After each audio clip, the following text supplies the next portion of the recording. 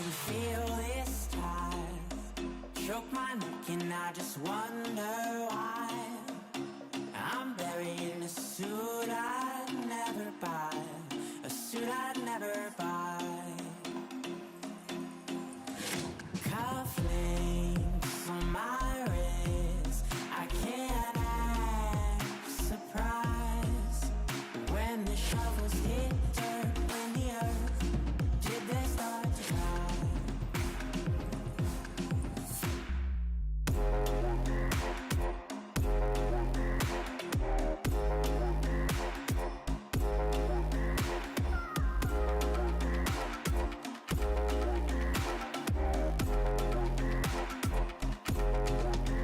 Since I was 17, I've been looking for a place to make me be complete. I've been looking all alone out there for anything to make me feel alive.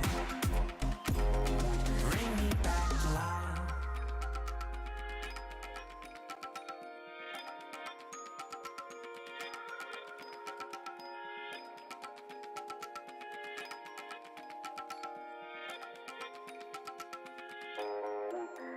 Cufflinks on my wrist, I can't act surprised when the shovels hit dirt in the earth. Did they start to cry?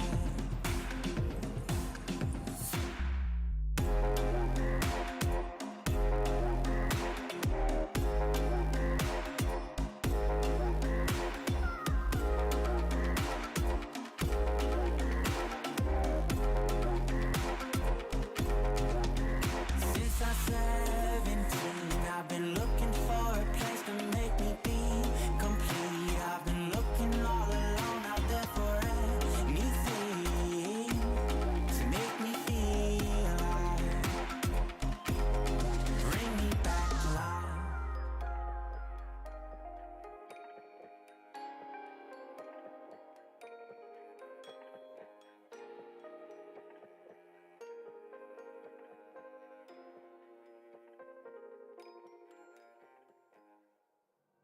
Running around like dollars in the wind,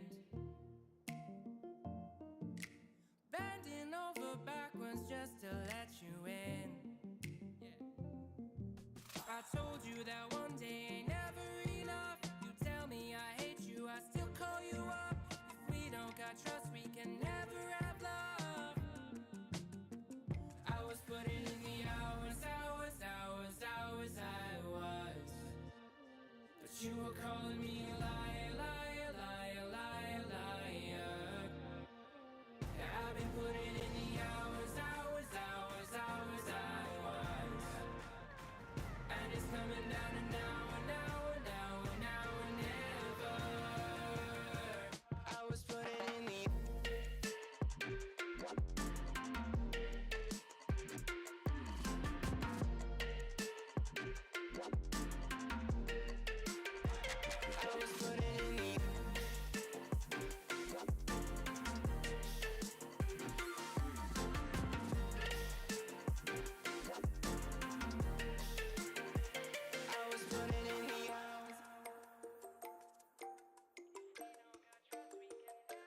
I'm sick of fighting the things that you said. I don't wanna burn all our bridges ahead. I'm tired of going to bed when you left me on red just to turn up the noise in my head. I told you that one day ain't never enough. You tell me I hate you, I still call you up. If we don't got trust, we can never have love. I was putting in the hours, I was. But you were calling me a liar, liar, liar, liar, liar. I've been putting in the hours, I was. And it's coming down to now.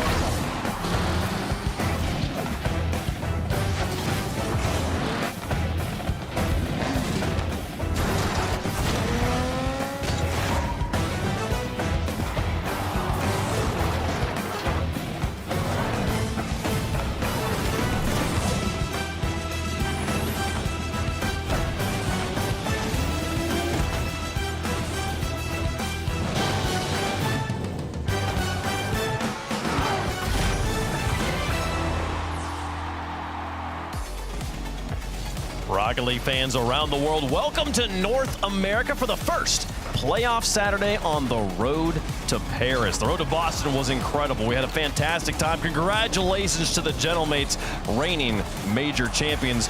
You're going to have to prove it all again here later in the season. You want to show us how good you are. We are here. We are back. We had a crazy Friday yesterday, and we are T-minus 28 minutes and 32 seconds until we have next to new kicking it off against Shopify Rebellion on the road to trying to become regional champions here in North America for the first time in the second split. I'm Waypunk. We got Jordan. We got Herc. We got Gibbs. Gibbs, how you feeling today? It's a good day to watch some Rocket League. Yeah, it was a great day yesterday. A lot of upsets that people did not expect. So this top 8 is going to get spicy today. And again, everyone's at 0 points, at least according for the Paris Major, which is what it's all about. So I want to see some lower bracket runs by maybe some unexpected names.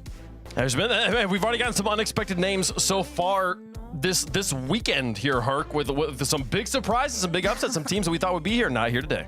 Oh yeah, if you guys did not watch yesterday, you missed out on a lot, but don't worry, we're gonna catch you up. But Team 1, keep that name in the back of your mind because they crushed a lot of hearts yesterday. They did. It's gonna be an incredible time. Jorby, we've had a great season so far, and we're only halfway through. And if the first half's anything to go off of, oh my goodness, I'm excited for the second half. Yeah, 100%. I think that, we got really excited about North America online and maybe left a little bit out there in Boston, but I'm still kind of excited to see where the rest of the chips fall today, considering what happened yesterday. Yeah, for sure. We're right there in that orange bar in the middle of the screen right now, open number 4. If you just tuned in for the first time to the Rlcs, welcome. You picked a great time to start watching the best esport in the world. We're making our way to Paris, where we're going to have the best teams in the world clash for the title of Paris Major Champion. All of this is trying to accumulate points on the road to the World Championship at the end of the season, folks.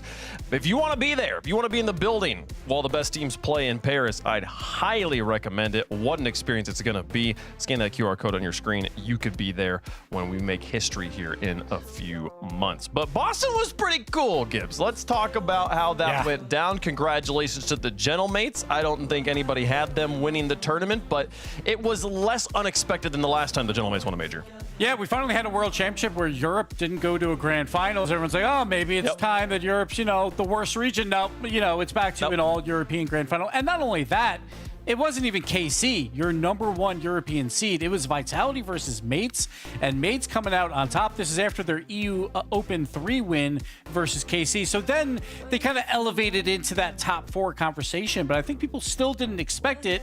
And they had a tough road, too. They had to take down NRG as well, and then obviously taking down Falcons, 2 Champions Field matches. And then finally, we got to that final where it was all Nas all day. You see him down there. It was incredible. Yeah, took out Vitality, took out the Falcons, took out NRG on the road here, Jorby. This was quite the performance, not just from Nas, but from the whole team. This was the first goal of the series. This was just unlike anything we've ever seen from an individual player in a grand final. We thought Zen and Dusseldorf was going to be hard to top, and then Nas just went and put two cherries on top of that cake. He just looked so good. And it was so hard for Vitality to even fight. They did call a timeout a little later in the series after Nas scored about 5, 6 to 11 million goals.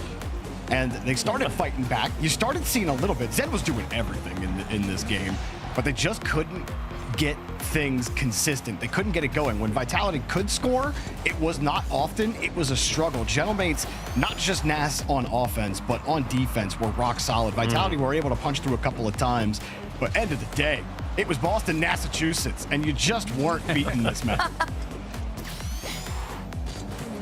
The whole distance here. I mean, we did see Vitality. It wasn't a 4-0 sweep here, Herc. I mean, Vitality, a strong performance. Honestly, I think one of the surprises for me of Boston was how good Vitality looked. There was so many question marks coming in around them and around Zen on this season. Zen's been so strong, but could he get back into championship form? We thought we were going to see a better performance from them here in the finals, at least go to Game 7. But Game 6, I mean, they gave them a really good fight here in the grand finals. Nas was too much in this. Oh, yeah. No, Nas truly, I think, and I had said it back then too, this was very reminiscent of when we saw Zen's very first World Championship win. It just felt natural. It felt right. This was complete flow state for the entire team. I honestly couldn't have been happier with his performance. If anything, all he did was set a very high bar for himself and everybody around the world. Like, I'm gonna be honest with you. If you like had people make predictions before Boston, like, look, there's gonna be a player who will have the best grand finals performance ever in an RLCS land. Like, let's make a prediction. Who is it gonna be? If people made a list of 20 players, Nas wouldn't have even cracked that list. I don't think anybody could have ever expected that he had the kind of series that he would have. And I mean, man, what a way to do it. Just insane stuff from Nas. I don't know. I feel like, okay, to be fair, I feel like Nas has been definitely on the radar. If you'd asked me about Boston in particular, I'd say absolutely yes. Yeah, but all the goals, Nas was definitely on his performance, under the radar, He's underrated, whatever. That doesn't mean that he's going to like absolutely score 13 million goals in the grand final. Like, it was only 12. It does. Never would have seen it. He also never would have seen it wearing pink, so. And also, like, your top 6 obviously would have been probably like in that conversation, or like Falcons players because their offense is always so great, and then probably KC players because you just expect them to be in like every final. But yeah, you would probably have to go a little bit down. But also, that was Nas like after last season where everyone was like, he has no ice, he is not clutch. And then finally they get that LCQ win to get to the World Championship, and that's where Nas began to elevate and become this great player. And now, you know, best player in the world at the major. So we'll see if he can continue that, though. That was a one-time performance. It was the greatest performance ever, but he's got to do it again in Split 2. A one-time? Well, I'm saying, you know, like, that was one time it happened. Now I need to see it again, Nas. We'll see. I'm not saying Nas wasn't a great player. It's just if you had to pick somebody to score, who's going to score all the goals, I don't think anybody I think Nas would I don't be think in they my, have like, Nas on that list. top 10. Top 10. I mean, hey, especially now, especially after we're getting to watch these goals, folks. Let's take a look at the Nas Top 5. The best 5 goals, I think, from the grand finals, I think. This is just the best 5 goals of the 12 he scored to set the record. The attitude was incredible here, Jorby, but the goals, maybe a little bit better. Yeah, you know, we could do a top 5 emotes, but instead we like watching what he did on the pitch. And of course, Nas, he sets up. He knocks it down as well. He does it all. Everything. It just had a little bit of everything with this kid in Boston. Beautiful follow-up there at the end. No chance to save it. Oh my gosh. And then I think he started adding the fakes into the mix. The fake kickoff into the catch, into the backboard double down. It's disgusting. He had every single version of a play you could think of in his back pocket. Well, let's talk about resource management, because Rocket League, that's what it's all about. And it's all about getting those resources. The flip reset here by Nas, he will go off the ceiling. He's got a flip. He's got the resource. He waits to the very last moment, and most people are just going to shoot that to the top right corner, but instead he goes to the side of the ball and just redirects it in. Hey, you like that play? Hey, let's watch it again. Different situation. Same situation. Oh, but off the ceiling this time. Let's get the reset off the ball this time. Again, Wait. Perfect placement. Oh, my goodness. The wall play's disgusting. I mean, yeah. You think like top middle at the best, but top right, geez. Number 1, though. It's the first shot of the grand final. He opened things up with a bang. Ugh. I just need to see it one more time, please. Put it up to the ceiling. You trying to bump me? How about I just put the ball in your net? Oh, the double commit. Y'all thought the shot was coming. And this is what we talk about. Representation of what that entire final looked like, by the way. Yeah. Those top 3 plays, he has a flip reset on all 3. He uses them differently on every single one of those plays to score a goal. It was fantastic. Yeah, which is part of what makes him such a deadly player and what led him to those 12 goals. And honestly, the whole grand finals was kind of a waste of time after that first goal. We could have just done that one goal and just done the best of one golden goal. It would have been fine to save ourselves some time. Incredible performance from them. They won't be playing today, though. The Gentlemates will be playing next week in European Open number 4. So make sure you tune in there to see that one. Let's talk about our weekend so far. This is actually day 2 of competition. We had the group stages yesterday. 16 of the best teams in North America competed to make it into the bracket we have today. Let's talk through those groups because we had some exciting upsets, some exciting results here. Group A, expected this one to be a cakewalk for the boys in Gen G Mobile One Racing. They are not here anymore, Uh-oh. No, They're not. It was honestly like, it was such a flat performance, and that sounds so harsh, but in reality, that's what it was.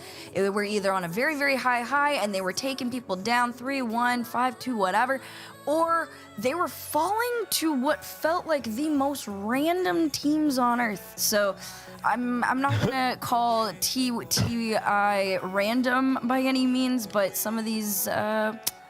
Well, I mean, it's either the Immigrants that are random or M80 that's random. So the two teams they lost to. I feel like I'm gonna say TI is Speed. You're the most random team on earth here. Speed, who are you? Well, and what made it feel really random too is we talk about round 2 here. Take a look at some of the highlights there. The Immigrants there going up against Strictly Business, coming off of their win over Gen G. Expect them to be the favorites in that match. Not even. They actually dropped that one to Strictly Business. And Strictly Business now in the upper bracket today. Excited to see them there. But M80 versus SSG. This was an exciting kind of plot developing match here for North America. 2 squads. We had question marks after roster changes. Excited to watch this one unfold. And I'll tell you what, M80 looked really good in this series. It went the distance and space. It looked like they might do it. M80 are one of those teams we're definitely going to be talking a little bit more about. But, man, it was so close. Here's the end of Game 5 right at the end. A really poor shot. You got no height on it. That's how that one ended. That's tough. I was dreaming about that last night.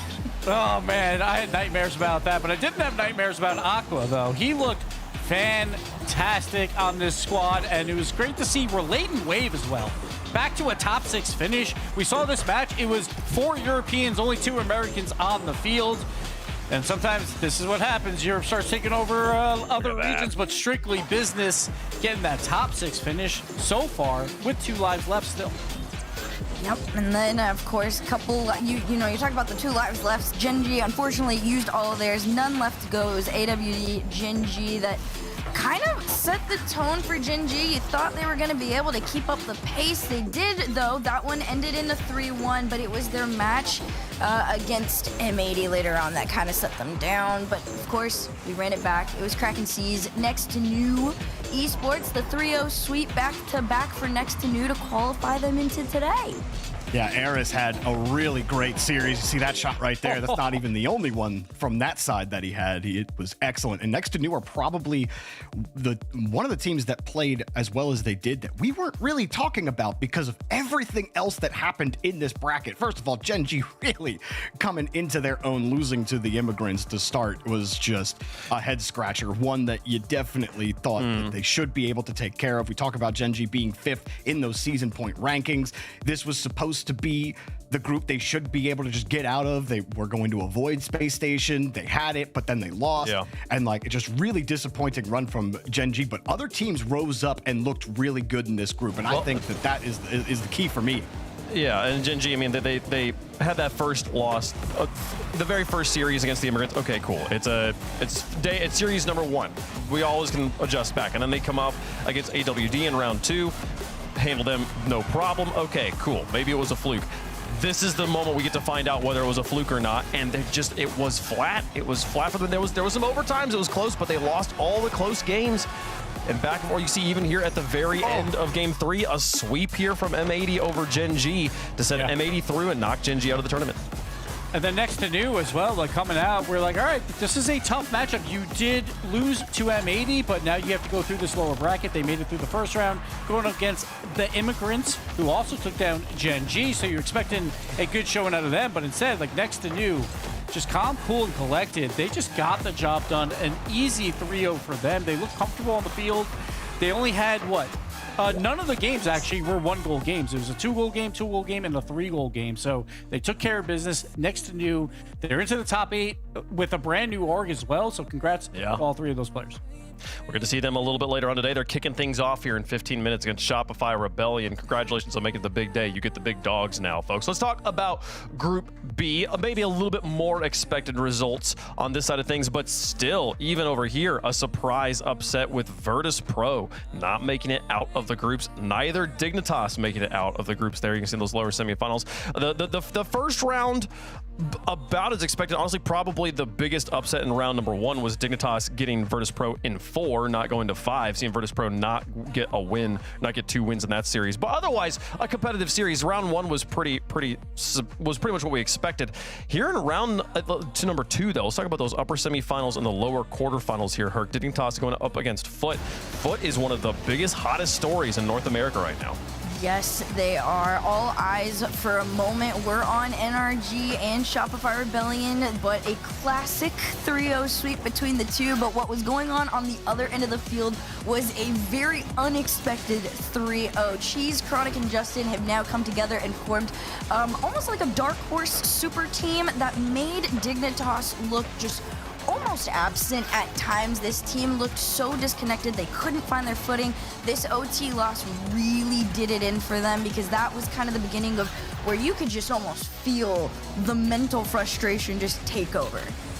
And then there's the other team that next to new, I think that not a lot of us are talking about, but every time we had them on stream, they were looking very good.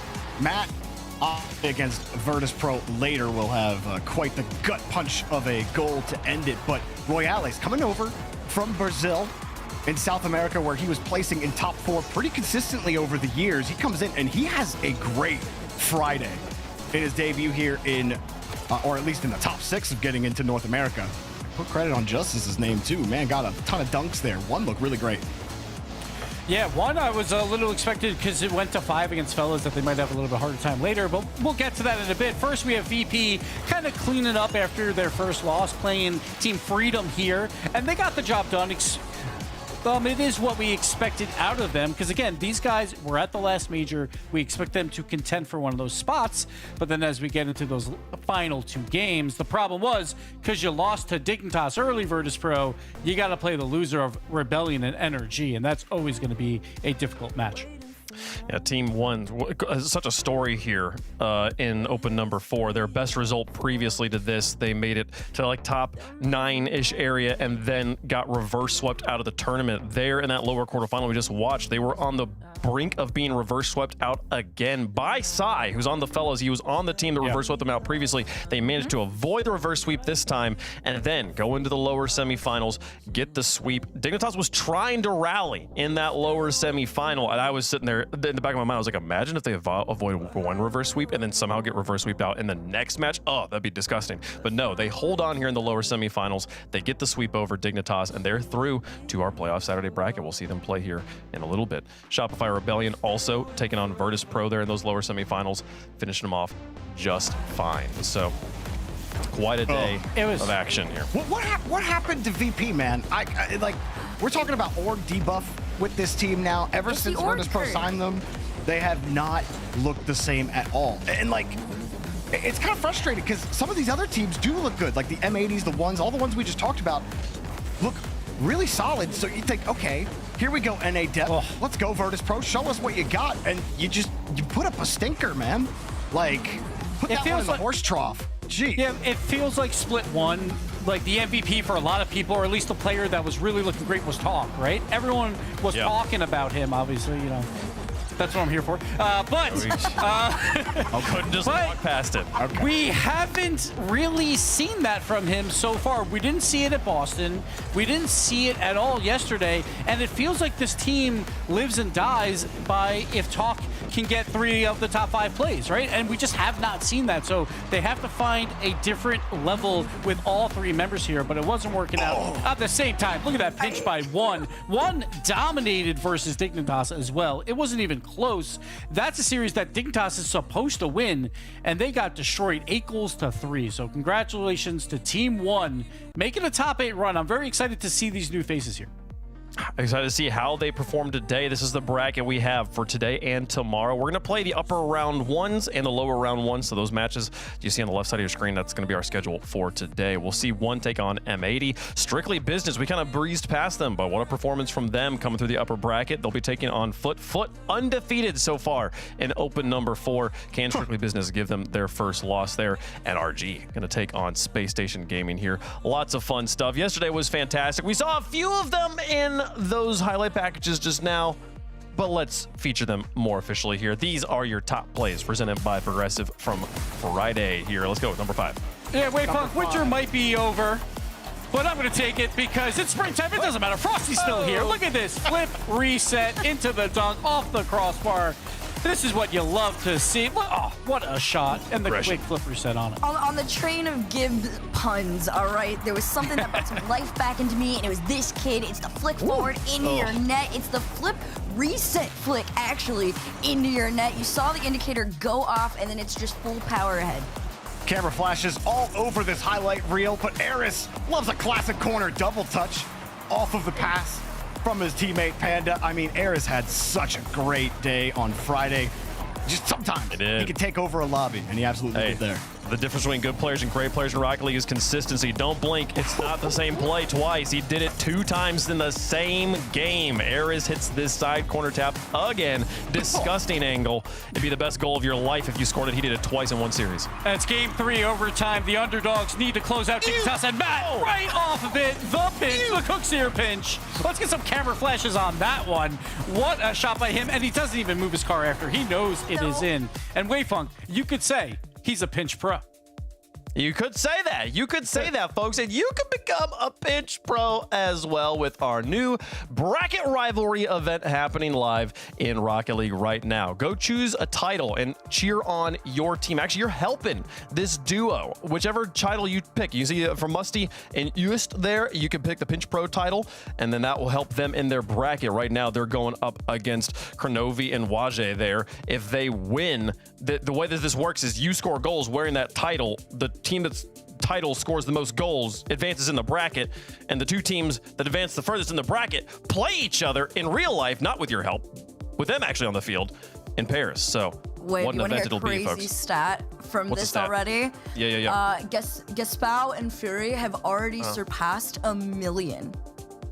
Yeah, In I don't 24 see how hours. anyone's beaten all the French are here. Yeah, and it might be them they- versus yeah. Kate Up at Fairy Peak. It's going to be a French probably gonna final, it happen, feels like, yeah. But hey, I got my goal maxing title on. I'm out there doing my part. We'll see if we can get them over there, folks. One event, that's the thing that's happening in Rocket League right now. Go and enjoy the event, folks. It's been a crazy day. We got 7 minutes here before we get next to new versus Shopify. And we've been talking about this new wave here, Herc, of players. I mean, just in that match, there's a number of new faces coming in here. There's a lot of new roster moves as well. I mean, how are we feeling about kind of the new landscape here in North America right now?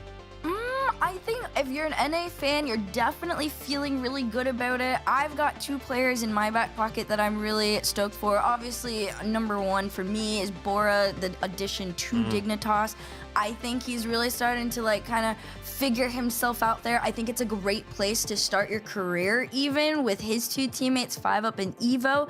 But on the flip side of things, one player in particular, and I've had so much fun watching him, has been Mech. And Mech, I think, to Noli has been the most perfect setup for his career, because when we found him originally, he was this very all over crazy kid on stream. He was very OG Noli Day vibes, and I was like, you know what, you found your mini me Noli, enjoy. So we'll see how his career continues on. I do feel like maybe NA fans might just need to be a little bit patient, though, as well. We have all this new talent, but I think none of them are necessarily there yet, outside of probably that old Space Station roster that began this new wave of talent. And we see Space Station obviously bringing back Scribbles, now Zach as well. So Reveal and Zach, they're together with Diaz. Space Station is probably those 3 leaders, out of this whole group of new talent, to really have a chance to make some waves on the international level as of right now. I think in a year or maybe 2, we're going to see most of NA filled with these guys, but it is so difficult, in this open era, over these last 2 years, in any region, to have new faces come in. We haven't seen a lot in Europe. We've seen Drawley come in, but besides that, there hasn't been much. It's been the same old faces. So I think everyone, while there is a lot of new talent throughout North America, they have to be patient about when these guys actually make their moves into the international competition. Well, and I think next to new is actually right along that lines in the conversation of what you're saying, Gibbs, of players that have been around for a while, but You know, you talk about Percy, Eris, and Panda. First of all, Eris was in Rocket League Rival Series. Okay, he's been playing for a very long time. Or did I say Eris? I meant Percy. Sorry. Eris came around after we opened the circuit, so that was Percy. But he's still playing, and Percy looked pretty good yesterday. Panda, he's been playing since 2022, hasn't really gotten to this point, like to a consistent playoff berth, so an RLCS Saturday. So while it might be somewhat new territory for him, Eris and Percy have made plenty of top 8s in North America over the years. So this new talent is also dealing with guys that have been grinding for half a decade and still finding ways to even get their highest success that they've ever had.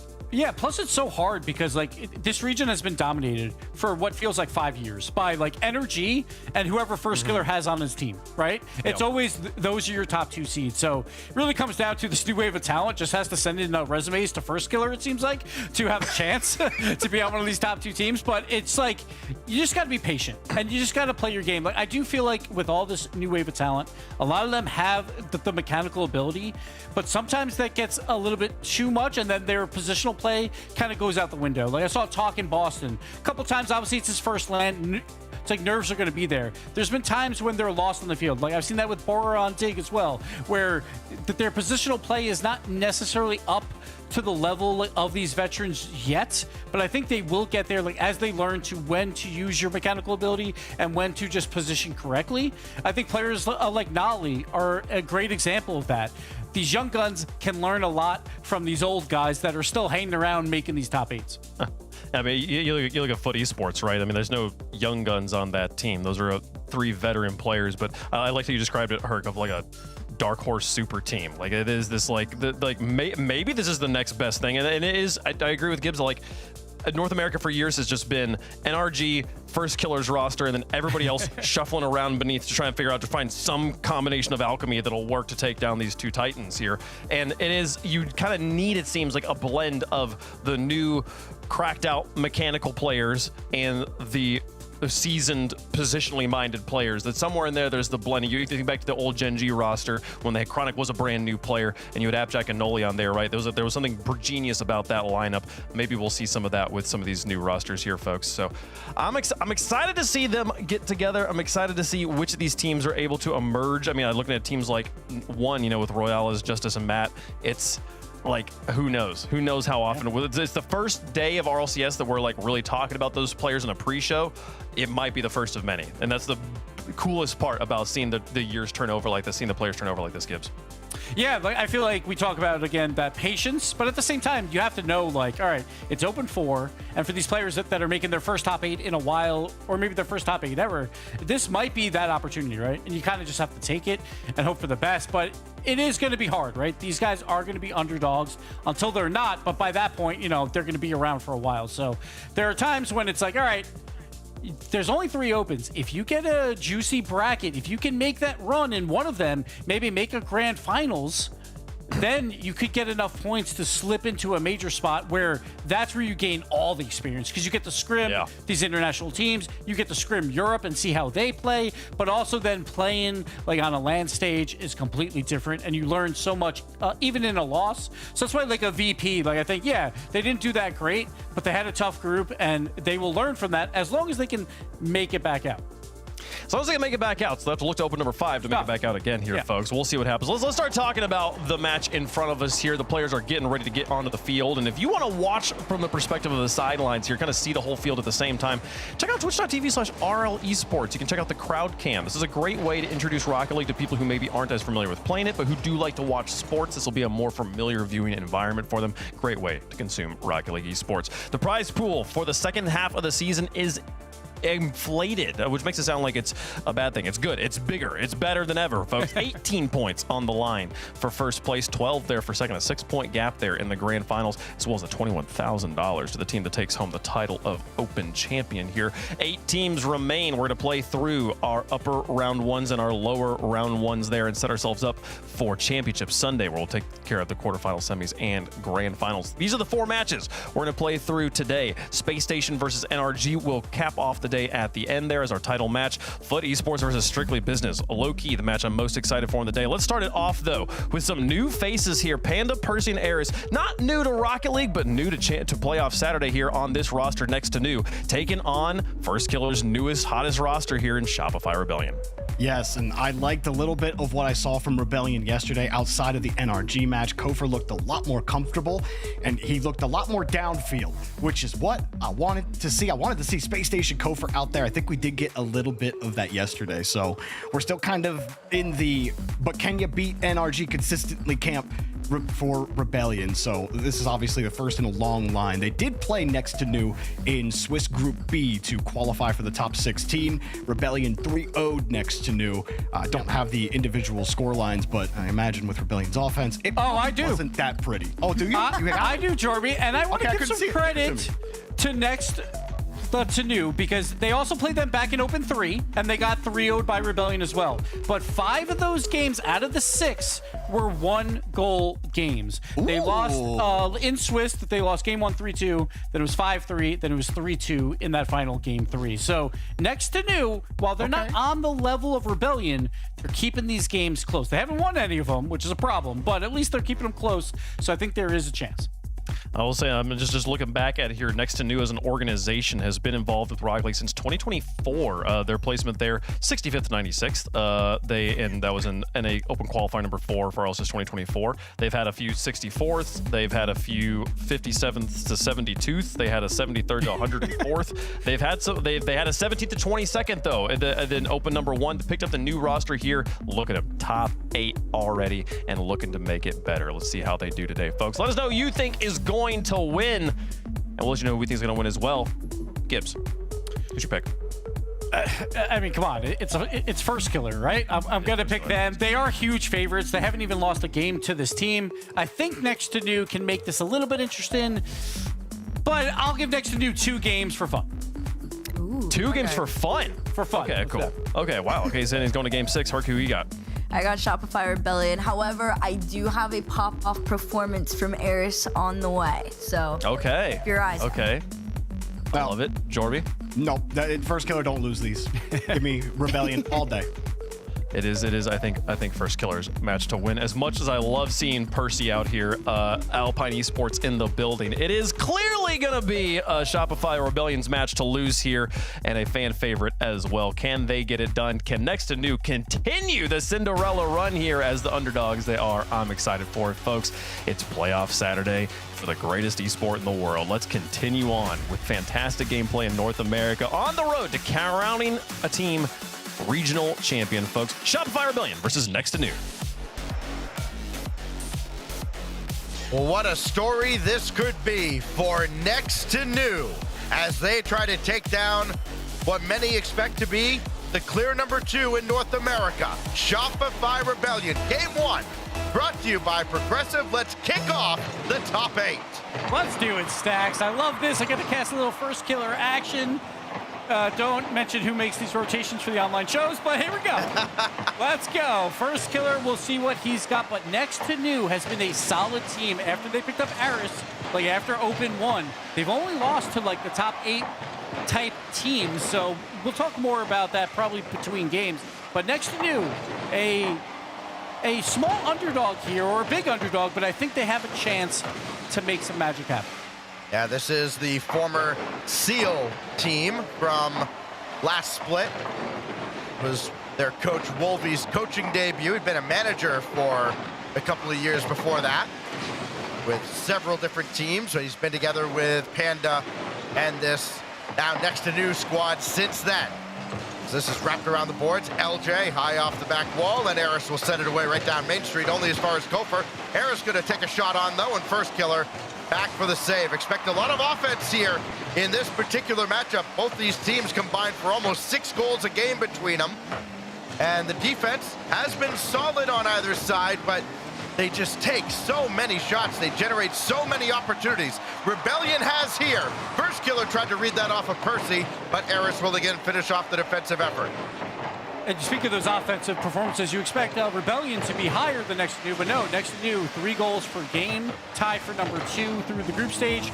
While one of these teams had to play NRG. Yeah, that's fair.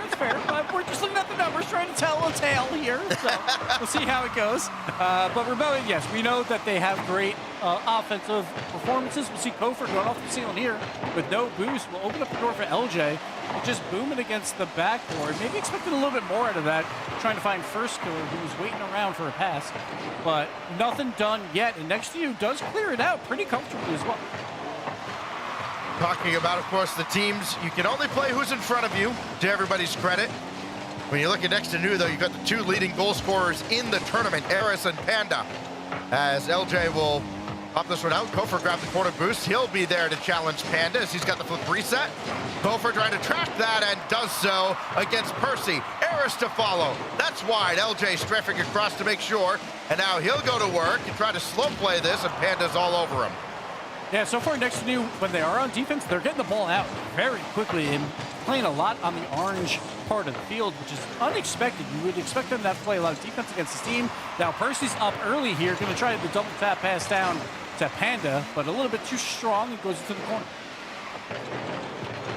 Another shot on this one, sent away by Percy. You would expect the team, especially one with Kofor on it, to be a very physical, very intimidating team, try to overwhelm a team with physicality, demos, bumps. This has been more like a team led by non-violent Panda. They're the number 16 team in demos per game. Talking about Shopify Rebellion, they just have not needed that or used that in their path through here as LJ through the air from midfield does it on his own, and that's how Rebellion opens the scoring. The solo play, Panda goes up just a little bit too late. Naris has no boost in the tank, so he cannot reach the play. Panda just had to do a little bit more against LJ to allow Aris a chance to get back with zero boost, but he could not get it done. And so far, we've seen Rebellion not go for passing plays, but this time it works out by LJ just doing it by himself.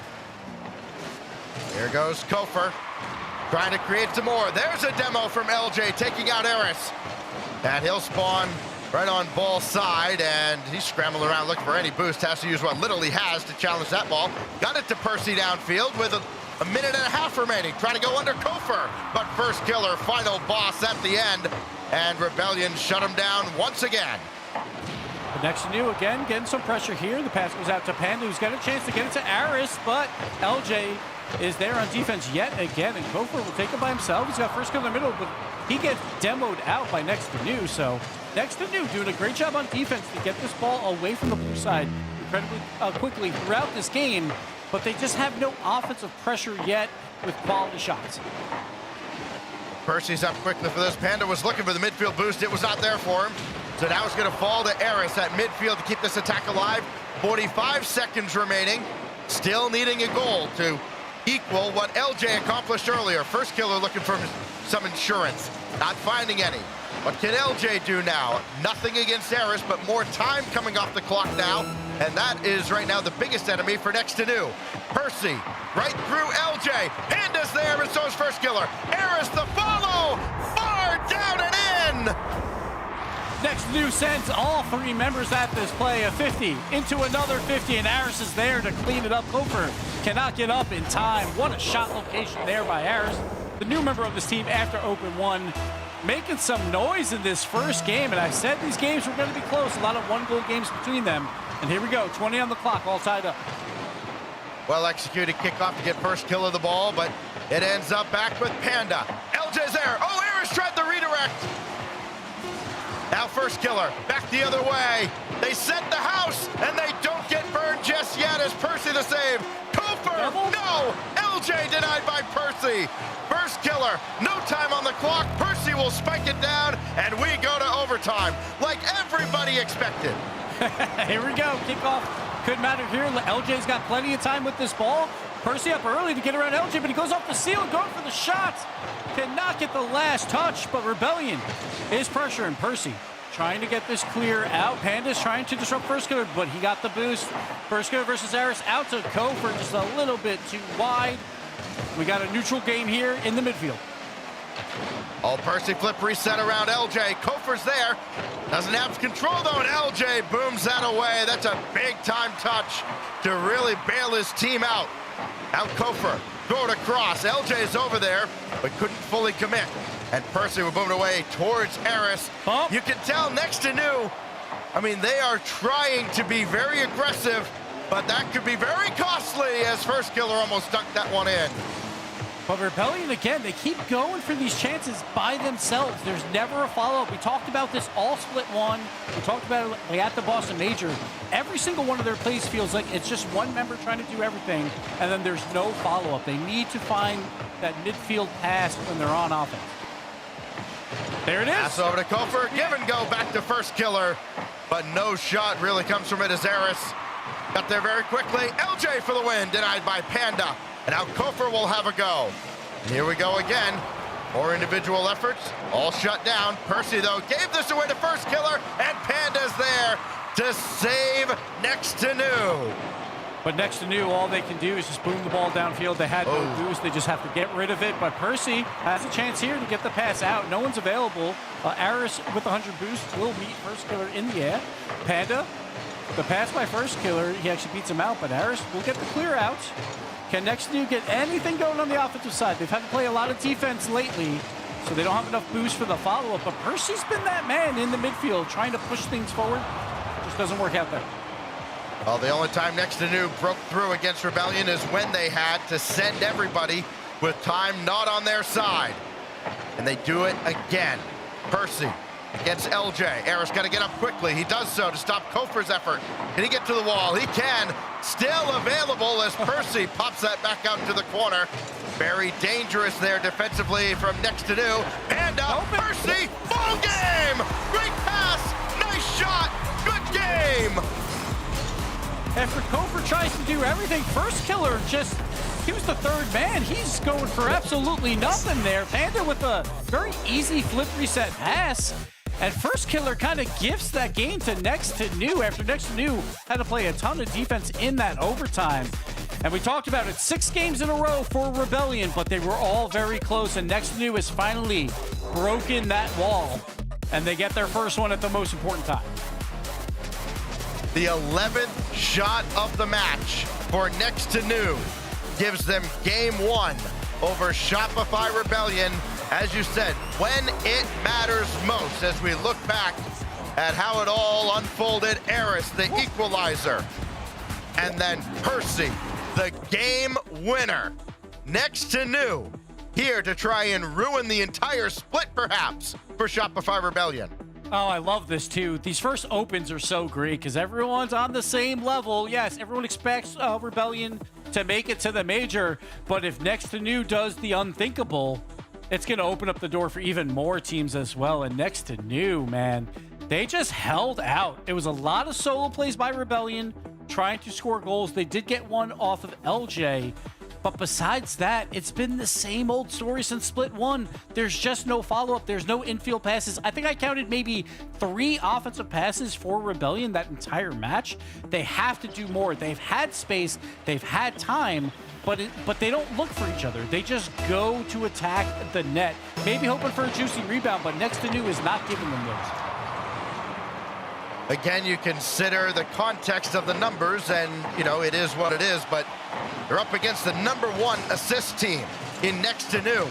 9 assists across the board for each of the players, but there's one. There's the pass you were looking for. It is First Killer to Kofer, 14 seconds in. Nice little fake on Percy, and literally First Killer, while he gave away game 1, he just beat all 3 members on Next to New to get that pass out. That is what you need to see from Rebellion, is use the individual performances to open up the passing lanes. First Killer did it beautifully there.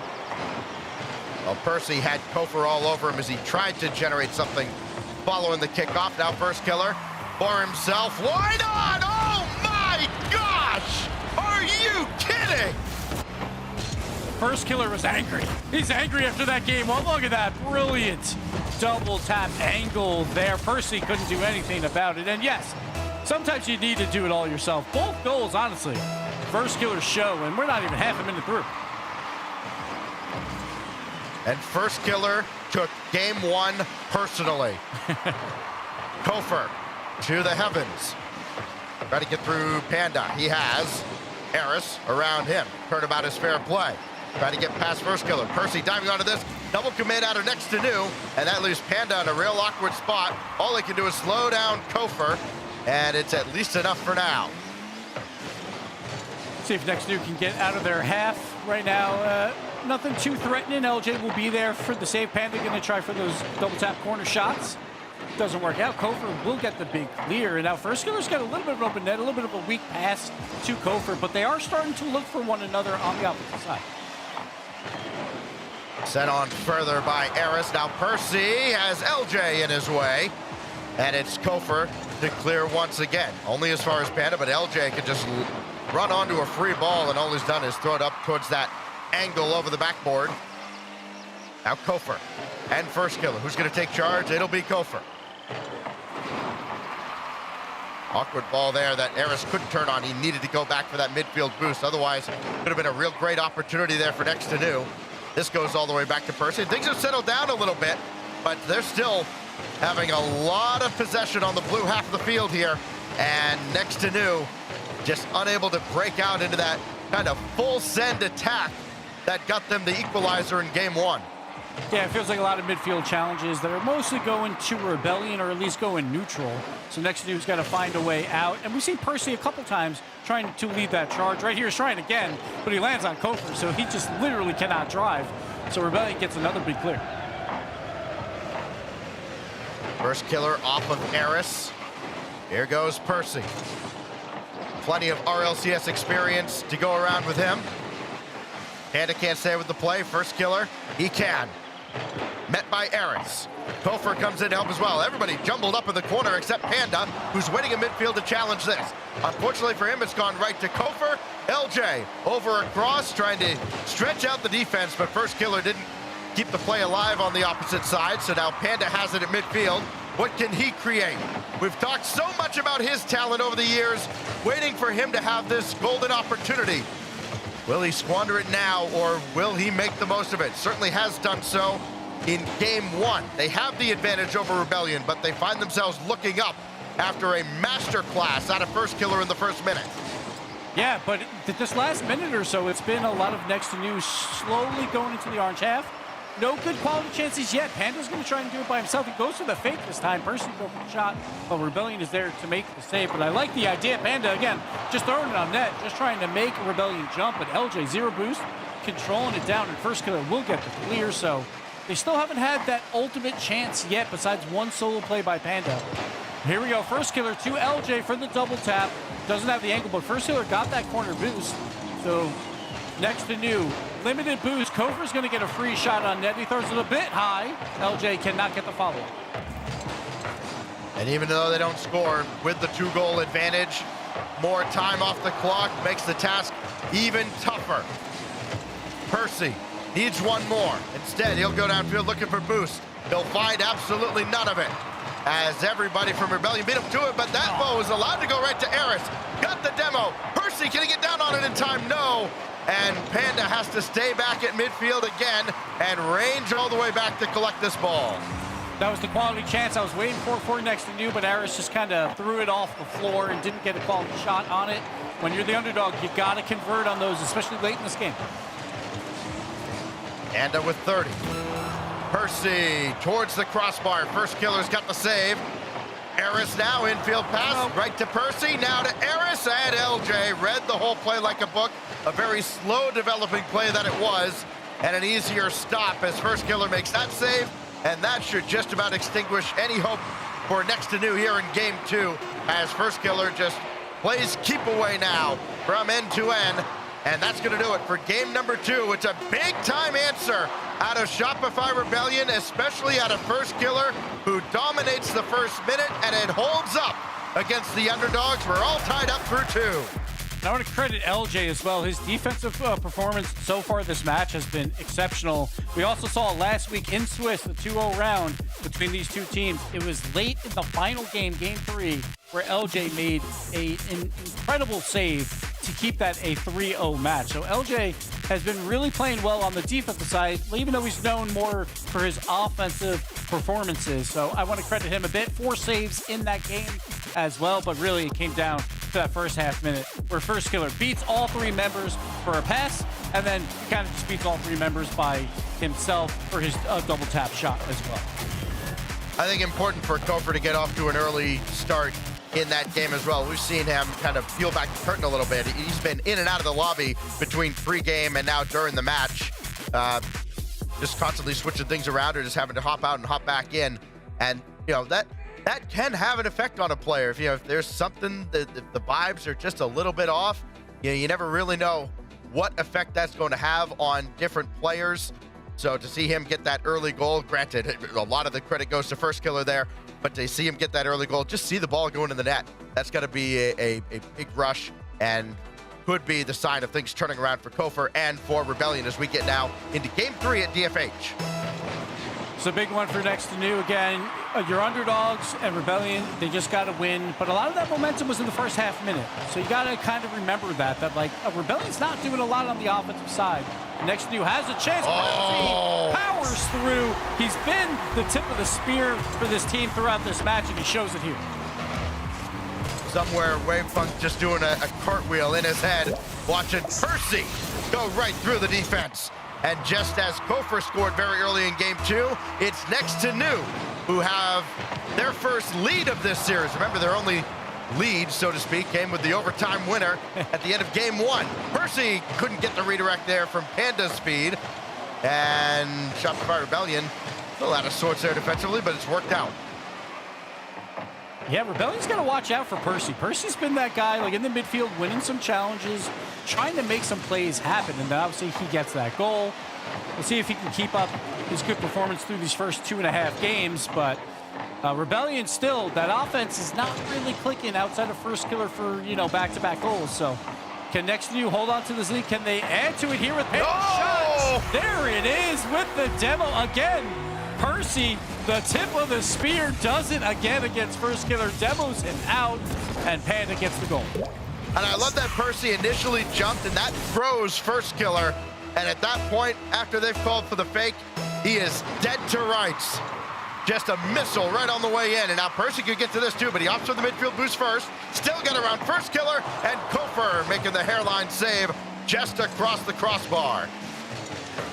But Next to New has some new life here, playing a lot on the orange side of the field as well. First Killer, no boost, wave dash against the wall to try and get some momentum, but he gets disrupted. Aris will take it by himself. Going to be Kofor in the air. He gets it around 1 now. LJ's kind of alone against Panda plus Percy. But again, makes another great play there to get the clear. First Killer, flip reset, just bangs off the crossbar. Follow-up is denied by both Aris and Panda, and Kofor's just got to bring it all the way back to First Killer, and then he's deleted. Aris, crossbar, down and set out by Kofor. Oh, it was a golden opportunity, and just not converted by the slimmest of margins. That was so tough, too. He ran out of boost. He just couldn't get enough height on it to allow that ball to drop below the crossbar, but I loved the demo play coming out. First Killer had a lot of space, could have went for the aerial dribble, but instead he gets knocked out, and that's what they got to do. You got to get in the face of First Killer time and time again. Oh, Panda and Aris, same ball, same place, and that put him in no man's land, deep in Rebellion territory, but this is right down the tracks, all aboard the Panda Express! Can we talk about Percy again? There was a double commit by his teammates. He is left alone. First Killer is hunted for demo, so Percy goes up early, wins the challenge out to his teammate. Percy's on fire. Yeah, it's been a monster. First Killer, though, 2 demos and the midfield boost. Looking for contact again, and then Panda with a huge win at midfield. Percy, open, no, LJ shut the door on him. Boy, what a wild sequence for Next to New coming off that kickoff. They have Shopify Rebellion dancing right now.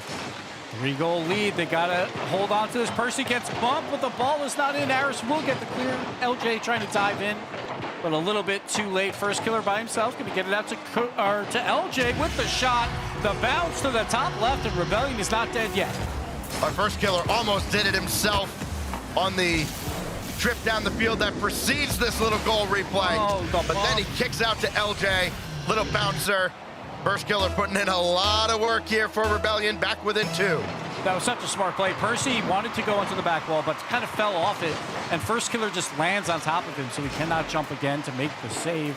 So well done to First Killer. It really feels like it's been like First Killer versus Percy in a lot of these plays, and we'll see if that continues. Harris got around LJ. Percy coming in to help against Kofor, but it's First Killer now. Infield pass to Kofor. Denied, cut out by Panda. Got there ahead of LJ. Here's Percy. Flip, reset. Oh! Bang, bang! Percy! What in the world did you have this morning for breakfast? Look at this double tap. He's going head to head versus First Killer and showing him up right now. Percy, my man.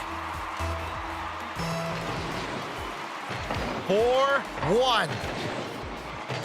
It is only one game, but what a performance from Next to New in this series. The overtime winner in game 1. Starting to run away with it now in game 3. And you wonder, will there be a timeout from the Violent Panda and Shopify Rebellion?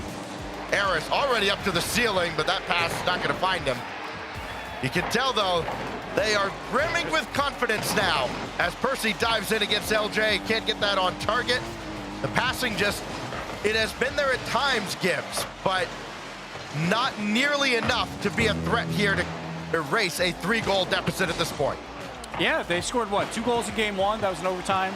They only scored 2 goals in game 2 because of First Killer, but it just feels like the offense is really not clicking. First Killer does get one late here, so this one is definitely not over. And this is all LJ, just again beating all 3 members. Next to New has to be very careful about these double commits, especially when you have a 3-goal lead. Don't send everyone at the ball.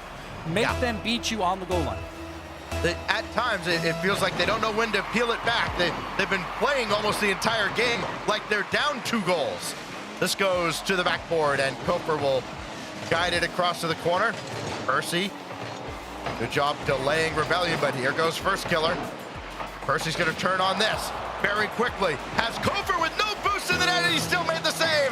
Eris denied by LJ right at the last. And now Percy, throw to the back wall again.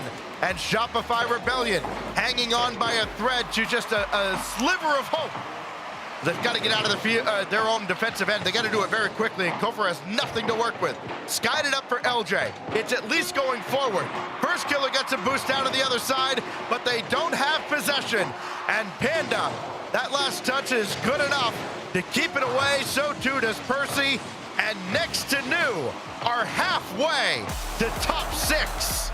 Well done. That last final minute basically felt like they just kept the ball in the orange half, just waste as much clock. You don't have to go for the scoring opportunity, just keep them pinned. And that's exactly what Next to New did, like after that mistake. And we do get a timeout called by Rebellion here, where they have to figure out this offense right now. But Next to New, again, they have all that momentum, so Rebellion's also calling it to just try and kill that momentum right here, right now. Team that averages just over 10 shots a game has been true to form here in Next to New. 11 shots per game so far in this series, with the 13 that came through in this one.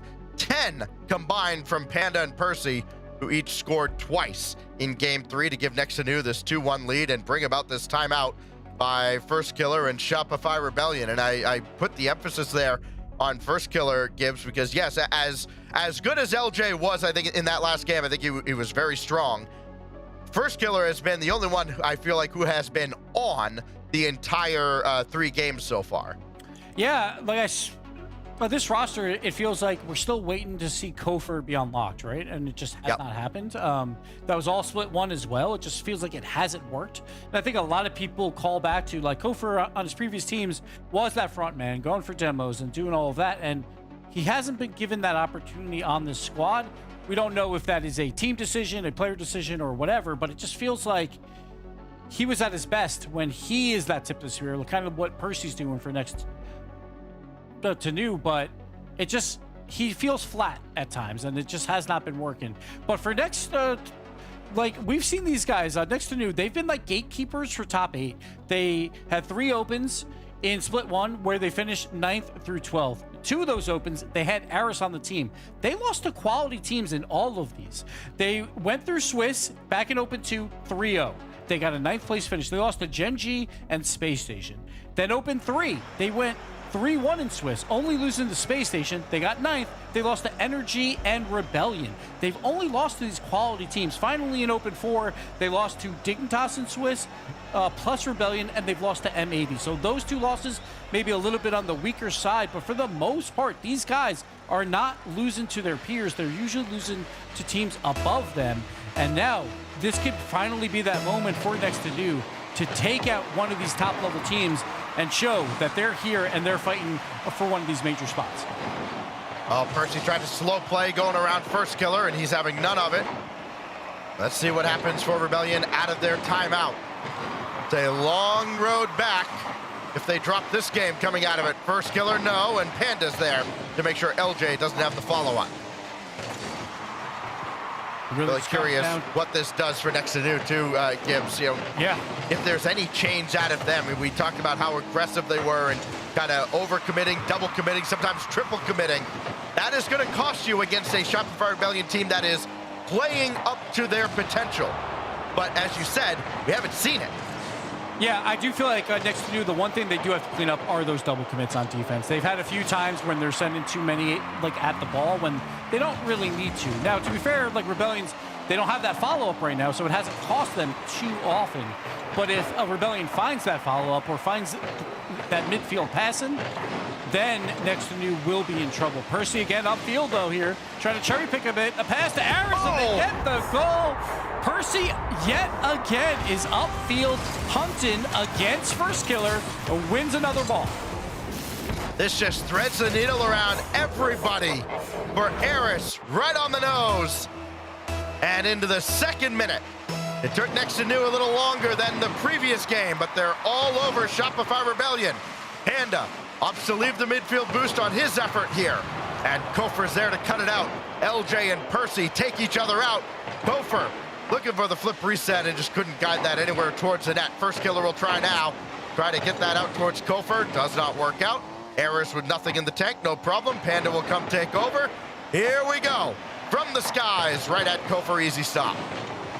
Percy will float up early, and Aris has to follow up with him. Now, first killer's got a lot of space because of that. See what he can do.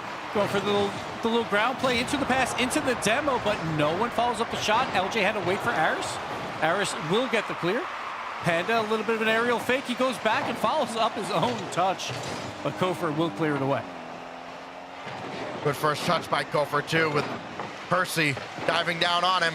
That kicks right out to LJ, and Percy stuffs that right back whence it came. Now Percy trying to get around first killer. Easier said than done, especially today. LJ with first killer running forward, and Aris with the win of the century, and Panda's on the doorstep. And Rebellion is like, we're gonna send all 3. We have a 3-on-1, but Aris the backflip 50 challenge goes right to How did he win it that much? Sometimes it's better to be lucky than to be good. And right there, a little bit of luck on the side for Next to New to get another goal here. And that felt like almost a 2-goal swing because it was a 3-on-1. If Aris does not make that play, Rebellion is scoring. But Next to New could be going up 3-1. They're up 2 halfway through this game. Panda in the corner, met by LJ. Here goes Aris. He's got Percy. Aris calling his own number, and first killer there for the stop above the bar. Percy, though, dance around one. Go for the stop. Panda, oh, great slow play to let Kofer go on by. Got the pass away. Percy, high. Aris, follow. It's off the bar. Still available, but LJ is going to get there first. Aris, a few times today, he's hit that crossbar. He's not a fan of it right now. Panda, though, by himself through LJ. Aris follows up. Next to New is on fire. They don't even need to send the house. 2's enough. Panda did all the work. Aris, the janitor, his 3rd goal of the series. He's got 3 assists. It is a pretty equal scoreline for everybody on Next to New. Aris 3-3, Percy 3-2, and Aris adds another. They're just running away with this. These offensive challenges are just not going wrong. They're just not going wrong for these guys right now. They're winning everything. The ball is just falling into the net. It feels like we're playing Heat Seeker for next to new here. The ball is just attracted to that net, and next to new is dominating Rebellion. And it's wide open here. Harris continues. Stop the count. And this is on a timeout for Rebellion. They don't have it anymore. Next to new is coming off a Rebellion timeout and going up 5 with 1:47 on the clock. They could run the score up even more. Unbelievable. This game, nothing but Eris. That could finally go Rebellion's way. Doesn't matter. Panda's there. He'll boom it away. Right at Kofor. And Panda won that too. Percy, 2-on-1 against first killer. The shot's on, and LJ makes the save, falling into his net. This is just a treat to watch. The team playing with no intimidation whatsoever, and they're taking the supposed favorite and a heavy favorite when you remember the whole desk, 75-25 in chat. All next to new have done after we didn't even talk about them on First Touch the other day. All they've done is just give the business to everybody in their way. And how fitting, you know, it's March. It's madness right now. These brackets are being blown wide open, so we'll see. But the job isn't done. This is still Rebellion. This is still first killer, even though you're about to go up 3-1. Next to you they have to remain focused, because if they don't, you know, a Rebellion, if they find that offensive form, watch out. But next to new, everything went right for them in this game. What can LJ create here? It's been a while since we've talked about a quality Rebellion threat. First killer can't convert here. He's been everywhere, but also he's hit just about every part of the frame that you can, except the net itself. LJ up ahead. Eris will cut that out. Even the pre-jumps aren't working for a Shopify Rebellion. Next to new will spike it down, and what an emphatic statement. Rebellion takes a timeout, and next to new drops 4 on their heads, or 5 rather, without conceding. And Kofor again leaving the match, change a car again. I think he's done that every single game. He has. I haven't been keeping track of what cars he's using, but just not feeling it right now. And it's a brand new day, Stacks. It's a brand new split, and these points are at a premium. If you can make these runs, these big upsets, next to new will be in the running for one of these major spots, and Rebellion will have to be looking for more, but we play past the 7 for a reason, Stacks. It doesn't end when someone goes up 3 games, so next to new has to find it one more time. 1,046 score for Eris. I mean, normally, okay, somebody scores a lot of goals, and you think, okay, so they scored goals. Okay, cool. He also had 5 saves. He had 5 of the 7 saves for next to new in that game. Now, granted, the opportunities for Rebellion were not, you know, you're not exactly trying to keep Zen out of your net. At the same time, you go 4 for 6, you have an assist, and you make 5 saves. Just an out-of-body experience from Eris in Game 4, and next to new is next to match point now. On Parc de Paris. You know, their announcement graphic when they signed CL had a very clever use of Panda and Eris's names, the road to Paris. They continue on now. Can they punch their ticket to Sunday by taking down Rebellion? Here we go. And we've been talking a lot about Percy, and I was going to mention that Eris was the player on Friday, but here we go. We're opening up the score for Rebellion. First killer gets one quickly, and this is all LJ by himself, just setting up the first killer. No boost, does not matter. LJ with the bump to get that pass out, and these are the passes we need to see from Rebellion if they want to get back in this match. An offensive pass has been, they got a premium, but they finally get one there to open up the scoring. But Eris was the MVP of Friday for these guys, and he was a little quiet through the first games. It was the Percy show, but he showed up in that Game 4, and they're all clicking right now, but Rebellion, don't count them out. Panda and Eris, 13 and 12 goals respectively on Friday, and Eris has only added 5 more to that incredible tally. He's got the tournament lead right now in total scoring as Panda's that one get around him. First killer, Kofor tried to run interference, and Percy had to dive in very quickly and did so. Who's going to turn on this? Nobody. Eris will boom it away, and first killer will delay at least, try to let Kofor take over.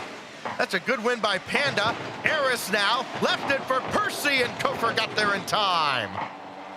Just in time for Kofor there. Now LJ's going to go up. He gets beat out. The aerial bump play happens, but there's no shot available because of the disruption. Kofor will get the clear. Limited boost, going to try and do it himself to open up a rebound for first killer or LJ. LJ will keep it in. First killer, limited boost. Can't get it middle. Or sorry, that was Kofor, but first killer again trying to follow it up, but just not enough boost in the tank right now for Rebellion on those offensive tries. Tried to pinch that with Percy, and it went awry. So now Panda to Percy. That connection's there. Another good challenge. Another good win. My gosh, the 50 game has been incredible. Oh, here's LJ though. Flip reset. Try to gut it down around Panda, and does. LJ with space, getting it done. The awkward shot confuses the defense. Panda didn't know which way to turn. He jumps early, cannot get enough boost to fly to that top right corner. LJ, perfect placement. And Rebellion is charging ahead in this game, trying to stay alive. LJ and first killer both with a goal and an assist. Welcome to the series. First killer spikes it down. LJ had to put in a lot of work just to try and get up over that ball. Now Percy will pop it away, but they've got no boost anywhere. It's only Eris with anything in the tank. He'll have to use it to generate some offense and give his teammates time to get boosted up. This is certainly not going to get through. And Kofor's dancing around Percy, but Panda's right there. LJ at the back as well. It's going to come down to for next. Oh. Going to have to try and get physical unless Rebellion does it to themselves with the team bump there.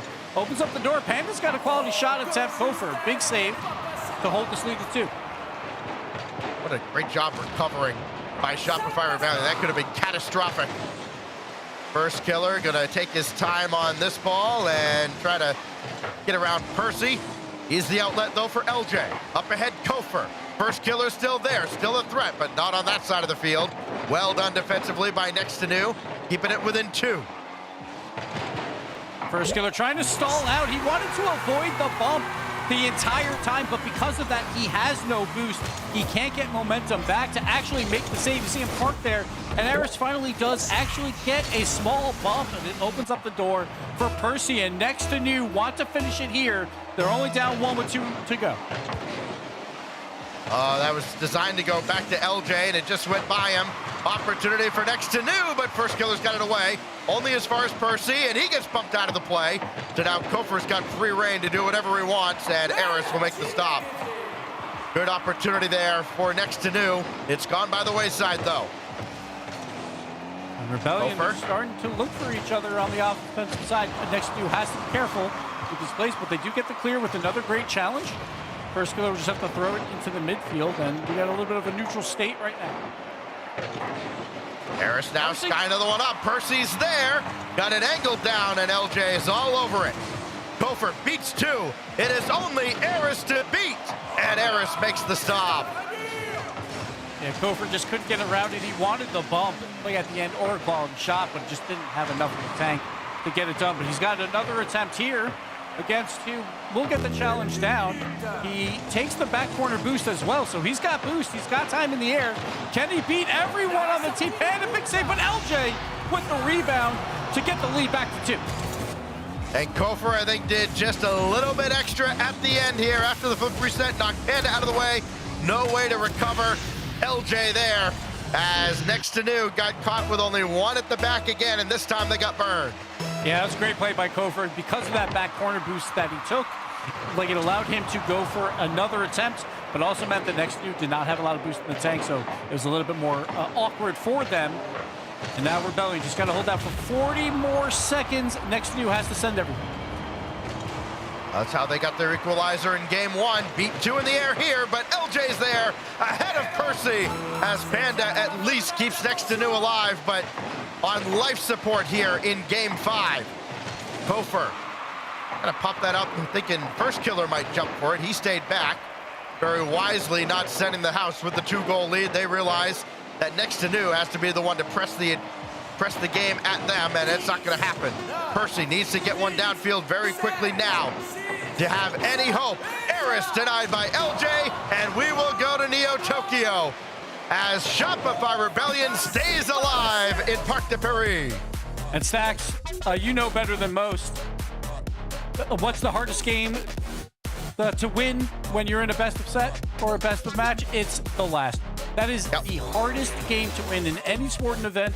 It is so difficult to close out any team, especially when you're the underdog as well, because all the pressure is on you to finally get that job done. It's a lot easier to win that third game compared to that fourth game. Next to you is going to have to level up one more time in this match. They have 2 more tries at it, while Rebellion, they're starting to find that vision on the opposite side. They're starting to go for a little bit more passing. So, can they keep it going? Neo Tokyo is next. You know if they win that Rebellion are huge favorites going into Champions Field. Yeah, the nerves would start to pop up again for sure. And, you know, if you're Next to New, again, they do have the benefit of their timeout. We'll see if Wolvie, he would have to use it if we go to Game 7. Can't take it with you into the next Open. So be curious to see how the teams respond coming out of this very short break, though, going into Game 6. Because when I look at Game 4 versus Game 5, I see Next to New, they got away with some things. They had a lot of challenges go their way in Game 4. Game 5, none of that happened. Physical play from Shopify Rebellion has been huge in this comeback effort. Yeah, you talked about them like never demoing throughout all of the group stage, but First Killer's been hunting a lot, and he's trying to disrupt Next to New on the rotation to get them a little bit off. And then it opens up the door for Kofor. He's been getting a lot more space on the opposite side. Again, another corner boost taken for him, so he's going to keep that pressure up. Eris didn't have the corner boost spawn for him, and he took out LJ for stealing the midfield from him. But after all that, it's First Killer with the stop. Panda delaying as much as he can. Go for a second touch.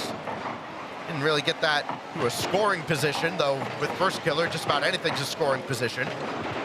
Panda beaten by LJ, but nobody's over there, so Percy's got all day to get boost and ball, and buy his teammates time to get more of the same. Percy's upfield again, but he gets beat out this time. A little counterattack here by Rebellion. Kofor will throw it up high. Eris will get the follow-up, though, and clear it out. Again, Percy, always that first man there when there is a counterattack opportunity, but First Killer playing it slow. We'll get the job done and get the clear. That is critical that came back to Eris as far as it did.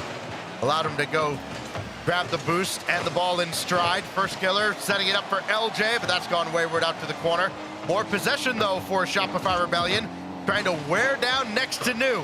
They've been caught quite a bit without a lot of boost. LJ, flip reset. Percy's got to get it away with First Killer with a full tank bearing down on him.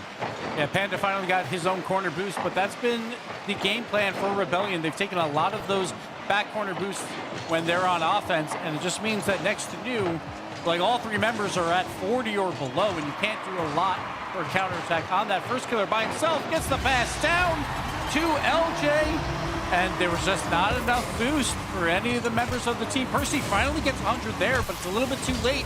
He's out of position, so First Killer can get that ball across to LJ to open up the score. After Game 1, First Killer said, fine, I'll do it myself, and LJ has decided to help out as well as the series has gone on. Give him 5 goals now in the series for LJ. Has a couple assists as well. It's helped out First Killer immensely.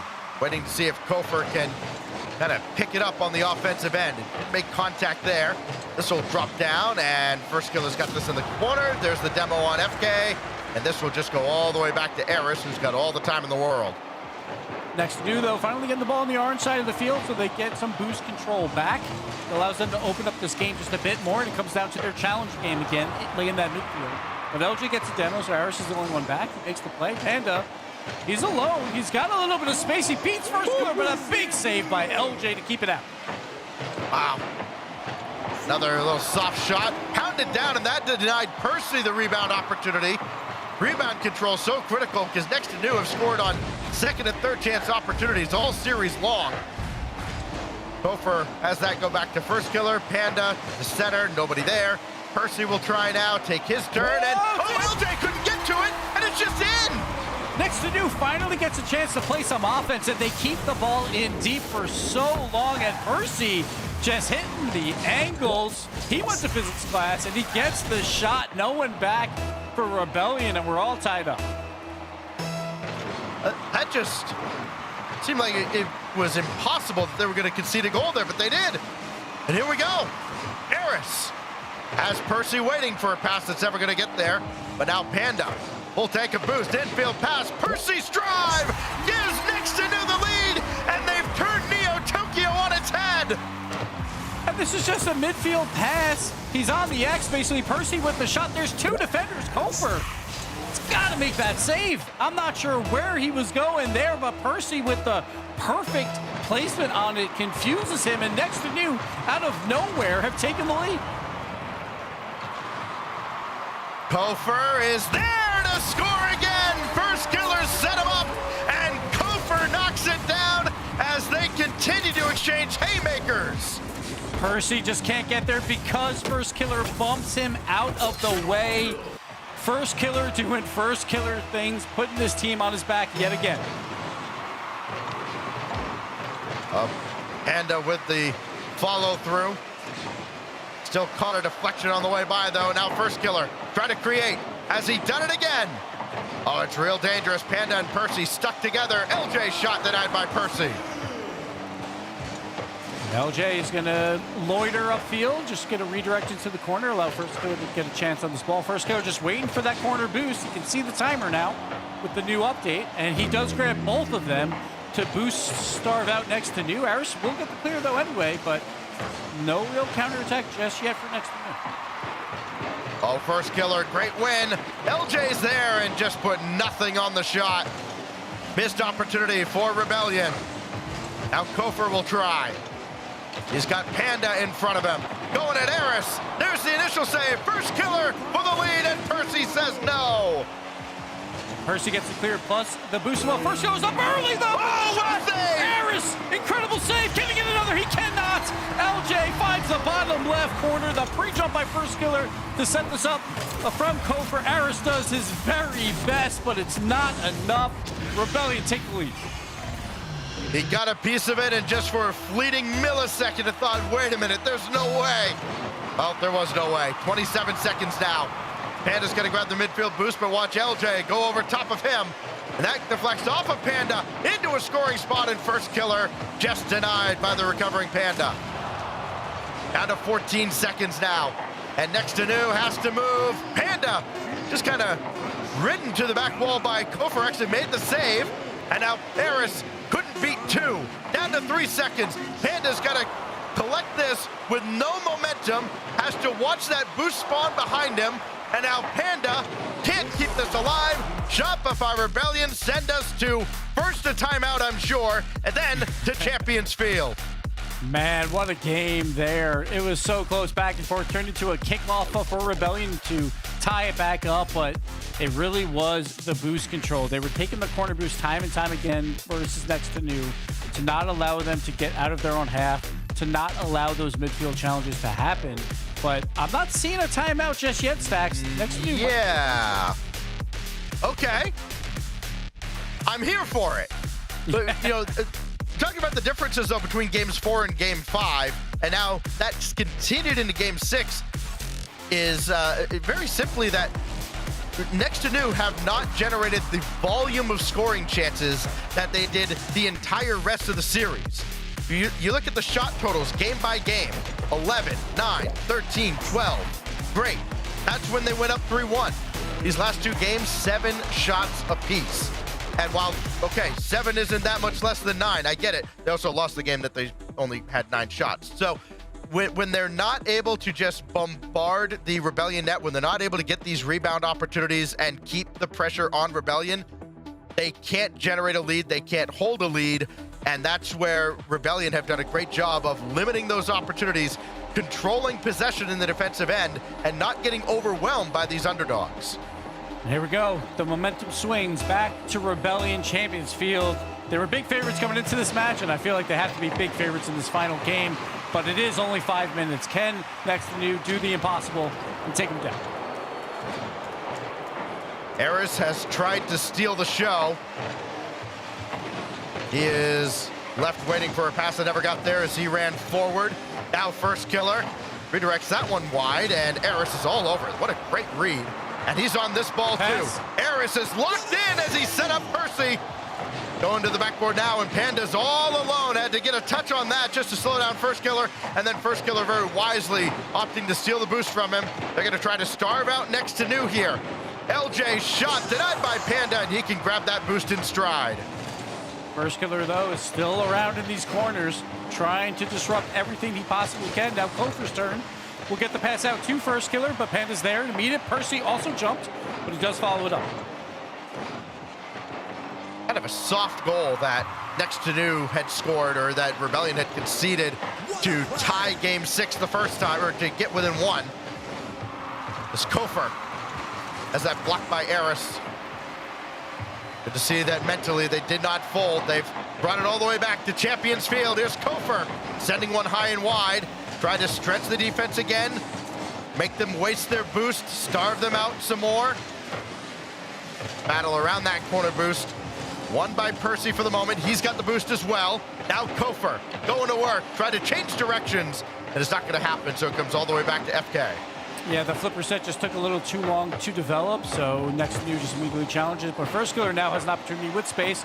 Tries for the pass. It gets disrupted. LJ had a shot off the crossbar. Couldn't get it below it. Percy will get the clear. Next to New needs to find a way to keep this ball on the orange side, but First Killer will deny it yet again. First Killer hard off the ceiling, and LJ's shot is high again. Kofer will sky it up. Panda's there, and he'll have it out to that corner. Percy using just about everything he got from that last little penny in front to make that stop. And now LJ has his eyes set on the goal. Panda says no, and Eris will send it out further. Big defensive stop from Next to New. Not only that, but Eris had no boost, but he positions perfectly on the rebound to get the clear, to give him space, to allow them to get some boost and some breathing room, because Rebellion has been on offense this entire game. Percy's gonna watch First Killer take a shot. He's got that red all the way. Had time to get the boost, and now Panda. Perfect timing. That goes right to First Killer. Eris all alone at the back. And that corner boost spawned right for, I believe, First Killer, who took it. So Kofer now will have to climb up the wall and send this away on the other side as we remain scoreless past the midway point of Game 7. 2 minutes left. Oh, Eris, Percy, oh, what a stop! Oh, so incredibly close there. They finally get a scoring opportunity. They almost make it work. Panda will keep it in, but LJ's got a full boost tank. We'll just throw it deep, allow his teammates to try and get back and collect some boost. First Killer high bouncer. LJ trying to get it over towards him. LJ will have to take it himself, and Eris will leave that boost for Panda. Panda's gonna have to use it very quickly here. Didn't have a lot of momentum started behind this play, but now he can pop it up with the flip reset. Percy's there to take charge. Next to New have done a great job not double committing here in Game 7. They haven't put themselves out of position much, if at all. Will they be rewarded for it? LJ tried to dribble, and Panda shut it down. Kofer's got an opportunity. A bump play comes out by LJ, but Eris is also on the goal line, so makes that happen. Another bump play coming out by Rebellion. They're starting to get physical. Maybe not a demo, but the bumps are coming out. The First Killer's doing it as well. But Next to New does get the ball out. Eris maybe over to Percy to Panda, but they can't get it out of that corner, and Kofer will get a big clear. Less than a minute left. We're entering that golden goal territory. That next strike could very well be the one that wins it. Could belong to First Killer, but Percy's up there with a hand in his face. LJ, nothing in the tank, same for Percy. Panda's got all of it, so does Kofer. Those two are destined to collide, and they do here. Panda the better of the two. Frisco's got a lot of space. He opts to pass to Kofer with no boost. Harris will get a bit of a clear. Frisco trying to meet him in the air. We'll get another good midfield pass to Kofer. So playing pretty well without Panda, though, to Percy. Kofer, again, in that midfield, being a nuisance. Oh, Harris thought about it, turned back and made the save with time winding down. Overtime is looming unless someone can run onto one. First killer, Kofer for the win, denied. Panda, can he stop LJ? No! LJ wins it for Rebellion! LJ the hero, first killer, the pass in, the great save, but LJ goes up and hits the shot when it matters most. It might not have been pretty this whole series, but Rebellion find a way to move on. A gritty performance from next to new, but when the dust settles, an incredible comeback from Shopify Rebellion. And it ends with bookended overtimes, one going either way. What a great performance at 0 seconds as well. You thought, all right, there was the save, that's it. But LJ, right place, right time. What a series. Oh, and what could have been for next to new. They were so incredibly close, and it does come down to just one goal difference for Rebellion. LJ, the hero of the match. Well, that does it for our first match of the day. What a tough act to follow. One's in the chat. They're up next against M80 as the RLCS rolls on. Oh, now this guy's going that way. Now I'm getting the lay of the land. Valets can be a big test for a young homeowner turning into their parents. There's an overflow lot somewhere in the vicinity. If the Is that garage right? is full, they go to the auxiliary. He said if the garage is full, they'd go to the overflow lot. I heard him. I was right here. Let's just stand quietly. I bet you guys have driven some great cars, huh? Progressive can't protect you from becoming your parents, but we can protect your home and auto when you bundle with I us. think you might have brought the wrong car. We had the red convertible.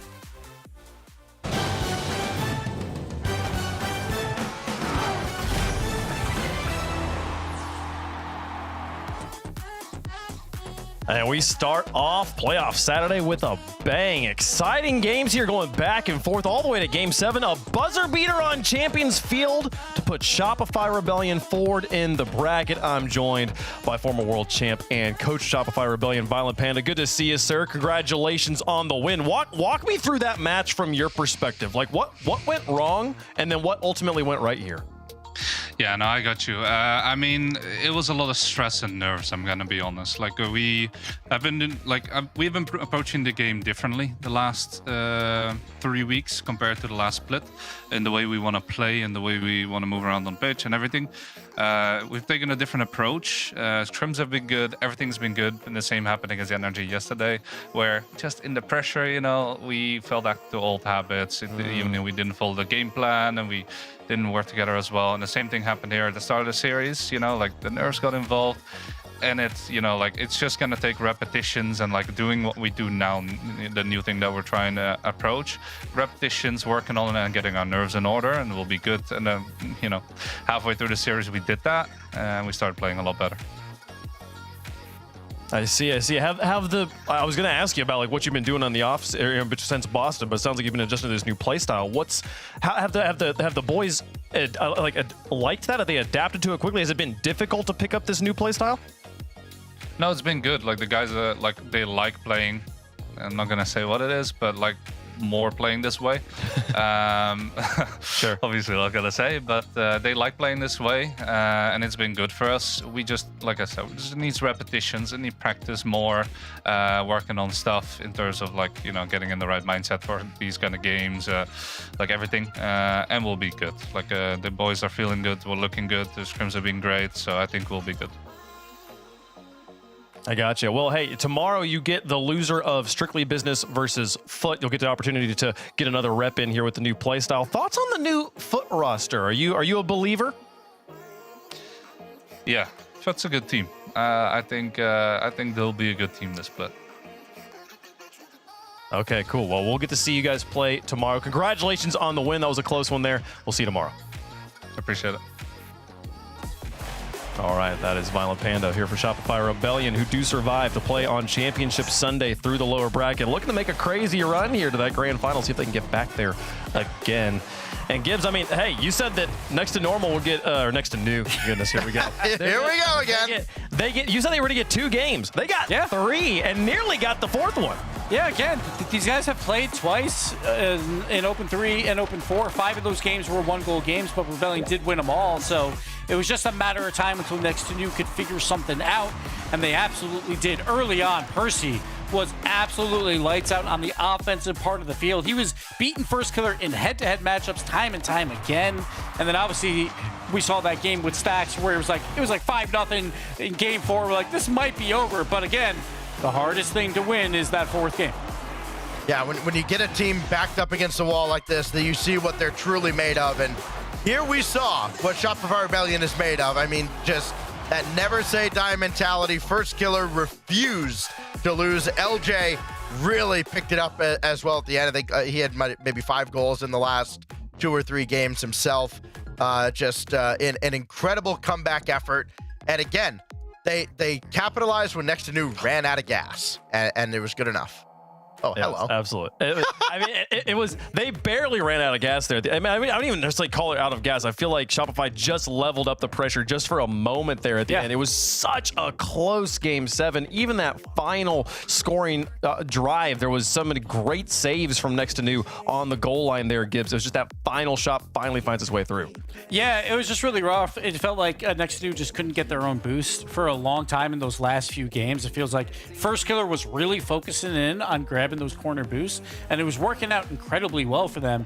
Next to New, though, they tried to hold out as long as they possibly could. It came down to a 0-second goal, just 1 bounce away from taking down Rebellion and getting those precious points and a top 6 spot.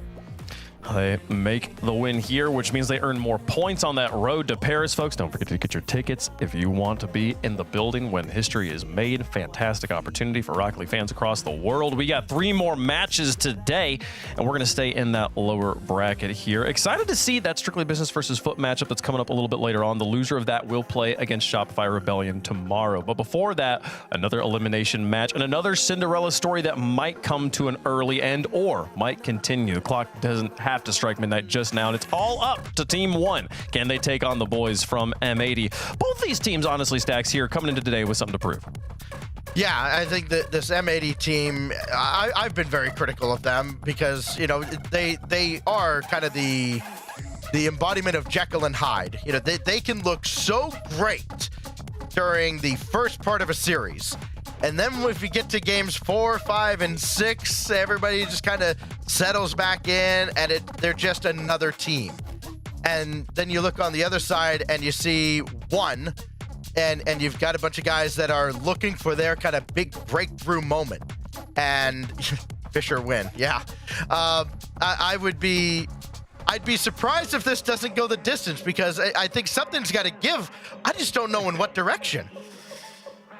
It's going to be interesting. I feel like both these guys, I think, coming into this matchup, like looking at the brackets, are like, yeah, this is the match we want. No one wants Rebellion, right? So these guys are happy where they're at, and it just comes down to who shows up, who gets those points. I feel like Nolly yesterday, he had some bad moments. He had some great moments as well, and he was the hero on that team by the end of it. So I think with his experience, you kind of have to favor him, but it's a brand new day, so who knows? I feel like a Life and Mech, we're warming up a little bit more, but at the same time, 1 out of nowhere destroyed Dignitas. I don't think anyone expected that, because also they lost to him last week as well, 3-1, and then they come out and just perform so exceptionally well, so you can't count them out either.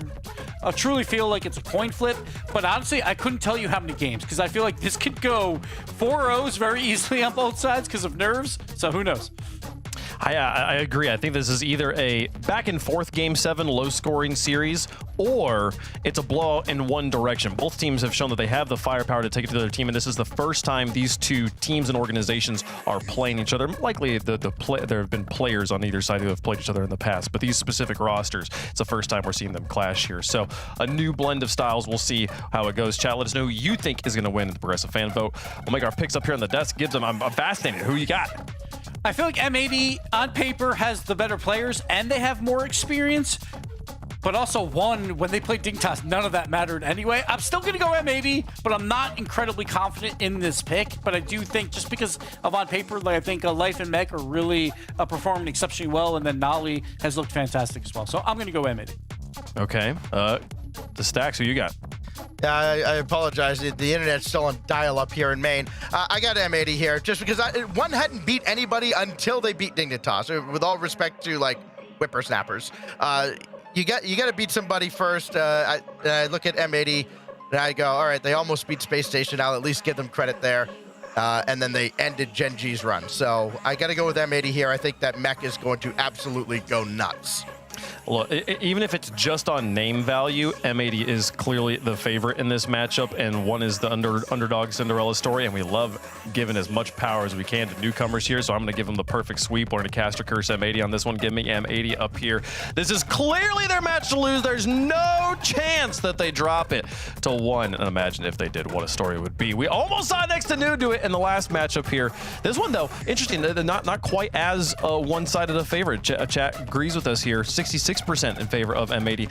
Let's see how it goes out there on the pitch. Shopify already got the job done earlier today. Who gets to join them there in those lower bracket quarterfinals and survive to play on Championship Sunday? It's 1 on one side, 80 on the other. Which number's better? Let's find out together here. Get up and get loud. It's game day. Second match of the day, M80 trying to punch a tier above their weight class, get even farther than top 6. Standing in their way is 1, an international roster here, Matt, Rlcs, and Justice. Gonna try to get it done against them here as we start our second best of 7 of the day, game 1, brought to you by Progressive. Really stoked for this one. And like we've all been saying for so long, this is where like a lot of these new storylines are starting to unfold in front of our eyes. And of course, a lot of these young guns are teaming up with what we consider the veterans of the RLCS. And so far, a lot of these roster moves are proving to be doing exactly what both teams were hoping for, finding success in these main events.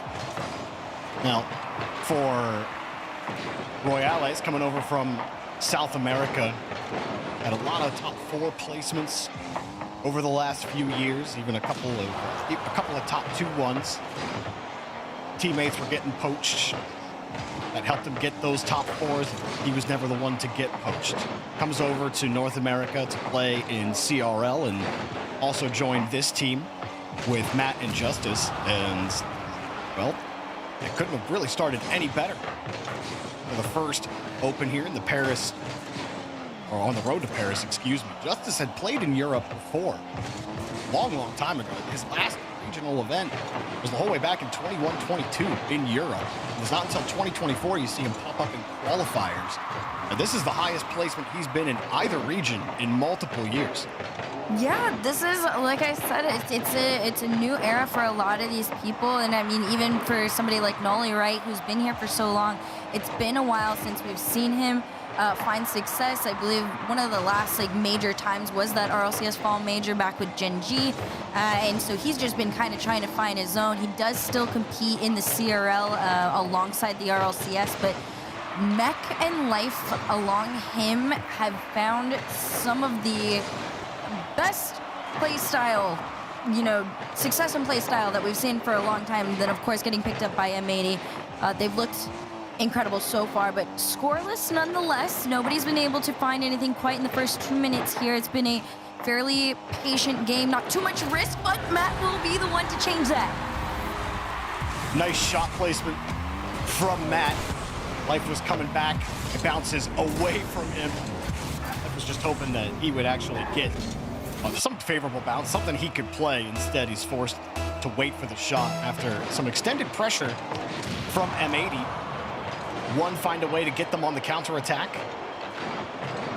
You talked about Life and Mech, who have a lot of eyes on them, talking about that North American next generation. They played a really close series yesterday against Space Station, one of the better looking teams.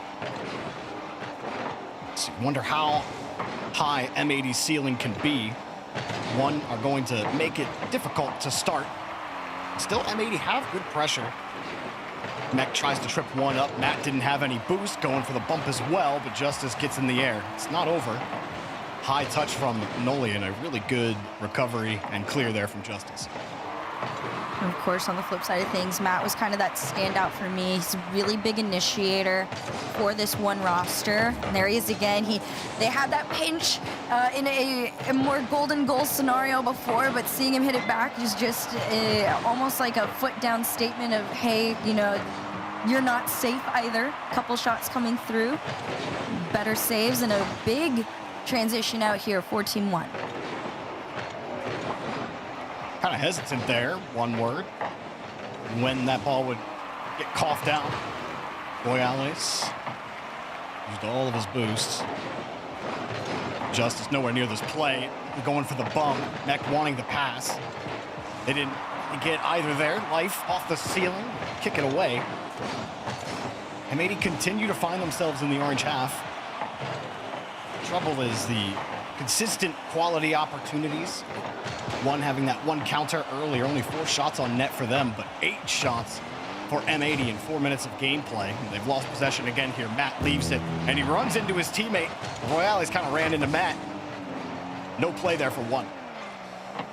The cool thing about One is so far the MO has kind of been that one goal has been all they get. They kind of go for the NRG style, although flip side of things, M80 is completely opposite to that. They are a high shooting team, and they finally find something here. It's a big flick from Life to set up Mech, the two working together as a duo to tie things up here in game 1. Yeah, they got about 2/3 of One frozen on the back wall, thanks to some harassment from the first man there in the corner to set that over before that flip pass ever happened. They finally break through. Life with a 2-on-1. Probably looking for demos and bumps a lot in game number 1. Hasn't been too successful, but you are keeping cameras on a swivel if you're 1. He only has to connect on one of those, and even just being in the area is enough to work the rotation. 1 hold on defense for now. Rlcs breaking on the 50-50. Life steals the boost. Justice, patient, gets the ball. Dangerous in regulation. Mech got his wheels stuck on the post. Life protects the rock, but that's straight back down. At least got the read. Mech with a beautiful double commit follow-up. We got overtime here in game 1. Big overtime too, just necessarily because of how close things have been so far off the kickoff. Life gonna boom this one upfield and almost immediately gets it sent back. You see Noli playing the patient game out in the corner. Ultimately, it's Mech to Justice. But the good thing about 1 has been their patience, and a lot of the times that's where these younger teams start to fall through the cracks against some of the more veteran rosters. Mech going straight for the demo. No midfield boost for Noli. It will spawn on his way back. M80 kick it up again. Great read from Rlcs. Had to use all of his boost to do it. Justice goes for the bump. It was enough to trip Mech up. Now they're in trouble. Matt at the give and go with Justice. Noli finds a way and misses the ball. This Mech tried to get under 1. Great nose down from Royales, although possession still not handed to them. It is M80 on the breakout here. They want to follow it. But a big clear booms them and sends them home. They try to return it, but again, this first minute, it's just so back and forth, Jorby. Nobody wants to play any solo play risks at the moment because they're respecting how strong M80 is on defense right now. Still 1 at the midfield line. It's not too scary of a look for M80. Mech, couple nice 50s. Life trying to help out. Like he almost phased through their cars. Didn't actually contact anyone. Oh, Matt couldn't get a handle of the ball. A little bit more pressure. Hard touch, hard to handle, but you saw M80 not pressing immediately, holding the midfield line down, making sure they could keep possession, keep pressure up, shading off of an attempted bump. Life gets the 50. He had already turned off the play, but still trying to create a path for Mech. And now this might be the opening. Noli, nice 50, but Life is behind the play, behind Rlcs, who gets the save and the clear. Mech with the midfield boost will hold them down. Again, M80 refused to give up the midfield line. Here's a pass to Noli, and Rlcs will take it down, keeping them alive, but they still can't get the ball. Here's another one. Rlcs over it again. Ball's up high. Matt, barely any boost in the tank. This one should be it shortly, but Matt can't get there in time. Ball bounces too fast, too high. Midfield boost still belongs to M80, but 1's defense holds the line. Rlcs, quick shot, and he takes over the lobby in overtime of game number 1. Rlcs puts it in the net. This is a full team effort too, because they had to dodge not only the bumps, not only the demos that were coming their way on their end of the field, but having that setup. I think it might have been Matt that was on the quick cheat up just to give some sense of security, to force M80 to be, on the attack, on the defense. They weren't quite sure where to end up going, and of course, Matt the one to keep them in. It is such an interesting roster, Jorby. This team, even getting outshot the way that they did, I believe this is 11 to about 15 or so overall. What they take towards that M80 night at the moment is so high quality. You just have to respect it. And Rlcs at the end there, you won't see it was 2 critical touches he made on defense. And that was a beautiful freeze frame right there with this pop-off. But got it done also on the counter-attack downfield. You shouted out Matt getting top honors there in-game MVP. 5 saves for Matt, but those last 2 saves at the end for Rlcs, very good. Only kind of a question mark at the end. It looked like he had a couple of opportunities to end the game, and he was really trying to headhunt.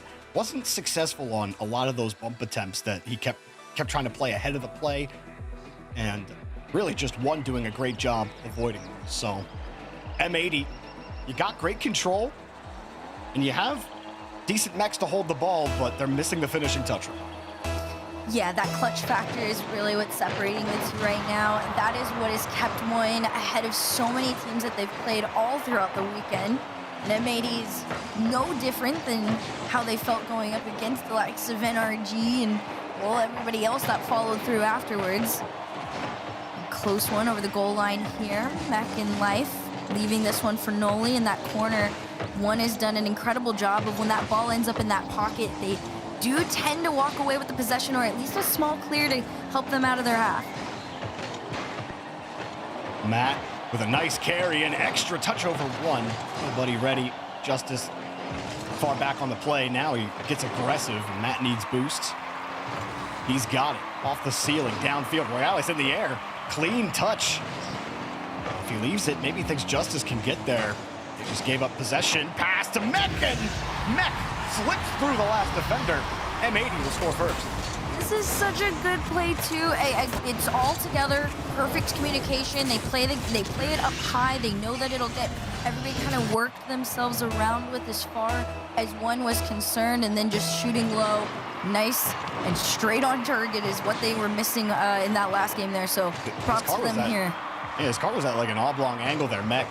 He knew where the challenge was coming from. He just oriented his car at the perfect angle to get that redirect slip onto the left, or underneath on the left side. Really good stuff from Mech on the orientation there. Justice not gonna get that ball, weak pop. M80 finally get to see some dividends from the pressure that they had built in game number one. More of that here as we see them get advantage in the boost game, have advantage in the midfield. They take in more shots. Rlcs gets the save this time. And the crazy thing between these two, Jorby, is, you know, the roads that they've had to get here today in the group stage. At least on paper, in theory, one has had, you know, the easier route, but as they're getting up against these harder teams like M80, for example, they are proving themselves stronger into this game too. They are still trailing by one in these first 2 minutes. Life down to Noli. Noli, no space, straight into the nose of Rlcs. This will throw possession back the other way. The pop, Matt actually turned off that play. 50 kicks out thanks to Justice. Demo on the backside. Matt with a quick shot. Noli no boosts. Matt gets his boost in the corner. Life will get a chance to get this out. Mac pushed that into him to get him a reset. That was cool.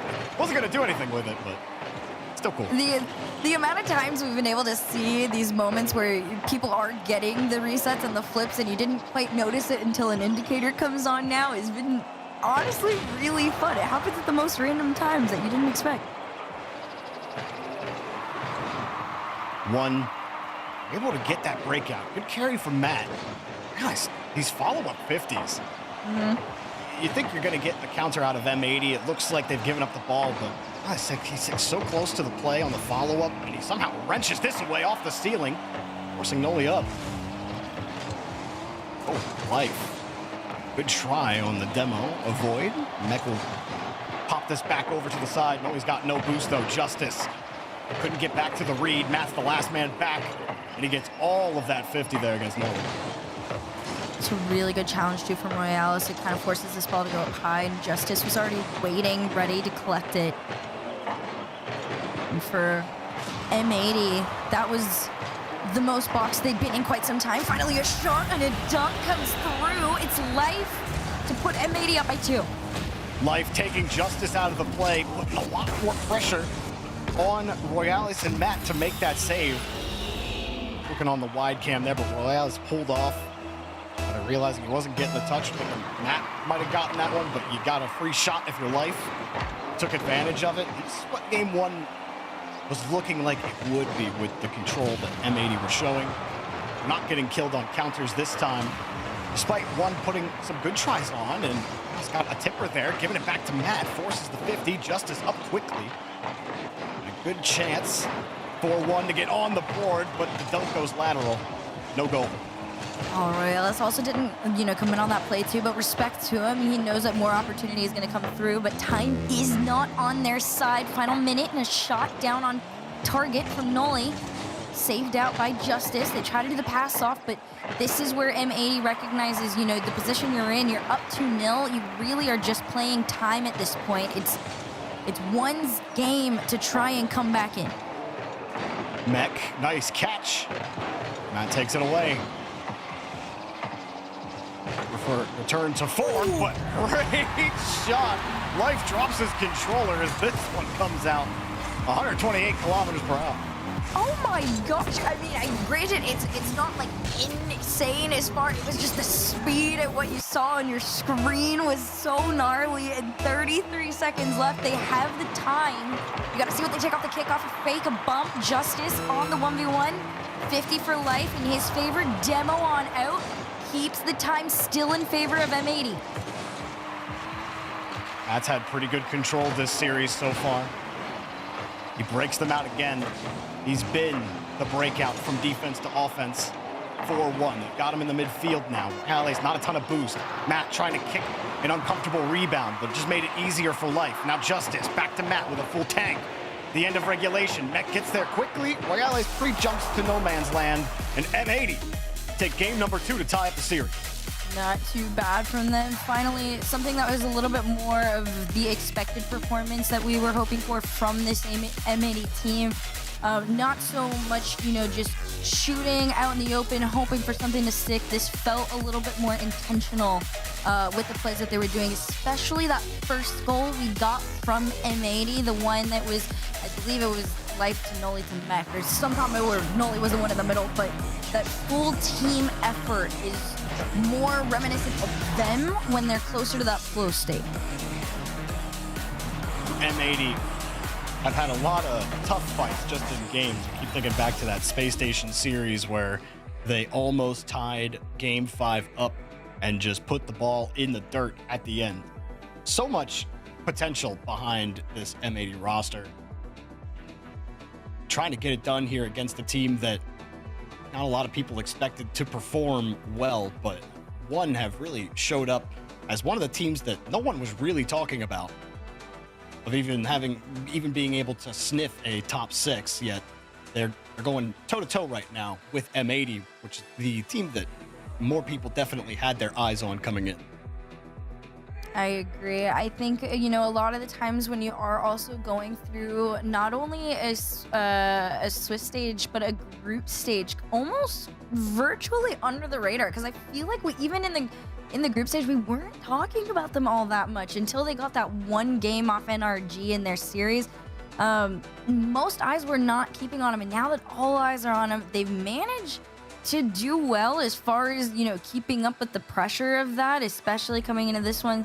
But you are in the lower bracket, so it is one and done here for both of these teams. But one in particular, this has been the farthest that they've ever gone together. So we'll see how long this lasts. I mean, that first game looked pretty good. It's all about adaptation here, especially when your opponent starts to get a little bit more comfortable out on the pitch.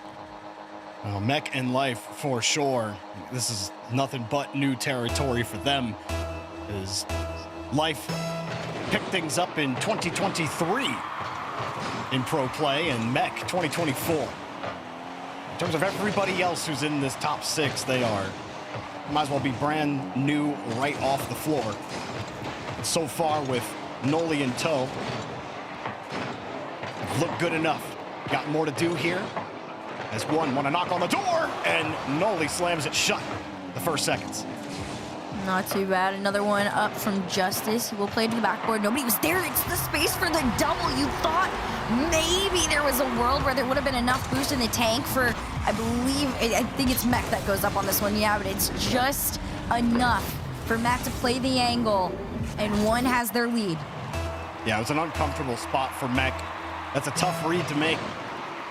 When you're coming back like that, he thinks under, it goes out. Made it easy for Matt to put that one in. Exactly how you want to start if you're one. Justice up to the ball quickly.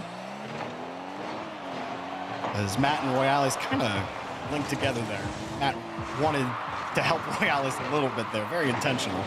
The pass just off the post. That one will for sure be in though, and quick response here for M80. Back-to-back. Snolly had carried it all the way down, floated it to Mech. I don't know if they necessarily anticipated the post bounce out, but the fact that he was in position, ready to read and go, is great for M80. So M80 on all fronts have all their bases covered here, and off kickoff, gonna try it again. Life. Nice bump. I was gonna say that bump takes him completely off any attempt of the shot. And Rlcs. And another bump. Justice will get the game-leading goal. Rlcs going down the field after he bumped the kickoff that was looking like it's going to be a goal for life. Rlcs kicks him out of the play, kicks the last defender out of the way, and gets his team in the lead again here just in the opening minute. That's also one of those few things. Okay, Nolly. Okay. I was gonna say, one of the few things that happens to M80 is like sometimes somebody will challenge too early. It was Nolly on that last play, and then he just completely makes up for it. The hindsightest delay to go against one on the kickoff and back to the even ground.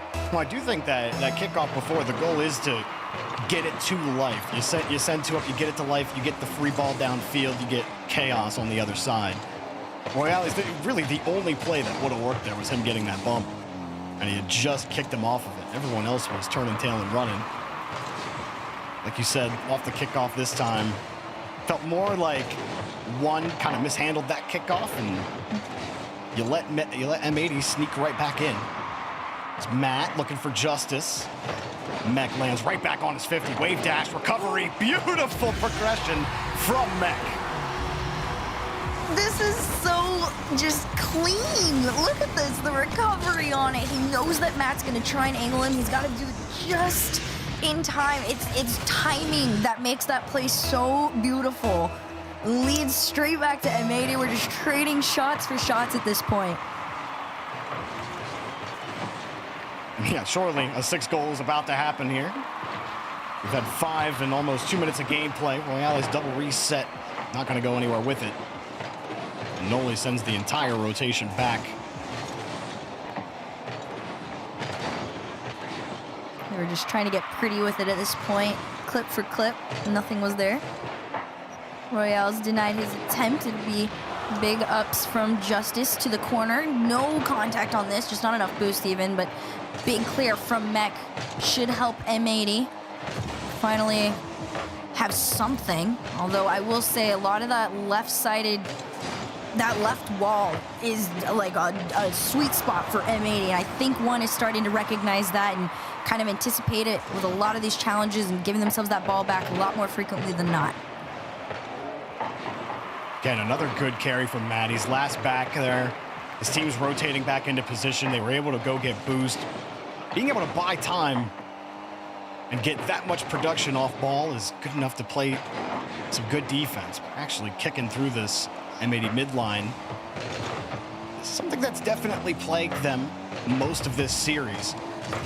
While they've found more success in the goals scored, they've been quick hits or counters down the field. Seen one build relentless pressure. M80 on the other hand, though, get the boost steal, pass down to Noli. Royales right there off the weak shot. Again, has the space. Maybe lets that one go a little too early. Life coming up on the play. Unable to get the flick. Mech fakes it. And a huge hit down the field as Life chases it down, and M80 still dictate pace of play. Mech's got another opportunity here, although it is no boost, Matt manages to take it back. They are playing their attack fairly low resourced, which is a good thing for one. Off the backboard. Matt was a little low and slow to trying to take in a shot on that. Instead, Mech forward, and just over a minute left to go right now. M80 are just allowing one to play their game, and unfortunately for one, it's a little readable right now. Yeah, Royales got came off the back wall, ground double to set it up. Now, you can try to get some pressure. No corner boost is going to spawn for you. Life takes the midfield boost. Allows M80 to move back down the field. If you can't find the resources in the midfield, you'll never be able to hang on to it. M80 keep on making sure they have enough boost to do something with it. Justice leaves it hang. Shot down. Life has the save. Rebound off the post and knocked away. 30 seconds remain. 1, hunting for it. Justice gets a bump in net on Life. Mech has no boost. Noli around the other side. Life with a couple pads to his name gets a huge clear here at the end of regulation. And this isn't going to stop the pressure either. It's still on 4-1, 13 seconds left on the clock.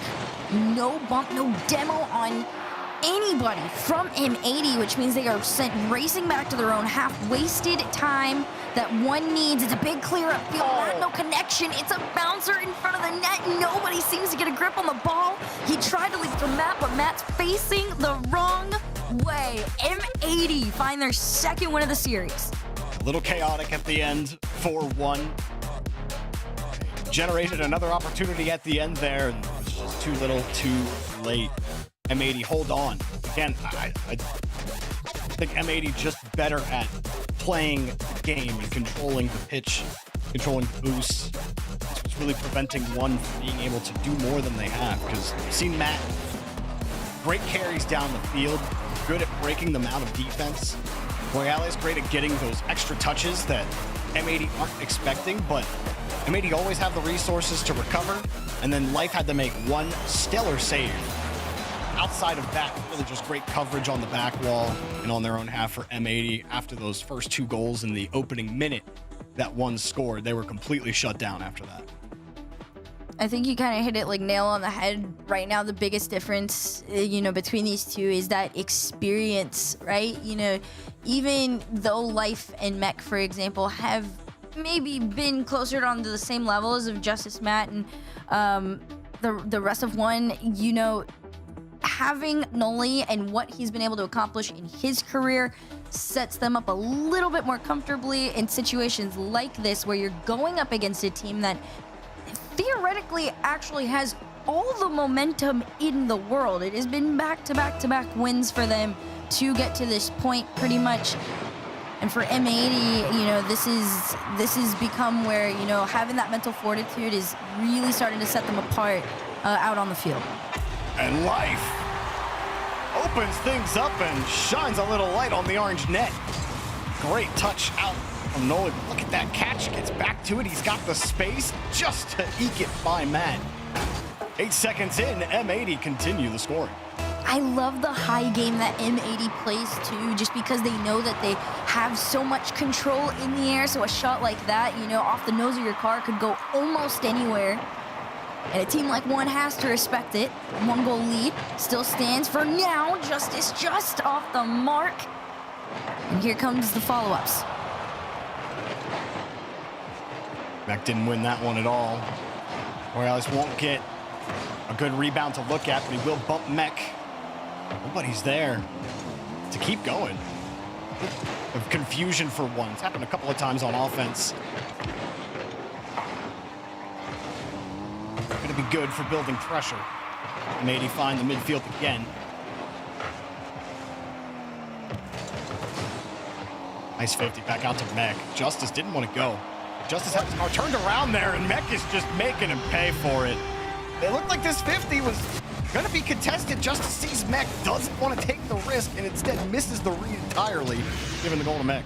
That's where that hesitation comes in, and it's gonna set them apart. M80 are way less likely to be hesitant against one, but those are the moments where, experience diff comes into play.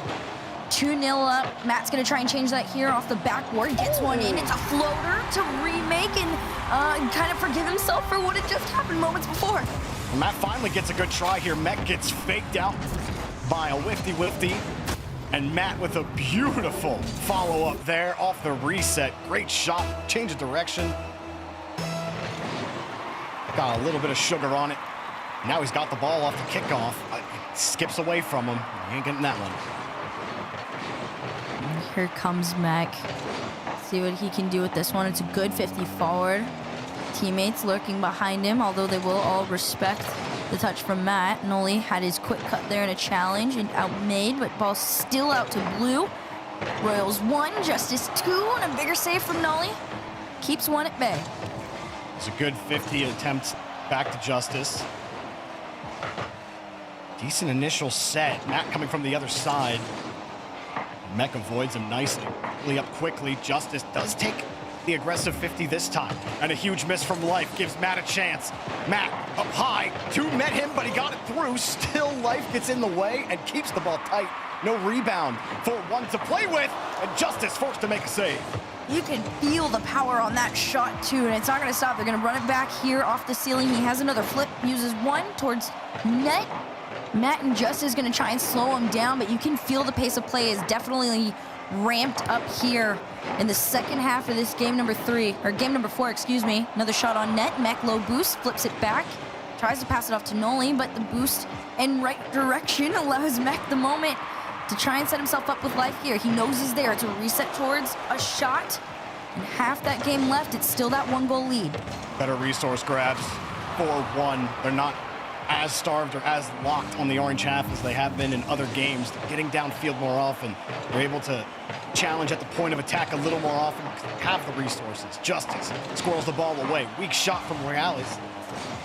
Noli wants to get there quickly, but no boost. Matt also no boost. Still, Mech has to handle an awkward ball. Justice squeezes it out, and Life will kill the attack and move it right back downfield. Quick reset available, and great job to break him out.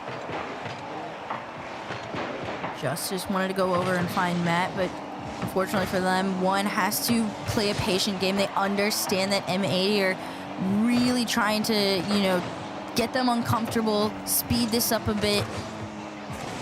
They're bobbing and weaving around one. Noli tries to make the center over to Mac. It's a little awkward. It was that bump and demo in the center there that slows M80 down. Yeah, Matt had to avoid that demo to get that. Now he sends it downfield. It was a good try from him. Mech. Oh, and Justice dropped it down on wide cam. Don't know if he just flubbed it or if he was expecting a teammate. Either way, just over a minute. Matt landed quickly. One back in the same spot they were at the minute mark in game number 3, trying to find the game-tying goal. So many 50-50s. Justice, wide angles denied. Matt with the boost, but he loses the 50 hard. And Life gets downfield. He gets the midfield boost. Rlcs forced to stretch or really just wait. Life used all of his boost, and here come one again. Another flip up to 1. Justice a little slow there, so Mech's hand able to get a touch on that ball there. Noli's 50 keeps it out to the side. 37 seconds left, and a big clear could waste a little bit of time, but it's not going to slow one down for now. Matt used everything in the tank to get this ball forward. That could have been one, but everybody was a little questionable on it. It was up to Matt on that, Justice on that last shot there, but that hesitation is what is really holding them back. Mech out to the side. Justice can't force it out. Nothing available on the back wall. Mech's got it. Rlcs shakes it out, and Noli kicks it away. End of regulation. Justice flips it across. Matt's downfield. Lets it go to the wall. Kick hard. Noli had it red all day long. Ball touches the ground. M80 will have the series on match point. And here we go. A lot of these 1-goal games too, right? Game 1, 2-1, 2-1, then 3-2, and then back to that 2-1 win for M80. Despite the crazy number of shots we've been getting, though, Jorby, it is a testament, to what both of these teams' defenses look like, right? They understand patience is definitely going to be a virtue. M80 against 1, and 1, vice versa, to M80. Unfortunately for them, M80's pop-off potential has just looked so much better. I think really, to me, M80, especially in that game, that was the most pressure we saw one able to put on consistently. At their defense, Life especially. I know Noli gets credited with 5 saves and only a save apiece for Mech and Life in that game, but a lot of those dangerous balls where they were losing 50s in their own half, they're forced to go to the wall, forced to carry it out. Life did it 2 or 3 times in some very dangerous scenarios where easily one could have found it if he didn't have excellent control of the ball. And then Mech as well. Not necessarily just carrying the ball. Obviously, Mech is great at carrying the ball, but just nice little touches out to safety, into the corner, and the follow-ups as well. Really well-oiled machine on M80. Everyone feeling each other out. No one's tripping each other up. Everyone, like the comms look so clean on defense. And I really think that's causing trouble for one, because you are winning 50s. You are getting pressure, and you're even taking a couple of shots. But the structure on defense for M80 has been rock solid. It's funny you talk about, how M80 has, not gotten tangled up with each other, and that's really what's keeping them apart. And then the few times we saw one just kind of deviate a little bit out of their standard version of rotation, right, and really mess with the M80's side, that's when they finally were getting, scarier, shot attempts on net. So if one can find a way to, it sounds so basic, but just to adapt a little bit, break out of the norm, don't allow M80 to go up the sidewall and have that high ground on you so often, maybe things are gonna look a little differently. But I mean, I am peeking over to the side, and in that timeout zone, you see Nick talking, and he's cooking. So I think he's already having them prepare for one to try and do something just a little different now that you're sitting on that match point.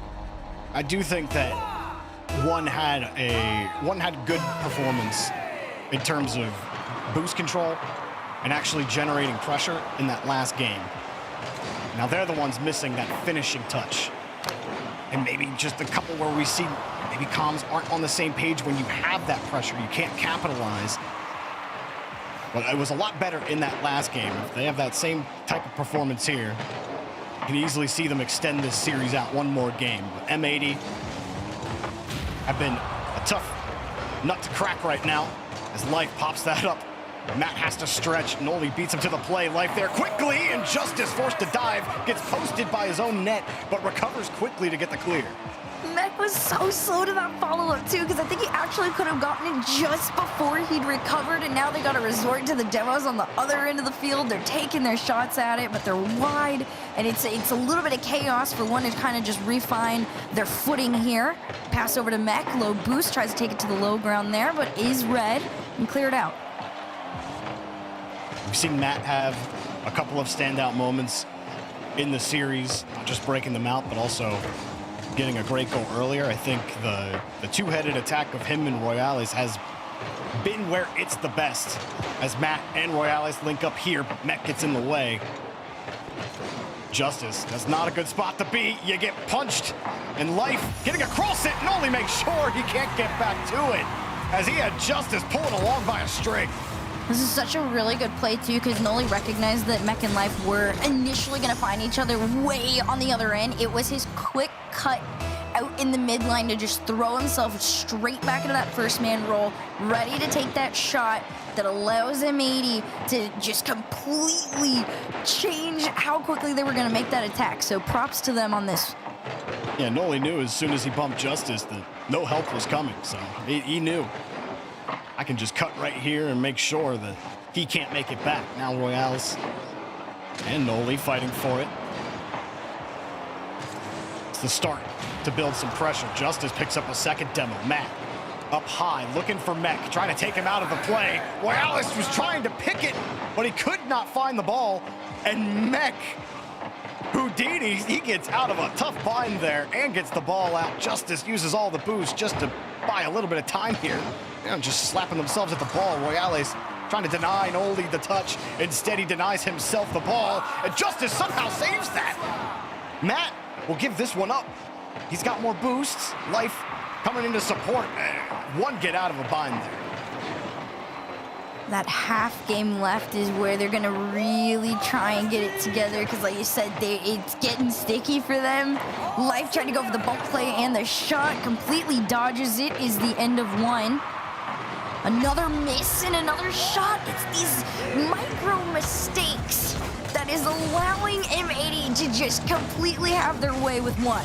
I mean, Noli was just waiting for Justice, think I'm gonna 50 it. And then you see Justice, it is the little things.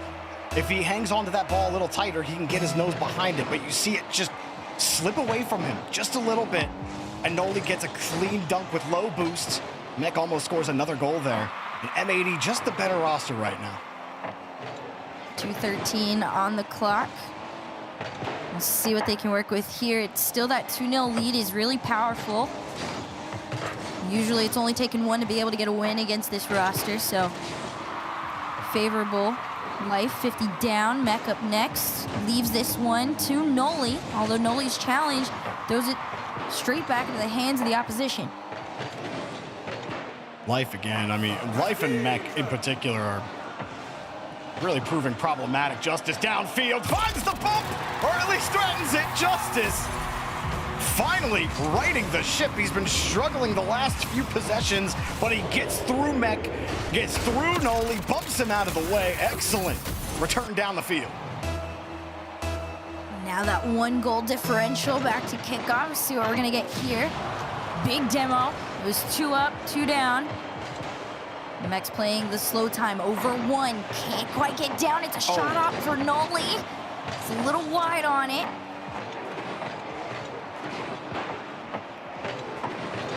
Life back to Mech. Mech still getting harassed. That is almost insane. Good enough. 4-1 to get downfield. Here they are again, a minute left, down 1. The game-tying goal has escaped them for 3 straight games. Life and Noli.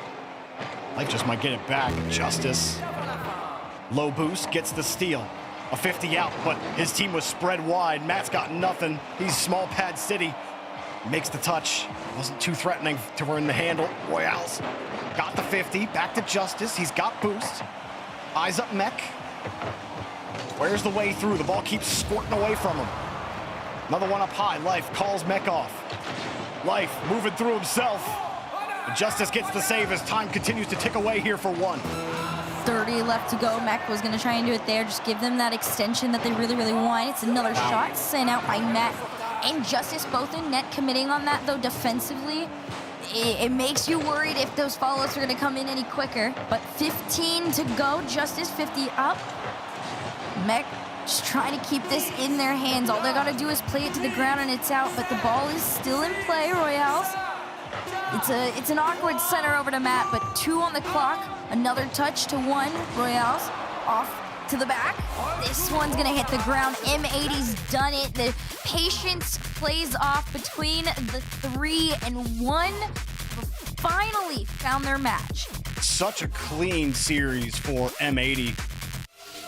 He had a couple of gaps in the opening minute of game 1. And then after that, they were just unbeatable on defense. All 3 contributing to the bulwark for M80. And works out really well for them. Mech and Life both having some excellent clearances down the field. Mech was really hard to beat, really hard to even look at. He was swinging his camera around all game. They were trying to demo him. They were trying to make him uncomfortable. But Mech just looked like he'd been there before. A gritty series at 4-1. But nonetheless, M80 moving on in the tournament. We'll be back after this with some more Rocket League.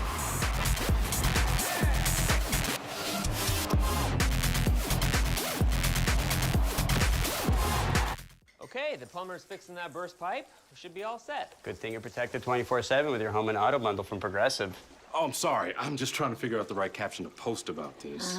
Maybe something like, I have protection, just need a lifeguard. What about that emoji with a shocked face? Or maybe flooded with emotion. That's too much. Try, Tuesdays are cray. You know, technically, you don't have to post everything that happens online. I totally believe you. Life is meaningless without affirmation, am I right?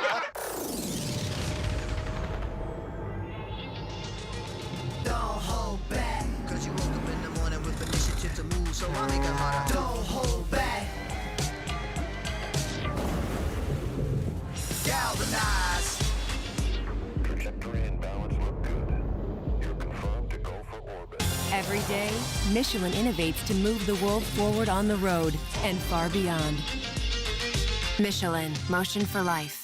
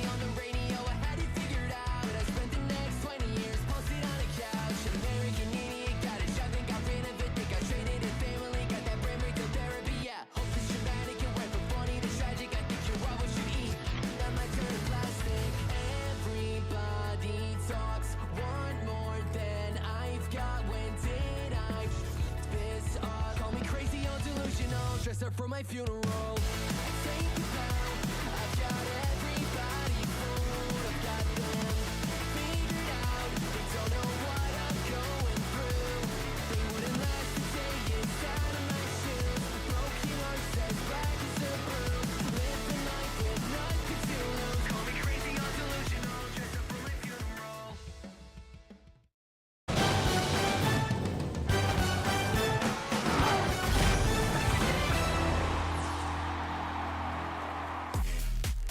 You know, when the game ended in overtime there for game number 1, I said to the other casters, strap in. We're in for a 7-game series here.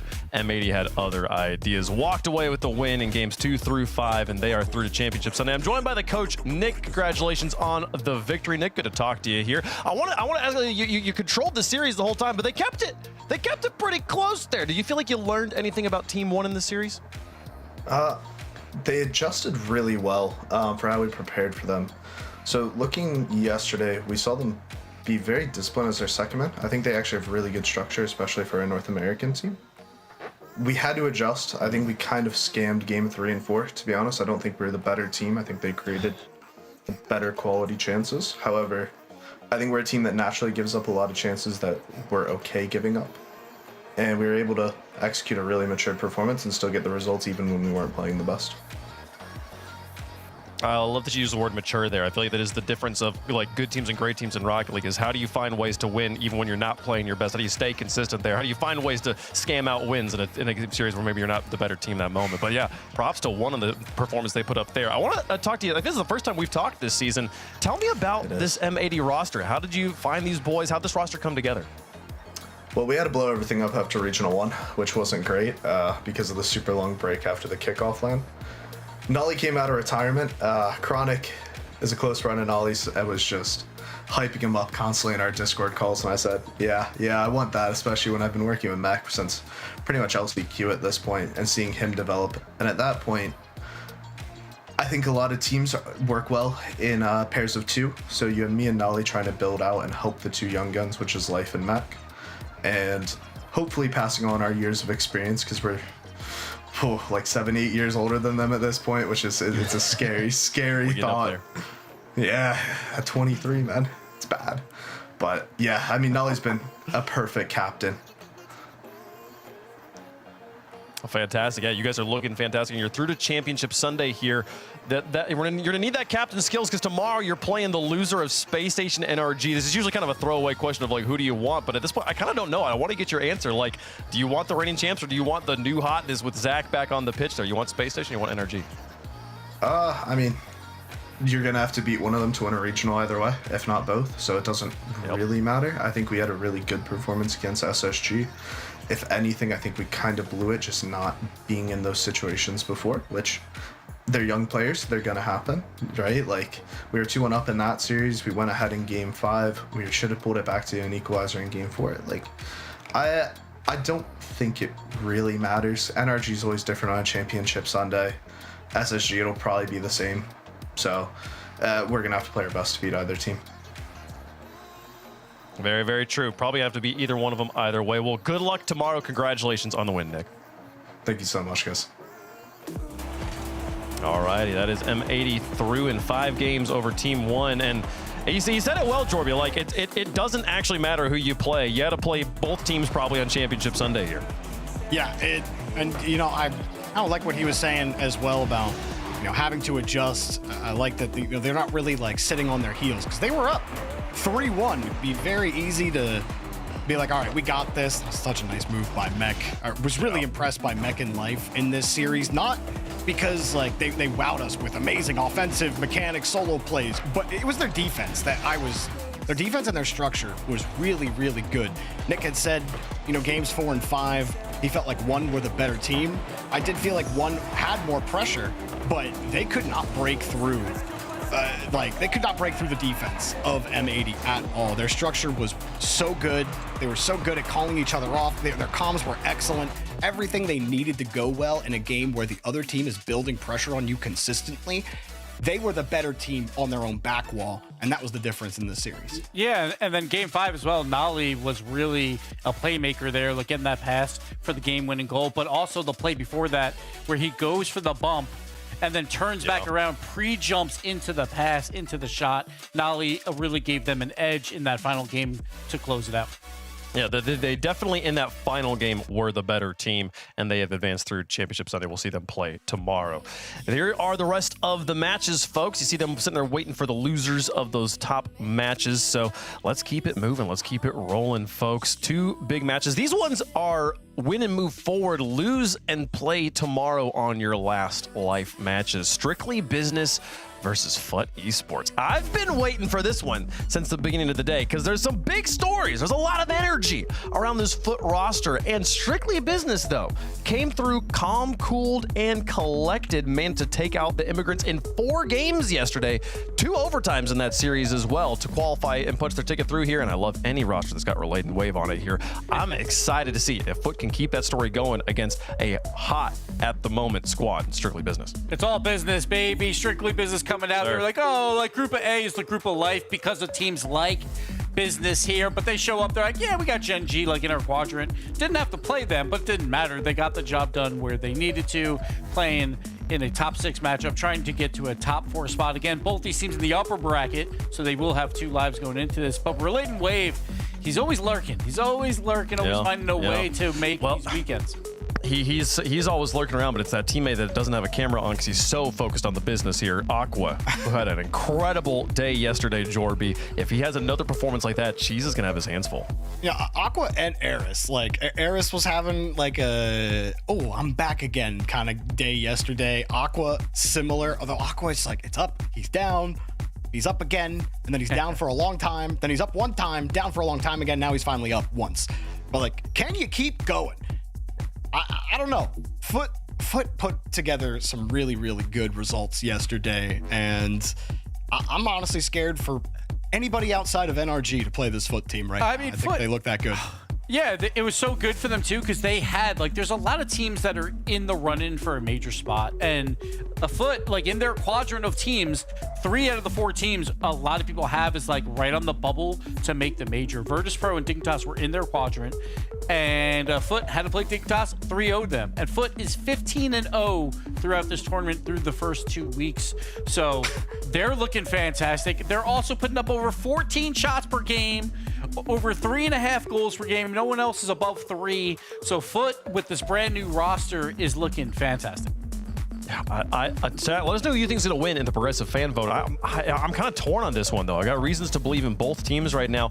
I think that there's such an excellent vibe, like a vibe synergy here for this Foot roster that I think seeing them give these sorts of performances, we mentioned it yesterday, but like Chronic and Justin, both players that do better if the vibes on the team are light and are happy, if they're feeling good in and of themselves, and there's no one better maybe in the entire esport than Cheese to bring up the value, to bring up the mood of a team here. Jorby, does Foot got it? Do they continue on here, or does Strictly Business create the upset?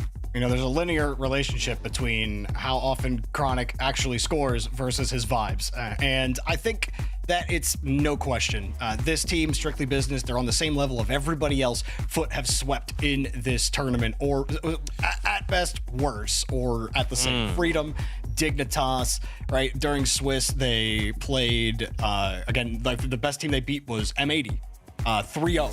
So that's actually a pretty good result considering how M80 looked, but everyone else was like Kraken Seas and then more Rocket League logos. So it's easily Foot for me here. Okay.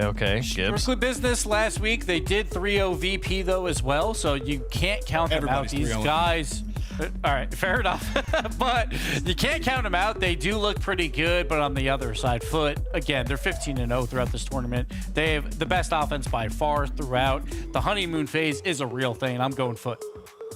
Hey, look, the desk has yet to get any prediction wrong today, and I'm not going to be the one person up here that made an incorrect prediction, so I'm going to go with Foot with you guys as well. But man, Strictly Business and Relating Wave, Aqua out there, they're going to be trying. Ari's going to be putting up his best numbers. I'm excited for this match.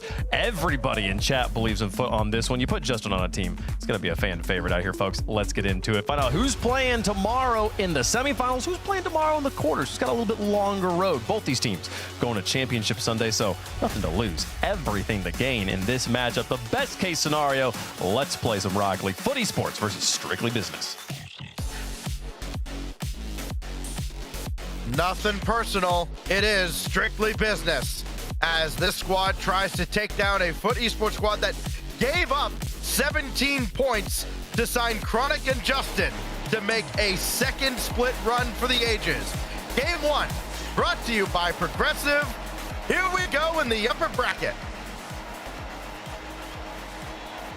So far, that swap has actually been worth it for this team, so it's just about figuring out how long that run continues on or if they've met their match. And of course, strictly business, and they've got a whole story in their own right. Relating Wave coming back from the grave, flying in from EU. He's been making a name for himself all the way out here in NA for quite some time now, but we're gonna see if this is where it gets put a stop to. Pass over to Justin to Cheese, and the opening goal, just like that, goes to Foot. It does. This is a team that, you know, we talked about how on First Touch earlier this week, Next to New got a lot of disrespect because we didn't talk about him. We talked about Foot, and they got no respect whatsoever, even though they signed what just looks like, talent-wise, an absolutely loaded roster. And they almost got a second goal here. And everybody was like, oh yeah, so they're like a B team. They're gonna be behind Gen G. I'm like, how are they behind Gen G? Well, that's played itself out this week, and it will continue to do so. Here's Cheese. Flip reset, off the post. Follow-up is in from Justin, and the beat goes on. This is so classic from him too. Nice little solo play, reset forward, but Justin just perfect placement, and you should expect that from this Foot roster too. They do a great job of this. These three players can go solo when they would like, but it's the fact that they are always in preparation of that second touch being ready to go that keeps them so far ahead. Pass to Justin. Where did Justin come from? He just spawns in because he's in. Again, you know, we said it in the first match. You can only play who's in front of you. It's Aqua going down, taking on Justin. Justin the save. Cheese will recover and boom this downfield. Chronic was there for the outlet. You can only play who's in front of you, but neither of these teams have really beaten anybody until Foot ran into Dignitas and just completely laid waste to them at the end of the group stage yesterday. And as mentioned by Gibbs on the desk, Foot has not lost a game in this split. They go 9-0 in Swiss, 6-0 in the groups. It's Aqua up to the skies, and again sent away by Chronic, all the way back to Relating Wave. That's what this strictly business team has to contend with. You go from AWD and Immigrants to Justin, Chronic, and Cheese. Good luck. It's a bit of a step up. Definitely, you got to continue to put respect on Cheese's name too, because I think a lot of people started to count him out way back in the day when he was the one that got initially taken off that Luminosity roster, and then the Gen G one, and it was just this whole, you know, mix of confusion of like, how strong is this player? But the longer he's been in the RLCS, he's only gotten better. I think this is his best roster combination yet to set him up for success. I mean, they proved it here, not only in the first 2 minutes, but like you said, throughout this entire open, not dropping a game. So Foot really has been, you know, the dark horse to beat here in the open four. Aqua's effort just a little high, the follow-up denied. Now Aqua gonna take his time. Cheese affording him none of it. Chronic thought about it, he'll turn back. Cheese will take the corner boost, but it's Chronic the initial challenge and booming it all the way downfield off the win over Relating Wave. And that was as good an attack as Strictly Business have had this game, and it's yielded absolutely nothing. They'll try again. They got the demo on Chronic at the goal line, and still nothing near the mark. Justin wins that all the way to the back wall, and it's all for naught for Strictly Business. Relating Wave trying to nosedive this one down, bounce straight into the hands of Justin, even on no boost, enough power to take that shot upfield. And Foot have been playing this one fairly close. So far, 2 has been the magic number for them, although for Strictly Business, they just need something, but they cannot get a grip on this ball. Whenever it falls into their hands, it's like somebody from Foot is already there ready to take it away, and it just, that pattern continues throughout the entirety of this first game one. Justin has this one tracked just ahead of Relating Wave, and now he can chase it in the air. looking to add to a 2-0 scoreline, get their 16th win of this tournament without any losses. Justin redirect back in front, but Cheese and Chronic have no boost. They both have to run back. Cheese makes the cut at midfield, and here we go. Final minute as Foot continues their impressive run here in this opening weekend of the Paris split. Chronic, slow play. Time is not on the side of strictly business, and Foot very keenly aware of that. Justin couldn't get the second touch, and now finally they can clear downfield. Aqua gonna have something here. He does, but it's wide. It's just wide. Oh, there it is. Follow it though, and it is low enough to go on through, and I like that from him. He did kind of hold himself a little bit back. If he committed any more, he would have been too far forward. And just the timing on this one from Crispy to complete the play from Aqua, good sign for strictly business. But 36 seconds on the clock off the kickoff. You gotta give yourself some time. 2 forward, into the center, big clear, back downfield, puts Foot in favorable positioning with this time. Justin now trying to delay. Relating Wave couldn't win it from him, but Aqua for Relating Wave. They've got Crispy over on the other side, but he backflipped. Realized probably he was beat by a mile by Cheese. Down to 12 seconds now. Justin gonna kill more time, and the goal would certainly be the icing on the cake, but Relating Wave denies him the opportunity. Down to 5 now. Right at Cheese, off to the corner. There's still time. Aqua gonna call his own number, and it's swatted away by Cheese, and Foot hangs on for game 1. Such a solid performance from Foot Esports. I mean, you can see it on Justin's face. If Justin is smiling, by the way, in a match, you should be afraid, because all that means is he feels good and chill and calm and collected. And same to Cheese. I mean, this roster as a whole is so fun. I think people definitely were sleeping on them just a tiny bit. Granted, they were kind of going under the radar, but it was that 3-0 sweep that really just turned all eyes back on them, and for good reasoning. What they're doing here against Strictly Business, these passing plays, this quick, clean cut, fluid moment style of themselves, this is what takes down the top teams in NA. 9 shots in the game for Foot Esports. Justin had 5 of them, converted 1, and that's all they needed. That was good enough for a 1-goal advantage over Strictly Business. And when you think about this matchup and what it means in the grand scheme of things, the winner is guaranteed 2 more points than the loser. The other side of that is the loser has to go down and play Shopify Rebellion. Good luck. So when you look at these 2 teams here, for Foot having to make up so much ground if they want to make it to Worlds without having to go through an LCQ, they absolutely must get to Paris, and 2 points can make a world of difference, and also having a shorter path to the finals on Championship Sunday. That's what's at stake for Foot Esports as they hold a 1-0 lead over Strictly Business. If you're a Foot Esports fan of this roster, you are stoked for this matchup too, just because realistically, Strictly Business haven't had too many challenges so far in this Open 4. This is one of the more difficult ones throughout this Group 4. It was the 3-1 over the Immigrants that really everybody was like, okay, maybe, this is a worthy Open 4 for this team, but so far things are getting shut down here. It's very reminiscent of that game 1. Cheese again takes his time, has his flip, slows it down, and SB has them red. The only team that's allowed fewer goals per game in this tournament is NRG, and Foot have added another to the tally. What a great pass from Justin. Just watch him feather this one down perfectly for Cheese. He just was toying with Relating Wave for so long. Crispy had already gone up at that point. Relating Wave didn't quite know when was the right time to bite. I mean, it's just so solid from Justin overall. The timing on that impeccable. 1-0 here in the first minute of play to Foot Esports. This one floats down. It was a demo, and it was a really solid attempt, but this one still does get kept out. Oh, Aqua and Crispy not on the same page. Justin and Chronic are. Pass up ahead. Cheese had the side flip and then got demoed. And both attacks just kind of washed each other out there. Both teams will love an opportunity to make up for it.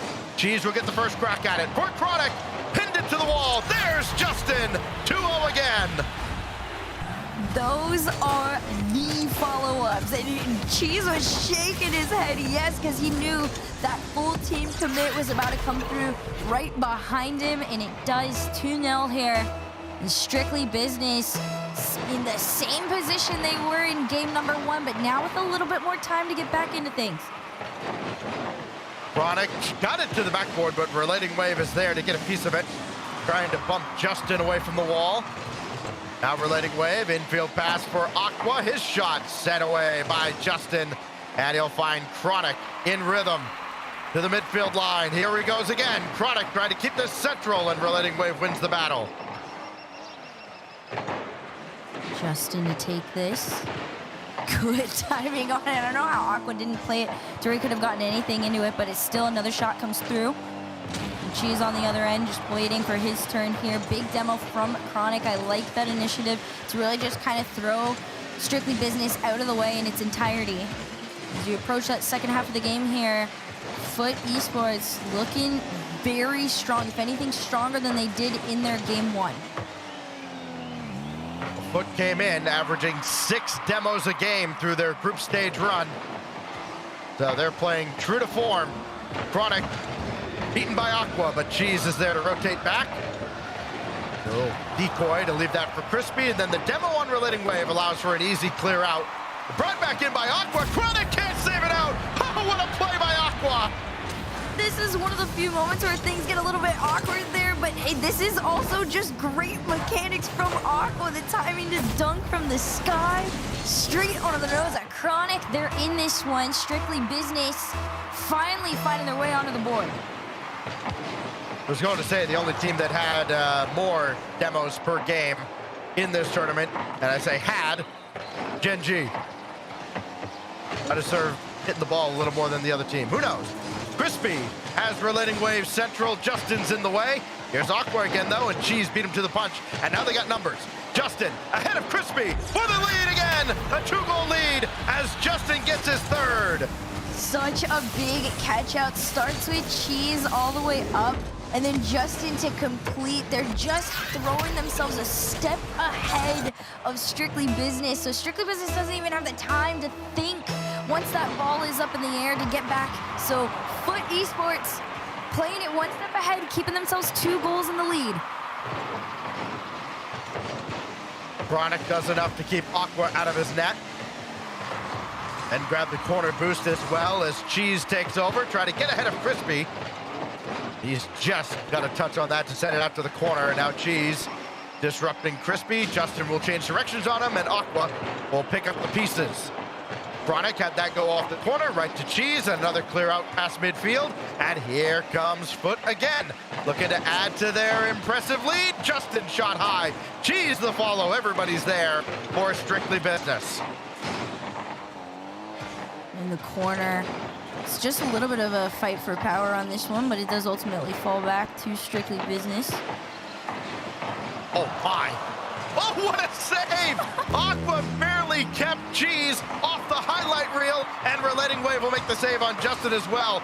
The shots just keep on coming. Now 13 in the game for Foot Esports as Crispy tried to stop Chronic from getting to this ball, but he still perseveres, and we get it well into the final minute. And more possession, more time coming off the clock now as Strictly Business has a lot they're up against. And Justin again shuts down Crispy. Cheese will keep this out of harm's way. And even better, he played it so close, didn't just boom it away and let Chronic kill a few more seconds.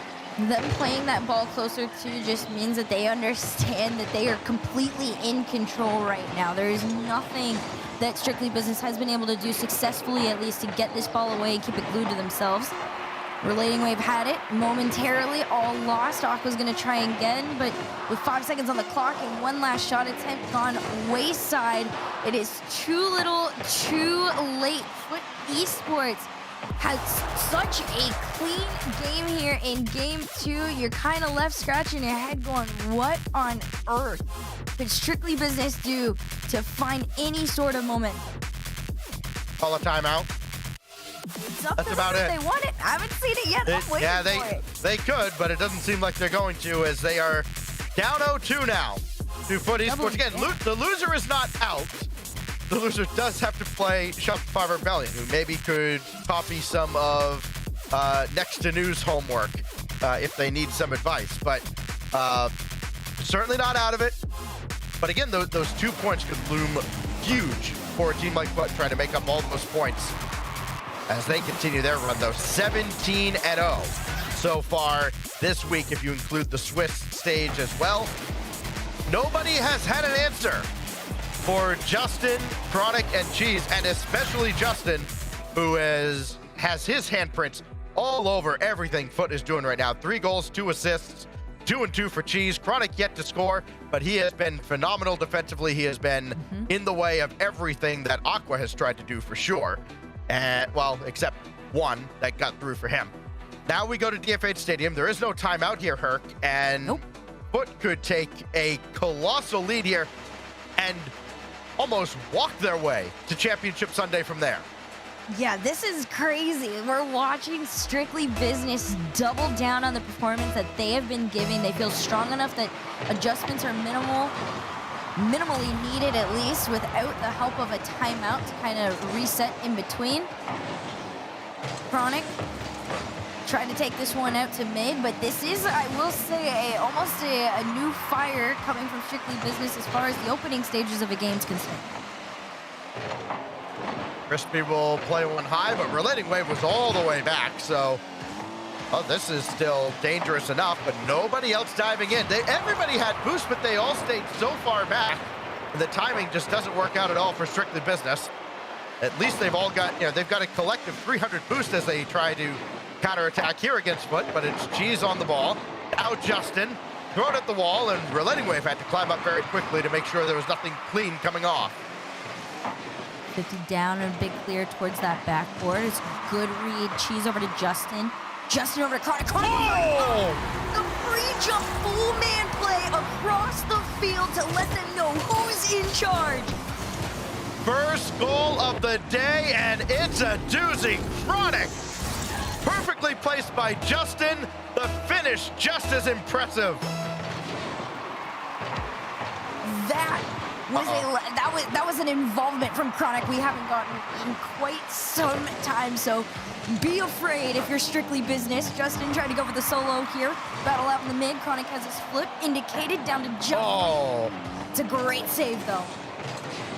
Great play set up, too, by Justin and Chronic, who did end up tangled up with each other. Chronic making sure to grab the corner boost as Aqua dropped that down near the frame of the goal, but nobody there to put it in again.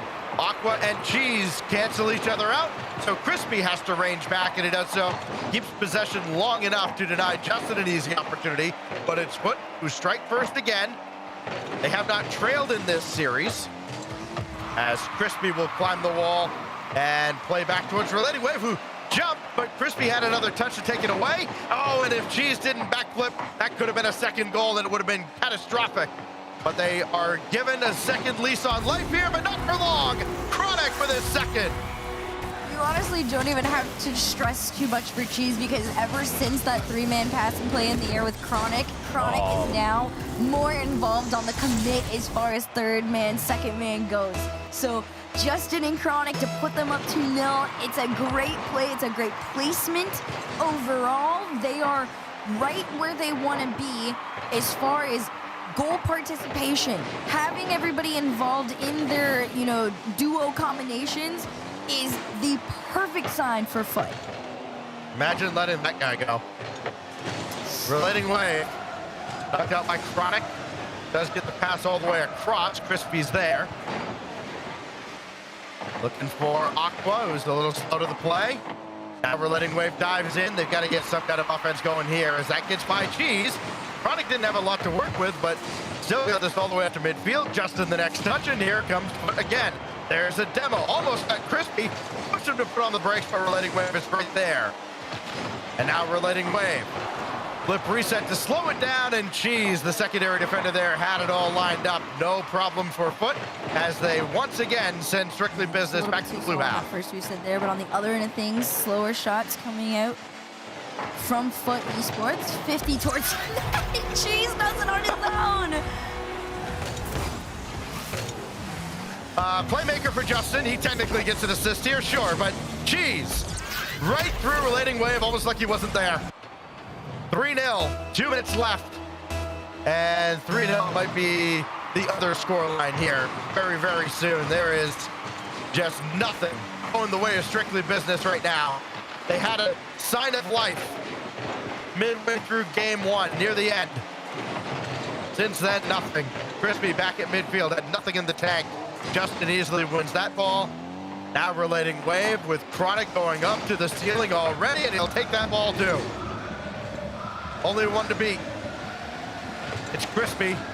Everybody trying to scramble back in time, and they have, and Crispy's bought them enough time. Relating Wave meets Justin, and that's it. As Chronic will dive down, just got a piece of that from Aqua. And even when you think that Strictly Business are sort of semi-figuring it out, it's just Foot Esports just running away with this ball. And the one thing I will really commend Foot on that is given some struggles to Strictly Business is their levels of communication are just a step above right now. Even when somebody has the opportunity to make it clear, they will call themselves off in the opportunity that a stronger one can follow after. So this is just another version, another level of themselves that we have yet to see here in this Open. Something that the top pros have learned that many ranked grinders don't. Relating Wave blocked by Chronic. There's the ball by Crispy. Just because you can doesn't mean you should. And Foot has been the embodiment of that, but this time Strictly Business sends the house. They had to, and they're rewarded, but they've got to continue to be aggressive, and that's going to be very, very dangerous. That was a little bit awkward there. Foot Esports almost all committed and just threw themselves at that ball, and it's a rare moment, but good on Strictly Business for capitalizing. You need 2 more with 30 seconds on the clock. Relating Wave, trying to make a center, trying to make a shot. It's wide. They've been close. Would have made this real interesting. Strictly Business have once again come alive at the end of the game, but too little, too late, and Chronic has a hat trick to put game 3 away. On to the board. She's off the sidewall here, and Chronic to finish.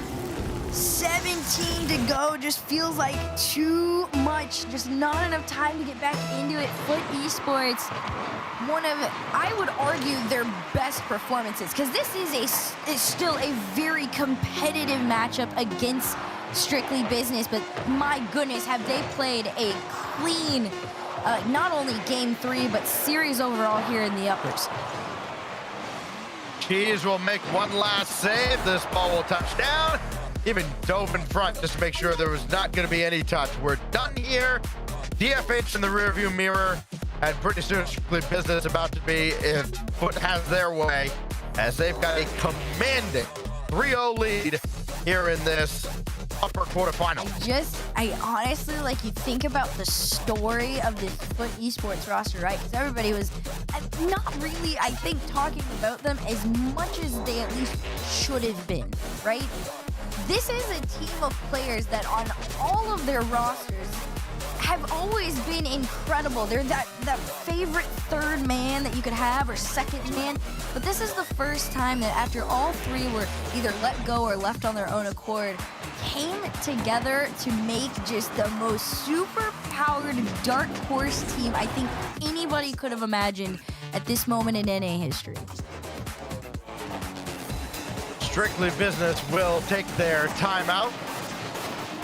Now that they're down 0-3 to Foot Esports. Again, not out of the tournament if they don't come up with a best-of-7 reverse sweep.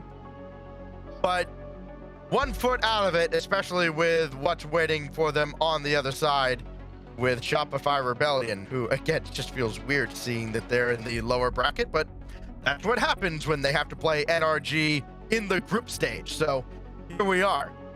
A minute left here in this timeout for Strictly Business to try and turn things around. And again, at the end of games, Herc, they've shown signs of life. It's that first 3.5 minutes that they just get completely overwhelmed, especially by Justin. They don't have an answer for Justin. They don't. And to add it into the mix, Chronic getting involved now in this game 3 too, right? You had Justin already, like, in his own world, solo playing, setting Cheese up and whatnot. I argue that Chronic now being involved in it too is allowing Justin to play even more free.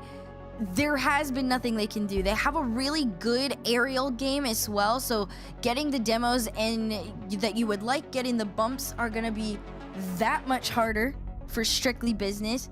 Unfortunately for them, their playstyle just doesn't align to slow foot esports down at this moment, and we're going to see if the timeout, if there's anything in their back pocket or in their arsenal to be able to make some sort of a significant change.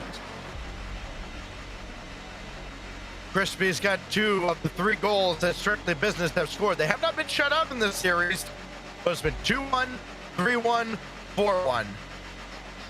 Buckle up. If that pattern continues, it'll be over very quickly. Utopia the site for a must-win game for Strictly Business. Keep their upper bracket hopes alive, and that timeout yielded a 2-second goal from Justin. You said Justin was the one to look out for. Absolutely, nothing changed. It 50s out to the side. Justin ready to carry on in. It's the same story as last time. If anything, you gave Justin a minute to breathe and grab some water.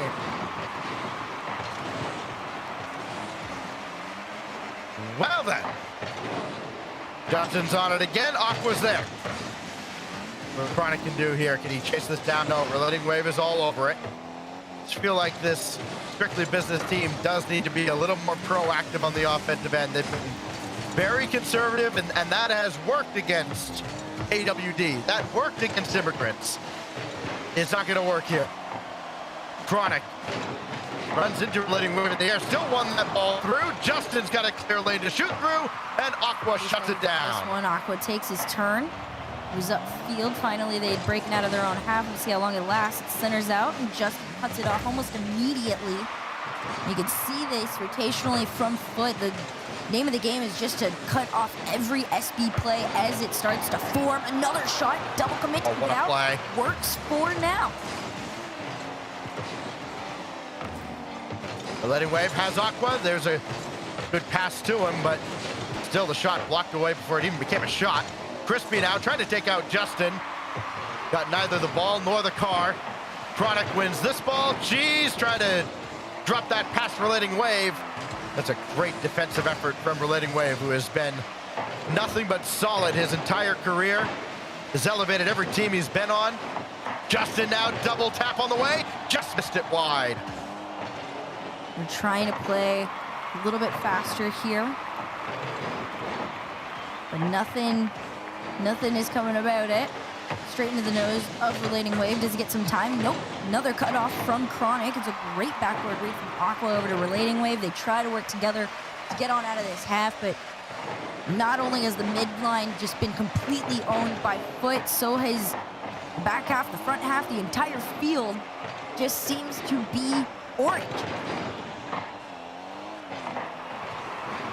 Justin playing that one up, and Reloading Wave had it tracked the whole way. Got this off of Chronic, and Cheese and Justin just about collided to very little effect. Chronic got this back down, but Cheese gets nudged by Reloading Wave, and there's Justin to blow up any kind of counterattack. They still have a chance to get something going here as Reloading Wave trying to recover from that bump, and then couldn't convert on the shot. And a miscue there is going to cost Strictly Business, at least for now. Crispy trying to keep the attack alive.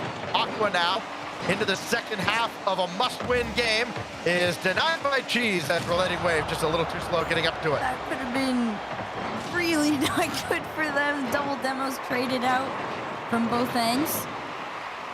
50 forward upfield actually bounces out in favor of Foot. I actually thought there was no way that this play is slow enough to go into the net, but no, it does. Well, the demo certainly helped, but it's demoralizing to give up a goal like that. Oh boy. Spot of the top 4 is only 2 minutes away for Foot Esports. We've seen them score off a literal 50 from the side wall. We've seen them score with a bank shot. How else are they going to put one in? Reloading Waves pop that out to center. There's a good demo by Crispy to take out Cheese.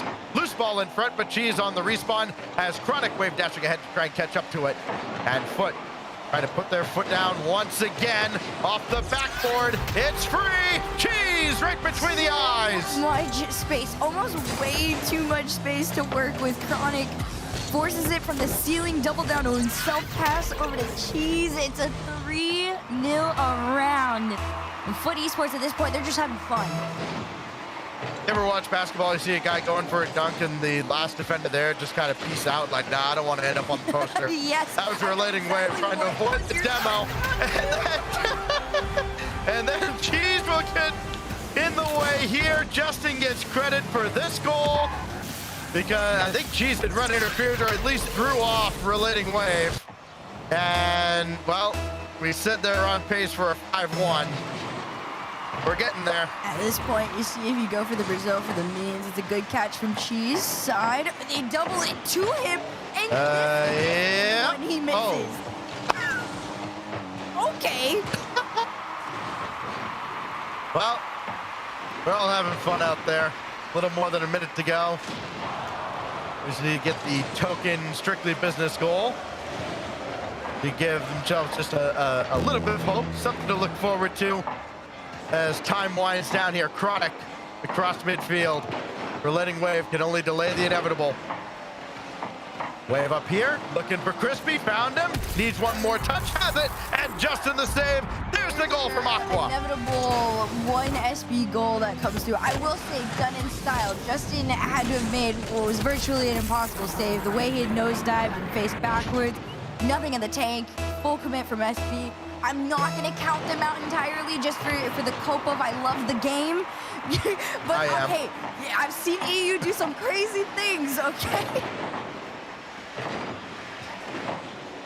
You know, so have I. I've seen North American teams do some really goofy things. Full set comes to mind, but no, I think we're good here. 30 seconds left, though. Crispy will at least try to make it interesting. Chronic there to make the stop. Justin there, and now they're just playing with their food. Great pass out to Cheese. Only relating wave to Pete. He's chased off to the corner. Cheese brought it down to Chronic, and I don't even think they're interested in scoring another goal unless it's a worldie. Aqua trying to get on the other side of this, and time is going to run out here on Strictly Business, who, I mean, listen, they were dealt one heck of a hand, finally getting a quality opponent here in this fourth open. They got another one waiting for them tomorrow as that dies on the goal line. Strictly Business drops down to face on Rebellion. Foot goes through to the top 4, still perfect in the open. You cannot sleep on this team. They are the dark horse of the Open 4, trying to make their road to Paris. They look incredible. And like I said, this isn't the end of the road for Strictly Business. This is a learning experience, and I think, if anything, this sets them up with a lot of good tape ahead of going against Shopify Rebellion tomorrow in the lowers. But as far as Foot Esports is concerned, that was probably their strongest, cleanest showing yet. That was, yeah. I mean, again, no shutouts, but they only concede 4 goals in 4 games in their 4 wins, and they're through to the top 4. Put her through. SSG, NRG, coming up next. Oh, now this guy's going that way. Now I'm getting the lay of the land. Valets can be a big test for a young homeowner turning into their parents. There's an overflow lot somewhere in the vicinity. If the garage is full, they go to the auxiliary. He said if the garage is full, they go to the overflow lot. I heard him. I was right here. Let's just stand quietly. Right. I bet you guys have driven some great cars, huh? Progressive can't protect you from becoming your parents, but we can protect your home and auto when you bundle with us. I think you might have brought the wrong car. We had the red convertible.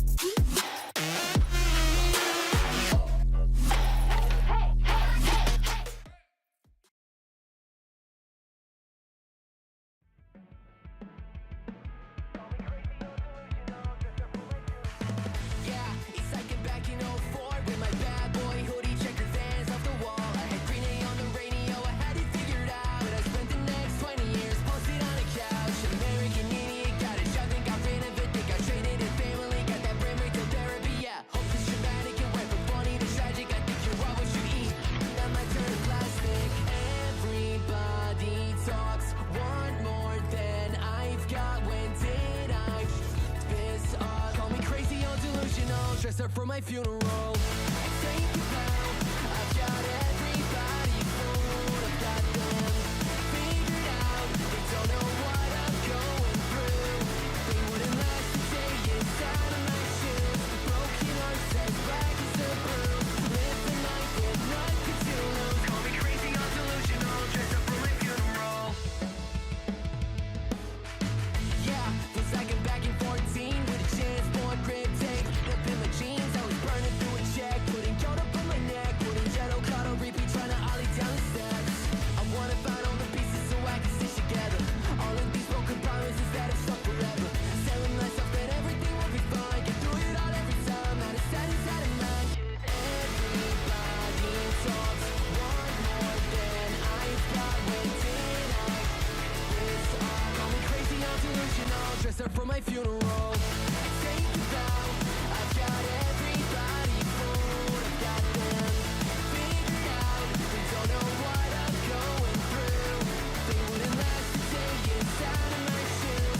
Broken hearts as black as a bruise. Living life with nothing to lose. Call me crazy or delusional. Dress up for my funeral. Watching the time fade away. Turn the page. If I could find my way back, I tell myself it's a trap. Don't grow up, don't give in. Trust me, they won't ever win. All the highs, all the lows, all the pain they don't know. I take a bow. I've got everybody fooled. I've got them figured out. They don't know what I'm going through. They wouldn't last a day inside of my shoes. Broken hearts as black as a bruise. Living life with nothing to lose. Call me crazy or delusional. Dress up for my funeral. Call me crazy or delusional. Dress up for my funeral.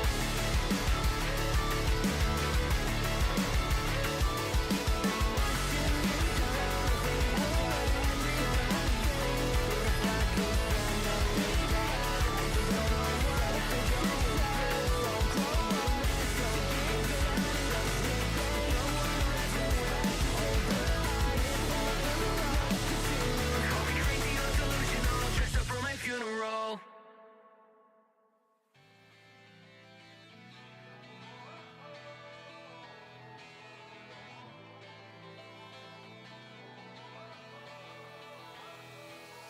I know you said stay out of this bit, but I don't get tired of it. You told me I'd never be happy.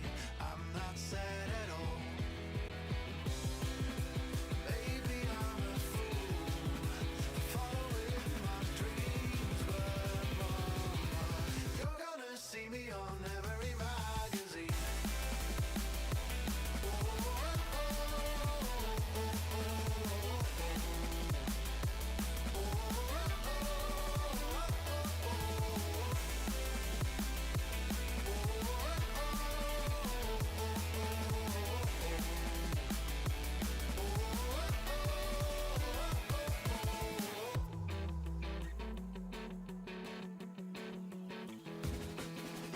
Never meant to disappoint ya. I'm smart enough to be a lawyer.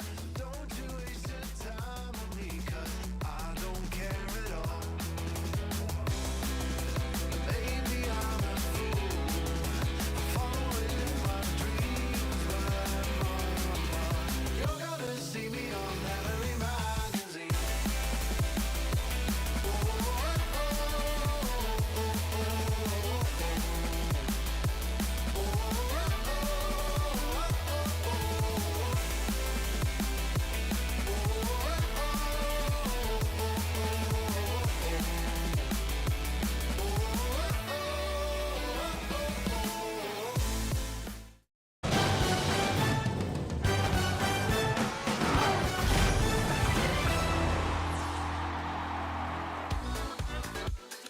The streak continues for Foot Esports. 4 up, 4 down, strictly business allowed. 1 goal per game. That was all they were allotted, and it was not enough here. The sweep through, and they're in the top 4. I'm joined by Adam Baguette, the coach of Foot Esports. Sir, congratulations on the win. Gotta ask you, man. Gotta talk about this right away. After Boston, You guys blew the roster up, dropped all your ranked points. Hot decision there, and the boys are validating the heck out of you right now. 19-0 in this tournament. You have yet to lose a game. Walk me through what that decision was like after Boston. Yeah, the whole roster change. I mean, a lot of people were questioning why we decided to lose the points, and my general manager, Laf, and we kind of sat down and realized that if we kept our points or kept the same team, sure, we'd be high in points, but we wouldn't really make the major, because, I mean, we only took 2 games out of 25 against top teams in split 1. We lost 23, and we knew that our roster was just not good enough to compete. So we decided, you know what, let's blow it up. Rather start with Cheese as a core and build off of that than, end 5th in points and just not make any line at all. I gotta ask what the vibe's like on the team right now. 19-0, I feel like there's gotta almost be a pressure of like, we gotta lose at some point right here, but Cheese is so good at keeping the vibes high. Like, how are the boys feeling? Yeah, one thing that we have on our team is that everyone is great friends. I think roughly, the age gap is also very small. Everyone has similar hobbies, interests. They've all gotten to know each other a lot. Cheese having teamed with Justin before, it allows for a lot of natural chemistry. So we're always happy, win or lose, bad day of scrims, good day of scrims, no matter what. We're never upset, we're never sad. We always just take that as motivation and continue to improve. Well, you guys have been improving a lot, but tomorrow's the big day, Championship Sunday, and we got 3 teams still in the running that you're going to be playing one of, either M80 or SSG or NRG here. We got SSG Energy coming up here right after this. Who you think's taking it? Who's going to be in the other semifinal?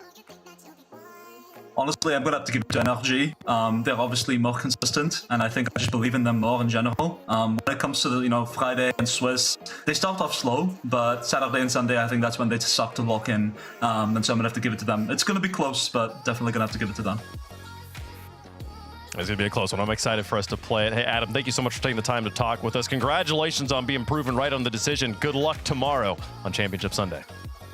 All right, thank you so much. See you. The tale continues to be written before our very eyes. Foot Esports blow the roster up, lose all their season points, and then have yet to lose a game. Top 4 guaranteed in their first event out as a team. And hey, they might be top 2, maybe top 1 tomorrow here, Herc. This has been incredible.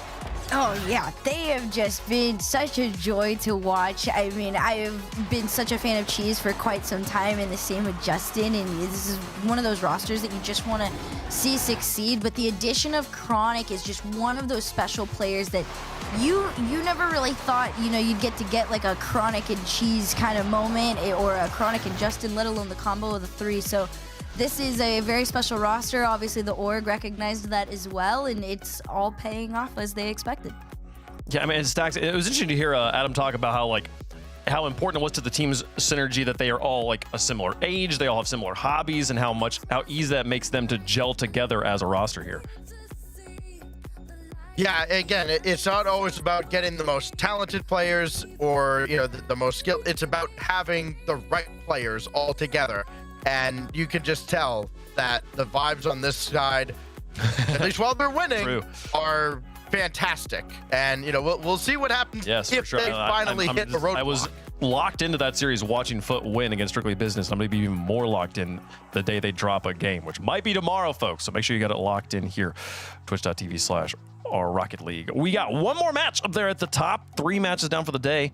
I'm excited to get into this final one. The reigning, defending Rocket League champions of the world here, NRG Esports, for the final match of the day, taking on Space Station Gaming here. Zach, formerly Scribbles, coming out of retirement and making a deep run here already in the first outing back. Is it enough? Can they take on the big dogs here in North America?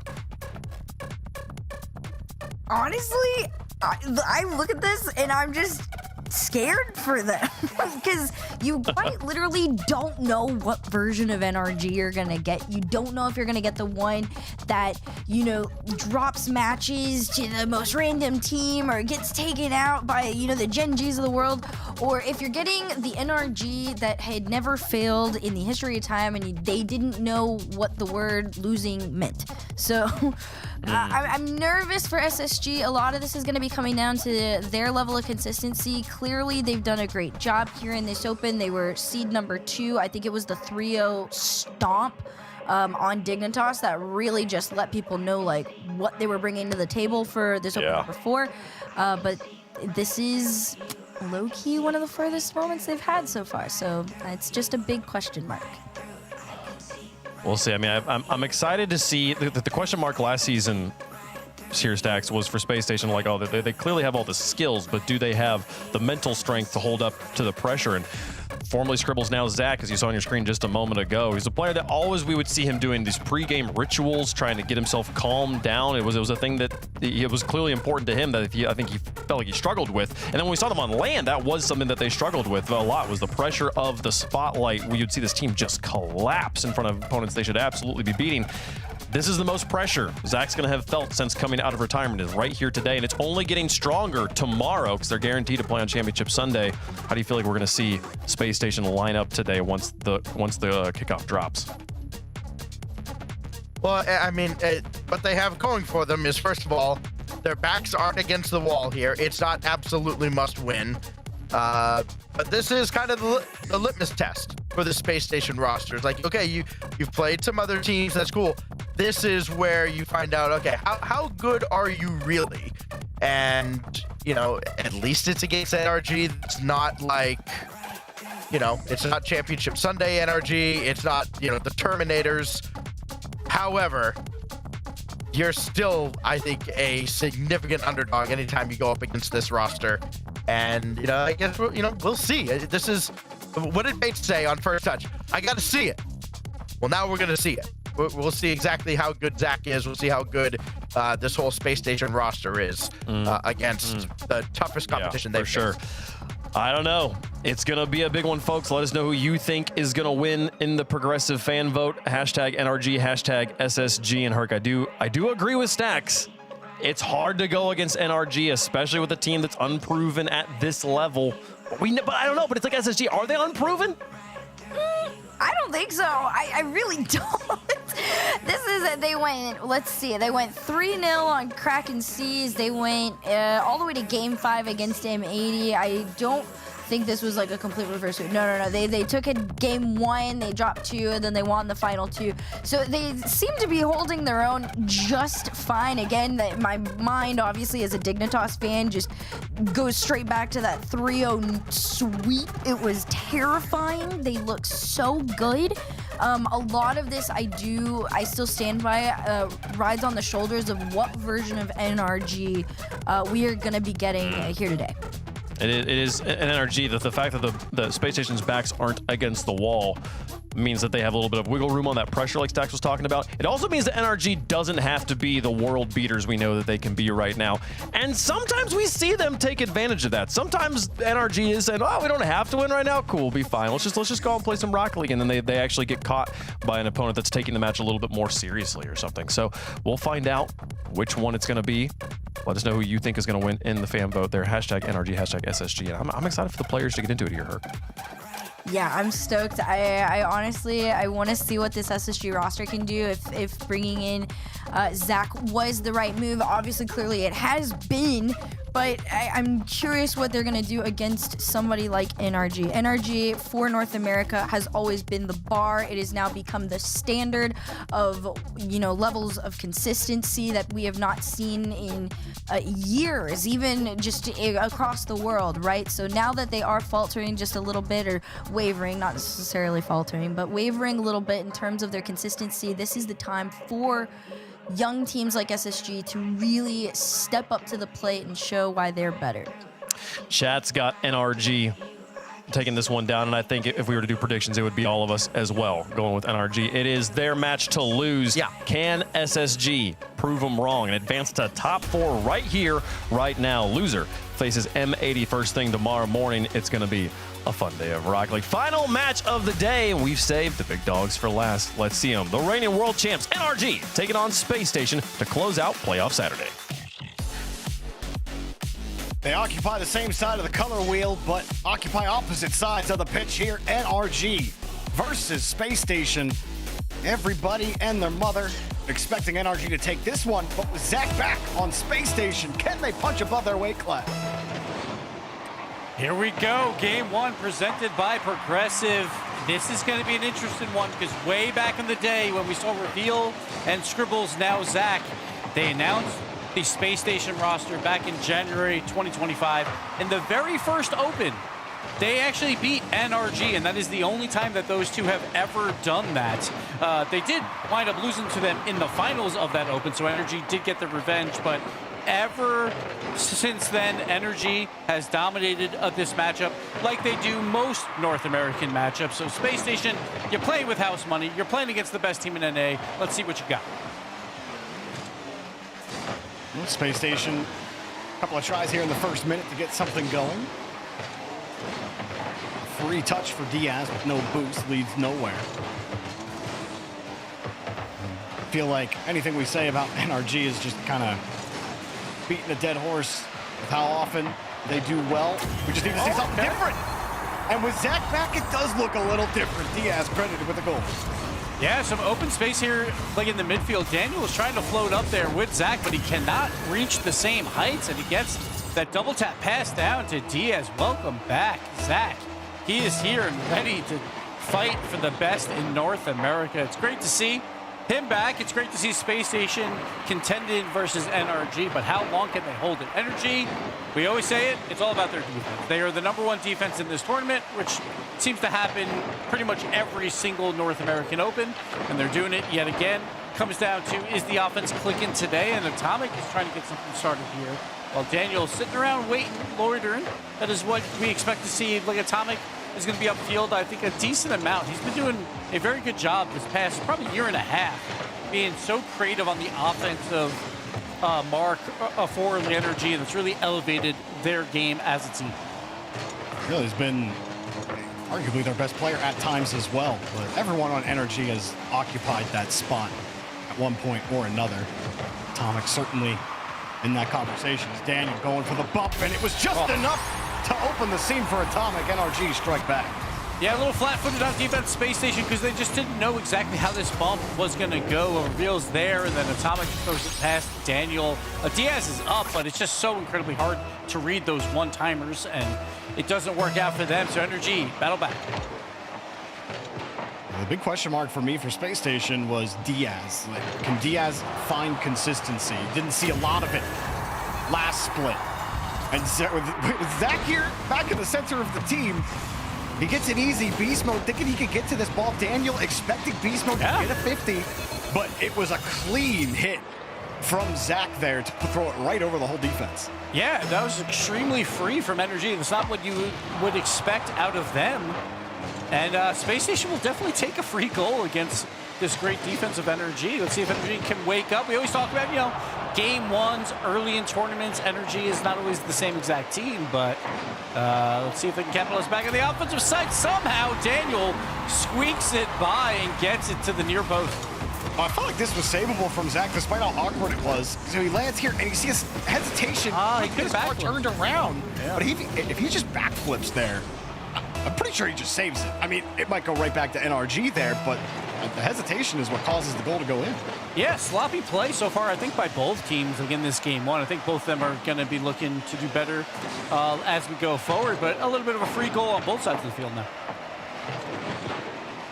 You give one up, you take one away. Here's a quick double tap, saved right into Reveal. You just need to get a clear out. Diaz looking for Zach. Diaz getting back to it with another clear, but midfield is NRG's.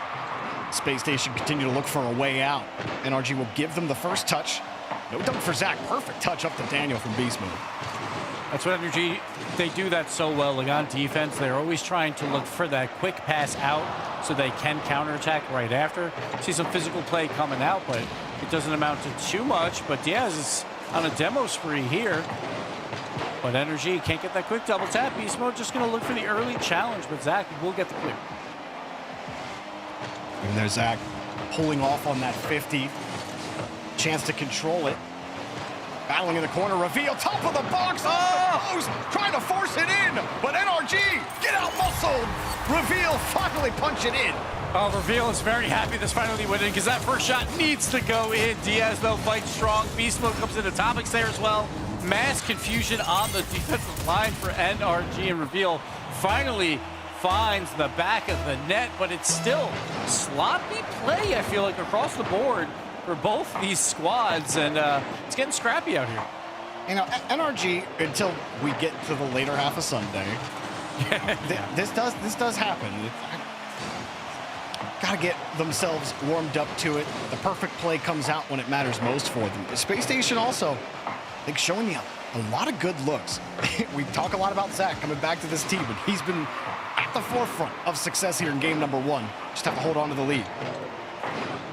Here he is as third man, gets challenged pretty quickly. The fake comes out, Beast Mode with a shot. Diaz, big save, and now the counterattack opportunity, but Reveal throws the ball just a bit away to lose out on the chance, but Diaz follows strong. Beast Mode is there, Daniel is also there, and it clears to the corner. Honest, dude, Gibbs, that was probably one of the slickest like fakes that I've seen from Daniel. Like the window was so tight, somehow that gets saved. That's out of everything we've seen in this game so far. Of all the fakes, that one actually gets saved, even though it was one that probably would have sold you more than any other one. Yeah, now less than a half a minute left. Space Station holding on to a 1-goal lead. They just need to get this ball out of their half and waste as much of this clock as they can. Reveal's got a good opportunity here. He fakes out Beast Mode, which allows Diaz to get the clear. Daniel, though, will throw it deep, but it is to no one. Space Station killing this clock down. Reveal jumped up into the air. Diaz demos Beast Mode.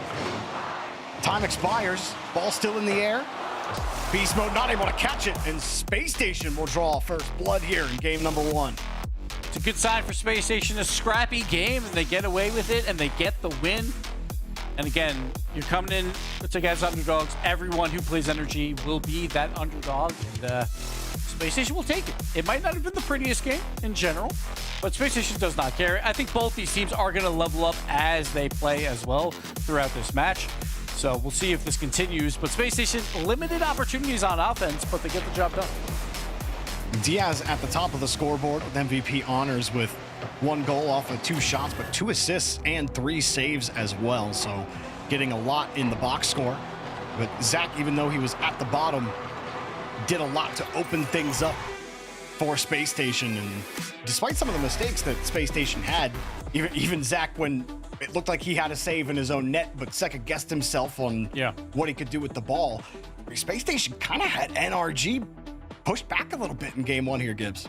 Yeah, here and there. Like, it was weird, that 1 goal that was just the midfield challenge win. I feel like that it's kind of a turning point where that's not a goal that Energy gives up a lot as well. And but it's just those plays where Space Station is like, hey, we're going to be in your face. We're going to try and attack these balls because we know we have to against Energy. We have to keep up that speed. Otherwise, this could get away. Because if Energy gets time and space, we know about their aerial fakes. We know about their aerial pre-jump passing plays. So you got to be involved in every single play. And Space Station, you know, got away with a couple where they surprised Energy, and see if they can do it again for 2 straight games. Atomic. Wow, Diaz. 0 boost coming off the backboard, and you make that stop. I was on Diaz POV. I see Atomic shoot that. I'm thinking it's a goal. Well, unfortunately for Atomic, it's not. Great save from Diaz. He continues the save your antics. Reveal also with a great catch. Follow-up actually gets around 1. Beast Mode rips it off of him, and Space Station feeling some early pressure from NRG as Atomic bumps Zach out of the way and opens up the space for Daniel. Yeah, there's some great physical play. At first, like Daniel, he drove through the box and Diaz had to dodge him, so it made him awkward on that back wall as well. And then we get another bump play there out of Atomic, so Daniel could secure the goal. So if Energy begins to add that into their rotational mix, going for these bump plays on Space Station, it's going to make things very difficult for that defense. We saw it there. Beast Mode already up. Excellent distribution. Doesn't matter how fast he's going, how fast the ball is going, where he is. The XYZ doesn't really matter for Beast Mode, but if you just delete him, the XYZ is null. Here's Diaz back with the shot from Reveal, and Space Station hit him right back. Yeah, Space Station did their own counterplay on the physical aspect of the game, but Daniel actually got a good respawn. But it was not enough anyway. That 50 spills out like into the middle. No one is ready on that back line for NRG and Space Station. They answer back quickly. And get the kickoff here as well. Atomic seeing he had the space, catch up to that ball. Diaz had Zach at the top of the box. They get stuffed in the corner. And Zach got speed quickly on the 50. Diaz late to the play. No boost for Atomic, and he doesn't get the bounce he wants either. Still, Beast Mode helps him out. NRG managed the last few touches well enough there to hold on to the midfield. Space Station out here on a mission to see how many times they can force NRG to respawn. Yeah, for sure. See Daniel again going across the crease. Didn't get any bumps. And again, Diaz did a good job dodging those, but you got to keep your head on a swivel if you're Space Station right now. Whoa. But Reveal doing it himself. Somehow it was almost saved, but Diaz comes in to clean it up. And what a play by Reveal to just attack this ball and just push it through everyone. Dang it, that's a bunker buster, dude. Yeah. He's moving forward, throws the demo out. Let Zach come in. Okay, Reveal. Everyone's stepping up right now on Space Station. We got great defense from Diaz. You got Zach breaking things open. Now Reveal's getting involved. Space Station had a lead here 2 minutes into this game. Again, they're already up a game. If they can steal another one early, that is exactly what you want. When you're playing Energy, it's always about game 1 and 2. Let's get ahead of them because you know they're going to figure it out at some point. So it's what it's about for Space Station. Feels like a game that they desperately want to have a chance to win this match. Beast Mode back on defense, getting the save. A bit awkward. Diaz has a chance at shot, and Reveal with the rebound. What a save by Atomic, pinching it off his own crossbar. Follows it up with another save as well, and Beast Mode comes in to help. On Zach and cut as well. No quick clear for NRG. Beast Mode forced to carry it out from his own corner, and they still break out. Beast Mode will steal the boosts. Zach's got momentum anyway. That 50's perfect. No Reveal, he thought about going, but ball just got away, and that's the trouble. NRG just can stop you dead in your tracks with a perfect 50-50. Beast Mode, demoed again. They are not stopping. Their mind is on one thing. And this explosion. Reveal, back down. Couldn't find it out to Diaz. Space Station still have the lead, still keeping NRG swiveling. Yeah, the only problem with these physical plays, there are times when the Space Station has no boost left because both corners have already been taken by NRG. That happened there for Reveal, couldn't get the pass out because he was on no boost on that back wall. So they're just going to be mindful of that. Daniel has a chance actually here, so it has to be thrown away by Space Station. And Diaz will get the clear. He's going to go heads up against Atomic. Reveal will help him out just a bit. Can he get a pass out to anyone? No, it's cleared to the side by NRG. Kick straight back out to Zach. And they get the midfield boost. Reveal with decent control. It was just hard to get around him. Space Station's doing a good job, though. I feel like this midfield game, they're getting very physical, like as we see again here. That shot almost goes in by Beast Mode, but it's a very difficult task there. But Space Station is so close for no one being around. Yeah.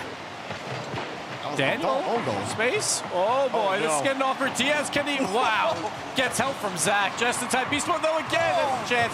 Zach has an opportunity for a shot, throws it deep. Atomic's just back in time.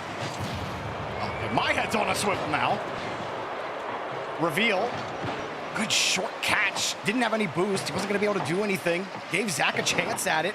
Atomic's having to pre-flip back into the ball. Still gets in front of it. Daniel's now got a free chance, but Diaz up immediately. Beast Mode right behind with another catch. Aerial play. Double tap. It's wide, or not wide, but it wasn't going in. Here's another one. Atomic wraps back around, pops over another. Space Station under more pressure. Beast Mode wants that corner boost, and he will get it. Daniel gets the ball. Beast Mode flashes back to Atomic, but Reveal reads the fake again and gets the ball out of harm's way. One more try for Beast Mode at the end of regulation. Flip reset, denied. Atomic on the pass. Daniel, no chance. Diaz had it. Reveal picks it up. He scoops it out of Atomic's pocket, puts it on the ground. Space Station up 2-0 in the series. Space Station, the heroics on defense with no boost, including of Reveal. 0 boost, knows he has another defender, reads that fake. That was the play there to seal that win. Great communication by Space Station to know they have 2 defenders there, so Reveal can play for the fake.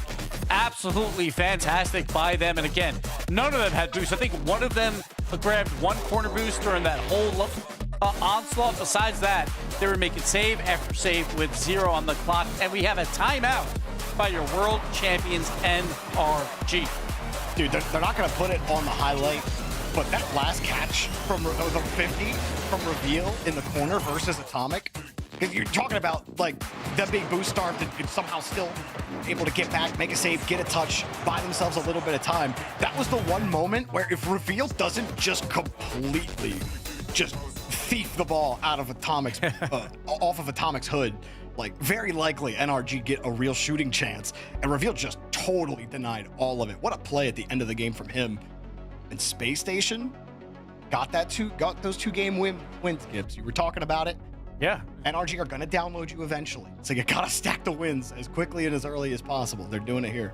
Yeah, the timeout buff for Energy, it's probably coming in, but we'll have to see. I feel like Energy is a little bit off. They've had a couple like double tap opportunities where the shot at the end of the double tap is a little bit flat. It goes and lands on the goal line. It's been, I think, in both games they had a chance at a double tap to score. Both times they hit it too low and the ball just lands flat. There was someone from Space Station, I think it was probably Reveal actually, on both plays, has 0 boost. It's like the only way I defend this is if I just sit on the goal line and wait and hope they shoot it too low. Both times that happened, and it's those small differences at times where if Energy feels a little bit off because of they play more defensive, low-scoring games, it can get away from them at times, and it can get a little scary. They usually find ways to win it anyway, and that is the biggest thing now is like, yes, it's a timeout for Energy, but Space Station has to take this time to try and figure out how to win 2 more, because it is going to be incredibly difficult. The bumps were definitely throwing NRG off their mark. Several times there were some bumps off ball where NRG tried to position aggressively, and then they just get chipped. It wasn't even just those demos. Those little chips that forced NRG to just move back a little bit, give SSG a couple of inches of space. How do NRG adjust to Space Station's effort? Well, you're not going to do much. Zach, he does it all himself here, and nothing Daniel could do. Zach just speed wins, and that's all that was. He was so quick off that sidewall, like Atomic couldn't read it. Beast Mode tried to come in to help Daniel, who was belly flopping on the ball. Just an awkward play by Energy, but at the end of the day, it was Zach with the speed to get it by the third man of Atomic, and Energy looks confused right now. And to Space Station's credit, last game, I think we saw NRG cough up the ball like that. NRG feeling it a little bit. They were able to respond quickly last game. Here they go again. Atomic, no follow-up touch. Another good clear for Reveal down the field. Zach stole the boost away in the corner, and the bump. Atomic, somehow his car just stopped moving. Not sure how he accomplished that. Powered through that one, yeah. Yeah. I think he flipped right as the bump happened, which just canceled crazy. everything out of it. That's crazy. Here's Atomic again. See Daniel taking the advanced approach there. They're not winning those 50s. Beast Mode does stay back. This is interesting, though. Energy, like as that third man, Beast Mode was up a little bit too far forward there again. That was almost just a wide open net. It just went a little bit wide, so Energy's got to figure this out quickly. Right here, Atomic has to dive back just in time. And now Beast Mode's got an opportunity, but so far the third man on Energy seemed a bit off throughout the season. Zach feeling that pressure really well. Okay, Zach, sure. Atomic gets there in time. Diaz, nothing he can do with that ball. But we were all wondering, Zach back on SSG. How's this team gonna look? He's had a lot of great looks on the ball. He's felt the pressure nicely on defense. Everybody on Space Station, though, getting involved, as comfort was the big thing we talked about with this roster. Zach gets over another one. And they look very comfortable right now. Atomic just gets out from under Diaz. Beast Mode, heavy touch. Makes it easier for Zach to just get it away from him. Diaz also demoing Daniel. Atomic with no boost. Just short. NRG are over here, Gibbs. But are they dictating the pace of play? 'Cause somehow they're getting weaved around by Space Station. Yeah, it feels like they're being outplayed. There was almost like an opportunity by Space Station to get a bump on Atomic and score another one. But Zach just kind of messed up his flipper set just a bit. So it could have been a 2-0 game at this point. And it's those small things, like same with that Beast Mode heavy touch, you know? He could have done a lot more with it. Now Atomic's got an opportunity, but Reveal, it feels like he's winning every challenge he's going for. Gets the demo as well. Now Zach's got an opportunity passed himself off the wall, but Atomic will get the big clear that is desperately needed for energy. Beast mode. Feathered the boost. Back to Atomic. Daniel's on small pads. Sitting up above the midfield line. He does get that 50. No boost spawns for Atomic. He gets the demo. Boost spawns for him now as Beast mode has the ball. Atomic right behind. Daniel following suit shortly with Zach unbeatable on the back wall. Beast mode has the midfield. Got it over one, and that's good enough. Beast mode finally able to break through the Space Station defense.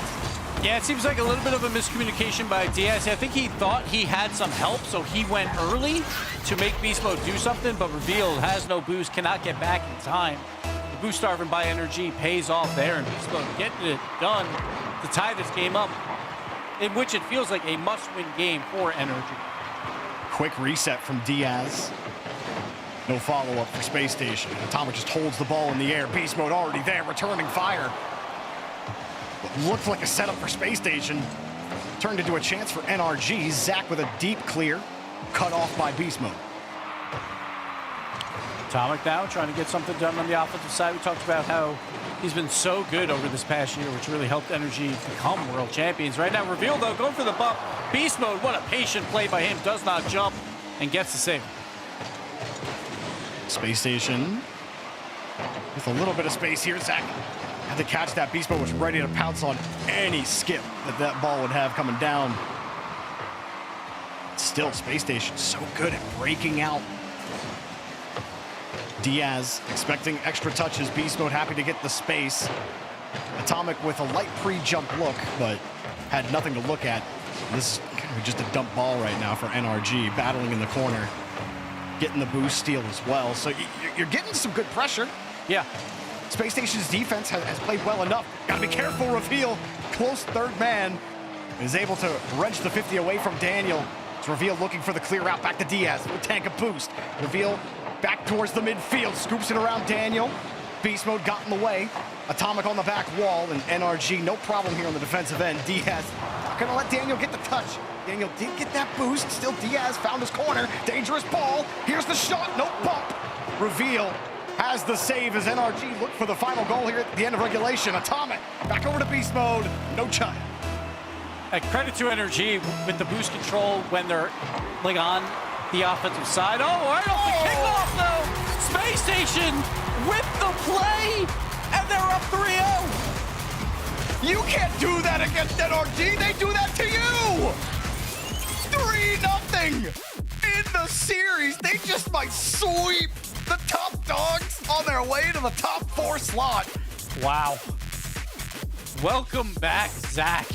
The kickoff plays come out for Space Station at the perfect time.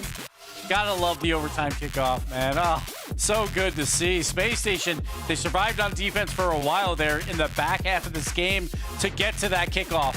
Oh, and they made it work. Already used the timeout as well. They get about 30 seconds plus to sit on that one. Man, just straight zeros for Atomic and Daniel. They each only registered 1 shot in that game. Beast mode registering 5 and picking up the only goal as well. And only 1 registered save. Was not a high shooting game from either team, Gibbs. Only 4 for Space Station, but 50% accuracy, you'll take that. Oh yeah, Space Station has not been shooting a ton, but their conversion rate has been exceptional, and sometimes that is what you need against the top defense in the league. So Space Station coming out, they're up 3-0. We talked about this earlier with Shopify Rebellion, who was down 3-1. The hardest game to win is the final one. Can Space Station do it? If anyone's going to reverse sweep, you would put money on Energy being able to do it, but right now, Space Station on the defensive side look fantastic. Can they close it out here and just end it early? Yeah, I mean, look, outside of the belly flop from Daniel, I don't feel like NRG are really playing that poorly. Like, they're giving you NRG looks. They're giving you touches like that. But, you know, on a better day, maybe that's just in the net for Beast mode. So maybe they are a little off. But that's a crazy bar to be, like, holding NRG at. They've earned the bar, but still. Yeah, they've been playing all right. Like, I feel like their third man has been a little bit confused at times, but I thought that game was actually going really well. But that's the beauty of the kickoff, right? If you can get that kickoff to work, you can get those wins. And that's what Space Station did there. And it was, again, credit to their defense on limited boost. They've had to do a ton of that throughout the series, and they're making it work. The going's been good for Space Station. Will it ever get tough? There's one back to Diaz with the corner boost. That's a heavy touch. Still, he got the 50. Beast mode right there for the follow-up. Zach, though, will throw it again deep. Daniel is ready for it and actually controls this very well. So Reveal has to be on his back foot, but he will control it off his own back wall. Diaz is there in support, will take over, but Beast Mode is waiting there ready. Seems like Energy is a little bit more calm, cool, and collected on defense right now. Beast Mode, another big win in that midfield. So seems like Energy, like, yes, there's a lot of pressure on them, but it doesn't feel like it so far throughout this game. Oh, that's a beautiful skip for Beast Mode. Zach with no boost gets up just in time. Rebound denied. There was 2 available for the save. Reveal is the one who picks it up. Diaz gets his own corner boost as well. NRG, try as they may. The blue net was not on the schedule. As Atomic drills this one around. Now NRG start to get a couple of 50s. Daniel up against the Diaz just gets all of that. Daniel looked like he had better position on the ball. He had a little bit more boost, but Diaz just came in with momentum, ripped it away, forced NRG to redraw the maps here. Daniel denied with another clean touch out to the side from Zach. Well, great bump there by Diaz to open it up just a bit and give some breathing room, but Daniel now has a lot of space, gonna do it himself and gets the dunk on Diaz. Daniel finally hitting the bowl. A couple of times. Had a carry, had a couple of free tries, beautiful roll into the ball, and perfect 50-50. And there was no chance Diaz was getting that ball out. Daniel got all of his car on top of that ball. Excellent push from him. And that just feels like exactly what Energy needs. Some more kickoff coming out by both teams. The double fake almost works out in Space Station's favor, but Beast Mode is the first one to gain possession off of it. But that was a great sign for Energy fans, is to see Daniel when he's got a moment, where he's got space, where he just did it all himself. And that is what you expect out of him. Playing that third man role is like, feed Daniel that ball with 100 boost, he can make magic happen. No, if you're just tuning in, yes, the score bug is correct. No, it is not flipped. Space Station are winning the series 3-0 right now. In the upper bracket here, first open towards the Paris Major. NRG have woken up. Daniel almost finding a way to get a 50 there to Beast Mode. Beast Mode tripping Zach up. Was thinking about a pass. Instead, just tried to shovel some obstacles out of the way. Another attempt here from Atomic. Sidewall double fails. Beast Mode up high. Good form right now for NRG. Yeah, I feel like Space Station is getting a little bit too throwy away, I guess, on defense is the word. We're just throwing the ball right to Daniel, who's just waiting there with full boost. So they got to figure out a better way to clear these opportunities so they have a better chance on the offensive side of things, because, again, they only have 3 shots in this game again, and Energy's on 5. This might be their chance, but and NRG wait right on the midfield line. Diaz slips through a couple of NRG defenders. The Space Station break through this. They got to pick the moment to attack the ball. They tried to attack in between the pass.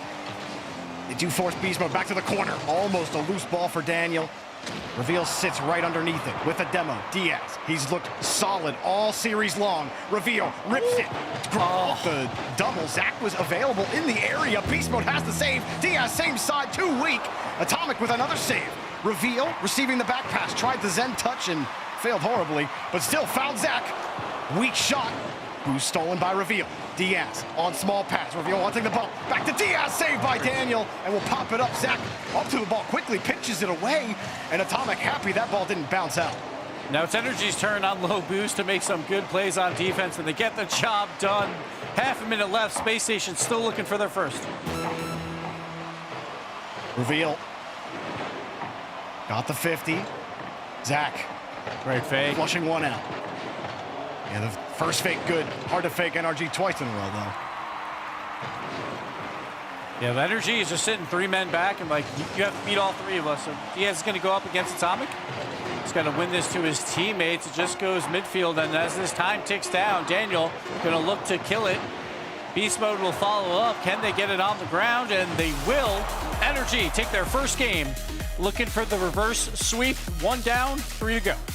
Daniel, the sole owner of a goal in that game, preventing the sweep. Also, a lot of really great touches from Atomic on defense. There's two possessions in particular where he is the last line of defense. Daniel and Beast Mode both got beat. Atomic's got to get a catch, has to buy time for his team. He does exactly that. 50s start going their way. Gibbs, you talked about Space Station on defense. Got a little hairy, got a little chaotic. Didn't have that same poise and control we saw from them. It started coming together near the end there. They had a good push. And this time a lot more shots, 8 shots from them, but unable to actually find the net. Yeah, they finally found some offense in that back half of that game. I felt like early on, Beast Mode was doing a good job in the midfield, challenging and trying to control the pace of play to keep the ball on the blue side of the field. But Space Station did find some looks at the end, but Energy's defense, they come out on top, and really just came down to one solo play by Daniel was the difference in this match. So Space Station, I think they still should feel rather confident that they can win one of these next 4 games, but it's still Energy, and that's always in the back of your head. You know that these guys are the GOATs of North America, so it's still a tough. They're not sweating. They're not sweating. I'm sure they're like, oh, dang, we're down. I feel like I can hear the Beast Mode post-game interview already. Like, oh, yeah, we're down 3-0, but honestly, we're not going to mess up again. Oh, yeah, he's probably just bummed. Yeah, 4-3 win. Yeah, he's probably just bummed because he's like, I had a lunch date, and now I got to, push it back 30 minutes. That's all. You know? Oh, yeah, like, whatever. Bro's got his country butter out. Yeah. Or whatever, whichever brand. Eating cereal out of his butter bowl. Daniel's got the bowl cut. Okay. Yeah. I was a little concerned there because of the no boost, but they did get back in time. And, yeah, here we go. The Energy down 3-1. Space Station. Just find that one play. Put all the pressure on. Get that first goal of this game. Put all the pressure on to Energy. Because right now I feel like they're not going to feel the pressure until they're losing in this game. Yeah, Space Station still very much in control of the series. However, Daniel could make things a little squirrely this time. It doesn't go NRG's way, though. No boost for Diaz. Reveal gets bumped, though. Almost looked like it would have turned into something. Easily covered, though. Yeah, it seems like there's always 2 men back for Energy, so if you are going to go for these bumps, you're going to have to find a way to get 2 members of Energy to cross that midfield line, which right now it seems like they're pretty happy with just allowing Daniel to do his thing and then play some solid defense. So we'll see if that opens up as this goes on, maybe with some demos by Space Station. Yeah, that's really kicked down, hasn't it? NRG haven't gotten deleted nearly as often. Space Station, more of this on defense. A lot of low boost, a lot of dimes that you're picking up off the ground. Beast Mode, denied by Reveal. It's hard flips for Space Station on defense. They don't have the boost to follow up those first saves. Diaz finally gets his own canister, but still forced to chuck it away. And NRG continue to mount the pressure. Beast Mode decides to take, but it was a heavy touch. Diaz thought Beast Mode was going to get there. Beast Mode just stopped boosting. It's like, fine, Diaz, you want to overread that? I'll let you look like a fool. And now Beast Mode in the air. High ball, Zach. Nice catch. Yeah, Beast Mode's having a lot of heavy touches lately, just trying to throw it deep, and maybe that's a game plan of them. It's like, yeah, Space Station has no boost. You're better off keeping it above their head. Atomic has a chance to double. He can't reach it, so Daniel will take over. Try and get it back midfield. Can't do too much with it because he runs out of boost. Still, Space Station. Big win by to get there, but look, Reveal's there first instead of an NRG attacker. That has really been part of the defensive success. Their positioning more at the point of where's that rebound going to be? If I don't have the boost, it's got to feel a little more uncomfortable sitting that far away from the net when you're only on small pads. But Space Station have done such a great job managing that on defense. It's feeling almost a little bit like MIBR. You remember their zero boost defense that they had in Boston. Feels a little bit like that right now for Space Station, but they're making it work. Yeah, the only issue is then there is just no counterattack, right? They just have to boom the ball down because they're trying to get boost for all their teammates. They're trying to just get like a small reprieve of 10 seconds, and they just never have enough boost to get that counter right now. So Energy is happy with this performance so far. Zach just drove by the ball. NRG starting to lose control of it a little bit. 50 goes right out to Diaz. Heavy touch. Atomic gets to the 50. Reveals dead. Beast Mode able to shuffle it back out to Atomic. Quick reset. Nothing more. Daniel wanted to go steal that corner boost. He left early, seeing that play was about to get blown up. Now got back for a 50. Beast Mode Gonna hold the ball back for Atomic. NRG refuse to let this ball go until it gets inside the blue net. Daniel next up, and Reveal stuffs him with no boost. Zach just chucking it away, looking for a demo. Atomic narrowly avoids him. Daniel sends it packing. Diaz just trying to keep it out still. A minute remaining. NRG lurking, beast mode on target. Zach's got the save. It's 12 boost at a time, but 12 boost is all they need. Atomic wins the first touch off the ceiling. Diaz is bumped. No dunk. No dice for NRG. And Diaz finally has some boost, gets the clear over beast mode. Here's that counterattack we were talking about. The pass down by Zach. He can't get the double tap angle for the shot, so it goes awry, but we're still sitting at 0-0, even though Energy has controlled most of this game. Space Station just needs one. Oh, what a flick from Reveal. Zach leaves it for Diaz, goes underneath, and beast mode with a perfect grounder, no bounce. Daniel he only has 11 boost. Atomic was sitting on the back wall.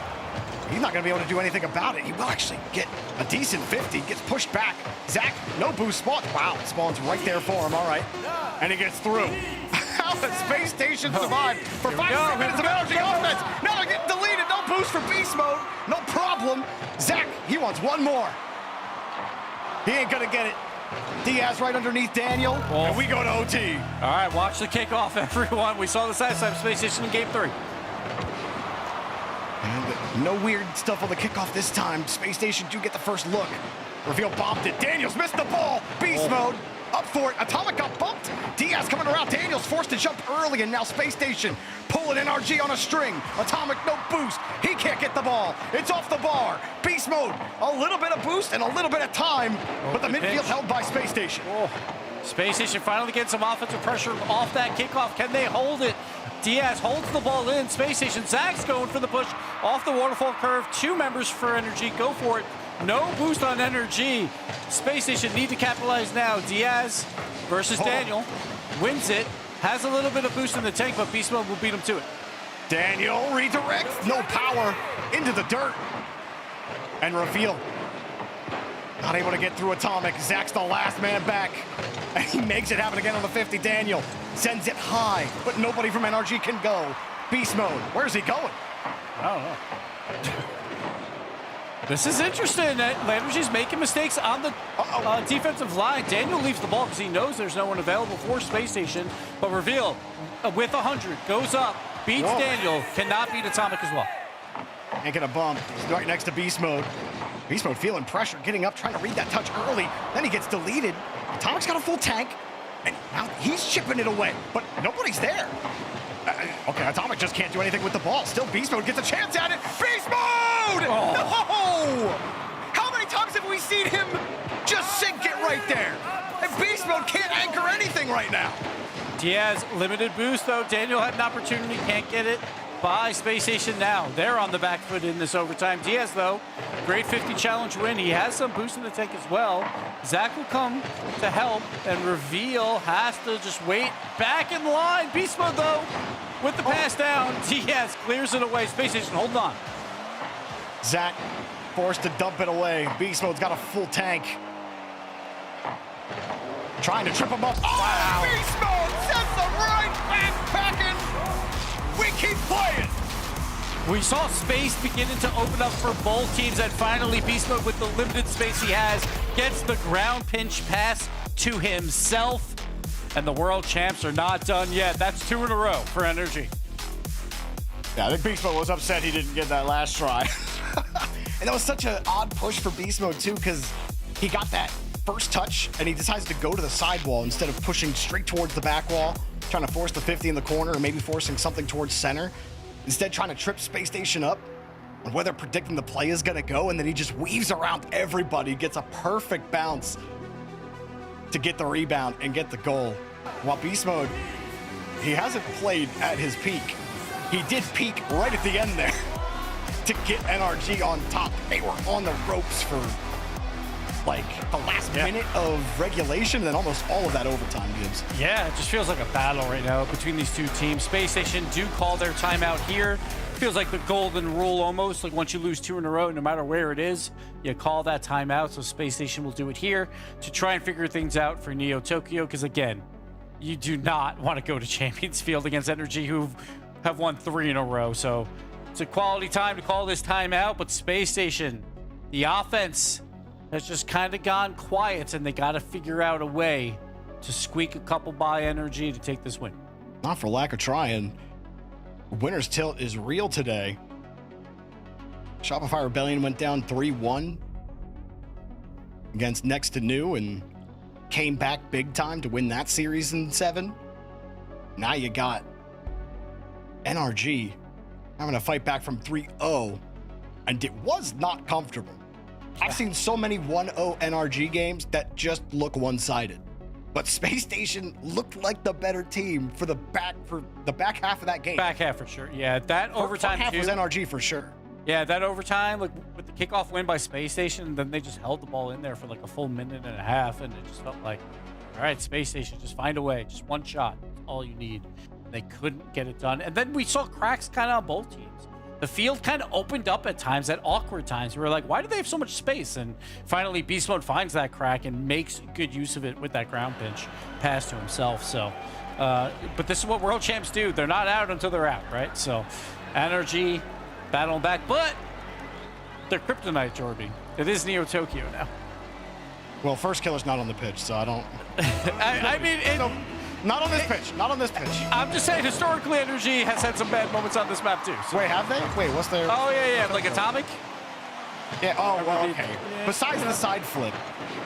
Okay, well, besides the First Killer off the back wall. It's the same thing. First Killer has like 10 Neo Tokyo nightmares. I mean, all of NA, I feel like, does in these majors, so yeah, what are you going to do? But let's see what happens here. Vatira. Yeah, exactly, right? Europe is just good at Rocket League. But we're in North America. Space Station trying to take the crown off Energy's head and move into that top 4 and push Energy to the lower bracket. Space Station, as my good friend Achieves would always say, you did a lot of good in that last game. You might not have won it, but you don't have to change too much. You just need to find the finishing touches. Veal, he's getting touched up there. Deleted. Diaz won't get a real shot on net, but he's credited with one regardless. And speaking of pressure, too, Zach, you know, he returns out of retirement. It's like, all right, big pressure situation now that you've got yourself into where it feels like a must-win yet again. See how he performs. I felt like he was moving the ball down the field a little bit too much last game, but that could have just been because of the boost situation. Nice. Dude. Psycho there into the pass, and this is NRG Beast Mode. Are you kidding me? Let's be honest, Beast Mode won it then. All right.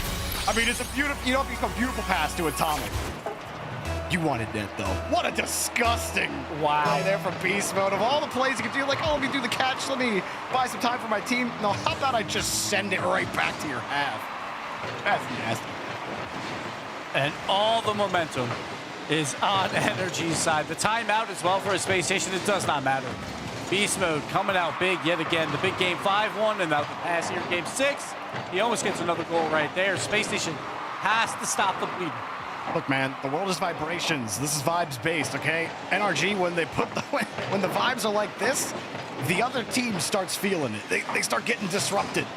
All the feel-good you had, all the confidence you had gets wiped away when Beast Mode comes to play. Daniel, underneath on the reset, but nothing for it. Both defenders there for Space Station to knock it away. Try to get this downfield. NRG feeling comfortable in the blue half. They've had plenty of pressure in the series over here. Nothing to do right now, though. Still, Space Station are getting starved out. Space Station finally finds a clear. It was a good play by Zach. He had no boost, but this time he didn't boom it. Tried to play the low 50 game, and it worked out for them. So Space Station now on the offensive side have to find a way to get enough boost and counter, but Daniel will get a big clear. Diaz is there to meet him, though. And Space Station clearing it right back to the other side with Beast Mode with limited boost. Good catch from Zach. Yeah, Reveal, that was just... Positioning from Atomic was unbeatable. Reveal, there was no way he was getting to that ball, and Space Station now trying to hold on to this midfield. Diaz, instead of going for that boost, the midfield boost, trying to protect it, didn't want to give Daniel any space. I think you can feel the fear right now for Space Station. Reveal, though, good challenge there to keep the ball just in Energy's half for a split second longer. Allow his teammates to collect some boost. And he's been doing a good job on his challenge game, on defense as well. I feel like he's had a really good match so far. Beast Mode, though, with the win on limited boost, almost gets another. But Zach, great patient play there. Daniel, though, will keep this ball deep in the blue side of things. He's got some boost as well. Ooh, kind of a misplay off that wall, though, so it allows Space Station to get out. Yeah, but then just right back into the corner. And Diaz couldn't catch the ball, used all of his boost. Not the perfect push, but Atomic is getting shoveled.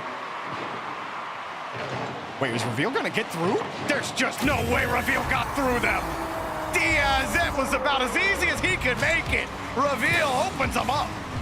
We see Daniel fly by, we see Beast Mode fly by, and Diaz secures the goal. Atomic on no boost. Reveal playing the patient game, and Energy fell for it. Hook, line, and sinker.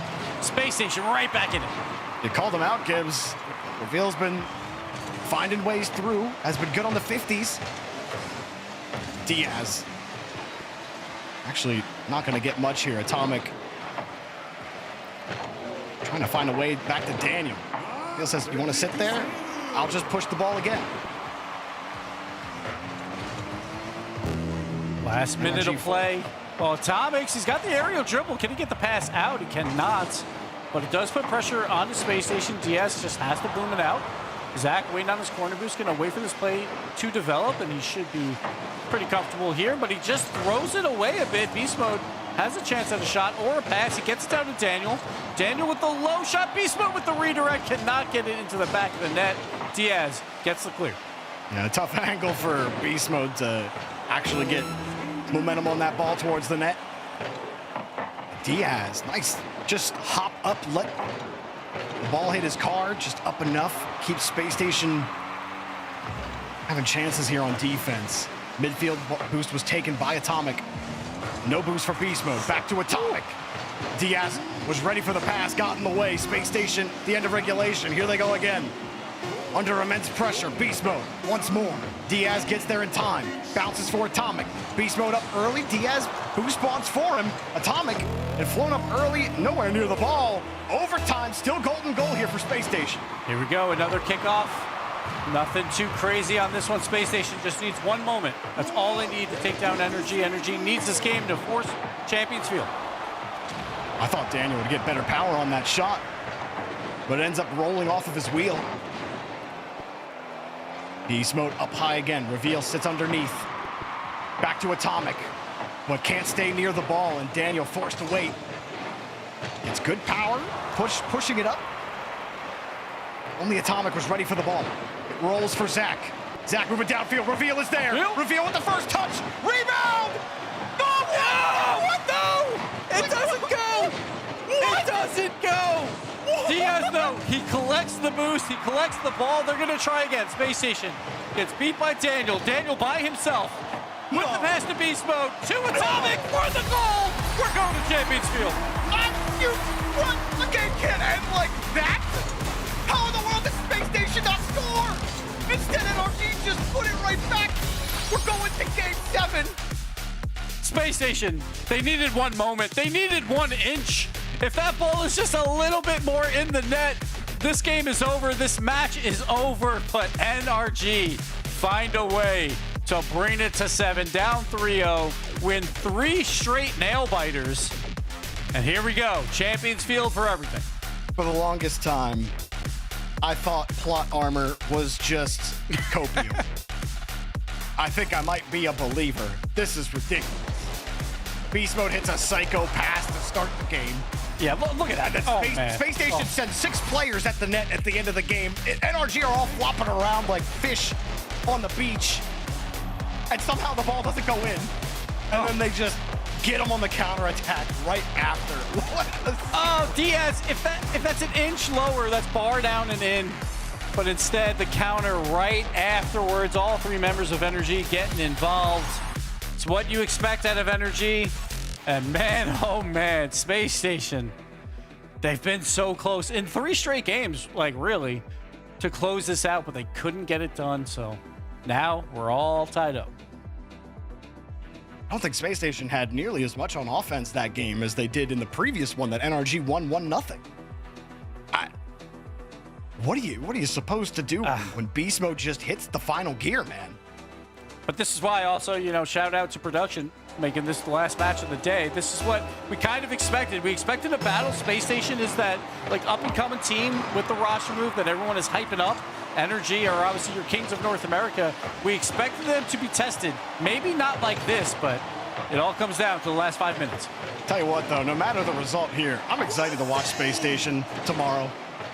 What a battle this has been against NRG. Even on this comeback, they have not made it easy for NRG at all. It is not a one-sided affair. Space Station have come to play. Daniel, downfield to Beast Mode. He eyes up Atomic. Atomic gets most of that. Space Station trying to settle things down. Daniel got a little bit of space here again, but just has to throw it away. The ball was a little bit too close to his bumper. Some demos coming out in that midfield will open up a little bit of space for Space Station to recollect their thoughts and boost. And reveal has Diaz, goes for the pass, goes for the shot. Atomic, big save. Zach is not there for the rebound. So Energy survived the first scoring opportunity. Yeah, Zach could not go for the rebound. Yeah, he was just nothing there, even though Beast Mode got bumped in the back of the net. And they see Atomic there. You had Reveal back. Diaz decides to take, and he runs into a frag. Reveal. Is this 50? Can't get the follow-up against Daniel. Zach's posted on his boost. It finally spawns. Here comes Space Station, comfortably uncomfortable defense. But there's a little gap you can get back to the ball. Reveal does close it. Oh, and then there was a Rule 1 there for a split second. I'm not sure who broke it. I think it was on the Space Station side. Just keep that in mind as we go here throughout this. But Atomic, no one expected that ball to go across that goal line, so no one was there for the follow-up. No play for Space Station. Reveal. Well, Daniel, seeing red, turned his targeting computer off, and it's just pure feeling there. Going for the demos. Beast Mode pops it up over one. A little bit of space here for Atomic, gonna play it slow, just trying to get that 50 midfield. Beast Mode to himself. Diaz, though, meets him there. Atomic has another opportunity. He's gonna throw it a little bit deep. And Reveal gets a big clear. Diaz is upfield, gonna look for that midfield pass, but gets beat out yet again. I feel like both teams on offense, they're waiting for the ball to come to them while the defenders are coming in and attacking it. So both these teams are gonna have to come meet that ball just a bit quicker. Reveal's got a little bit of an opportunity, but just kind of throws it away here as well.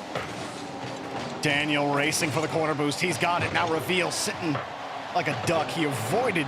Oh, boy. Just was able to waddle away, but Beast Mode fires a rocket into the pond. And it's 1-0 NRG. Yeah, this was awkward. We got two members of Space Station with zero boost on that back wall, and then Diaz was flat-footed on the goal line. Not a great touch there by Zach. He was the only one who had boost at first, and it allows it to turn into a pass for Beast Mode, and he capitalizes again. Some crazy kickoffs coming out by both teams with the fakes. Nothing comes of it, but Space Station now down a goal. Have to find a way back. Quick rebound, but Atomic has him beat. You could try. You can put in as much effort as possible. You can even look good doing it. But NRG will make you fight tooth and nail the whole way. And here they go again. Double commit from Space Station. And more Beast Mode committed as well. That is not what you want to see from NRG, but Beast Mode's still weaving around. And they just left one on the table. How? I have no idea how Daniel missed that. And now Diaz just flipped it. Beast Mode, he doesn't get that. Reveal scoring. Zach.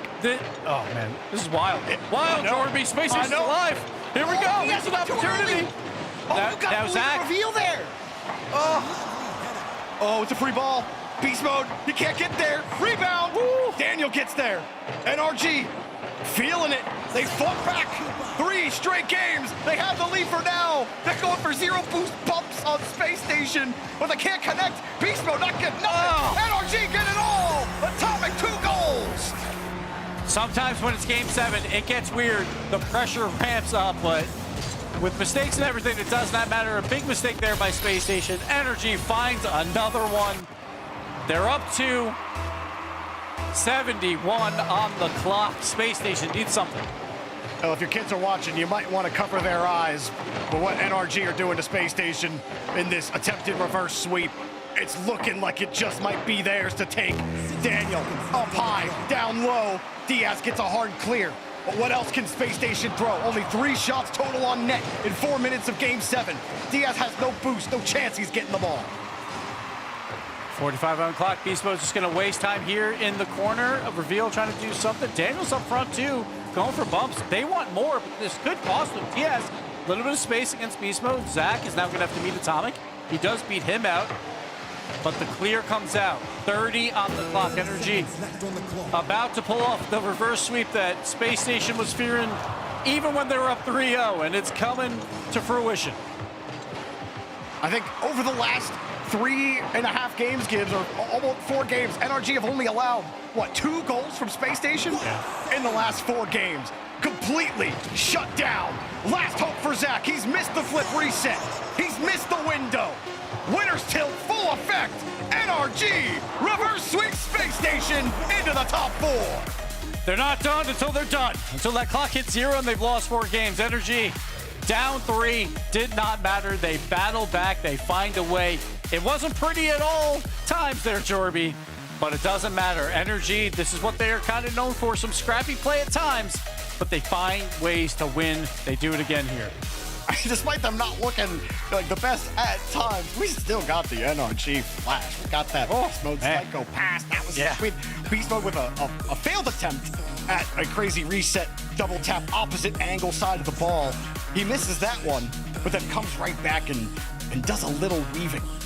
And man, NRG, they're just so tough, man. How? Every single time. You think you got their number. You think you finally figured it out. And you get beat anyway.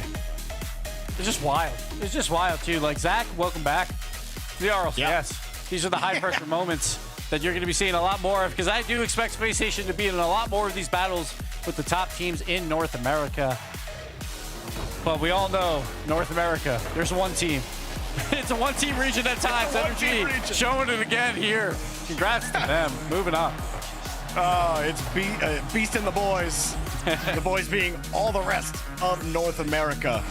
NRG, still the top dog until someone does something about it. Will they ever? I want to know what the desk thought about that craziness. Guys, please tell me.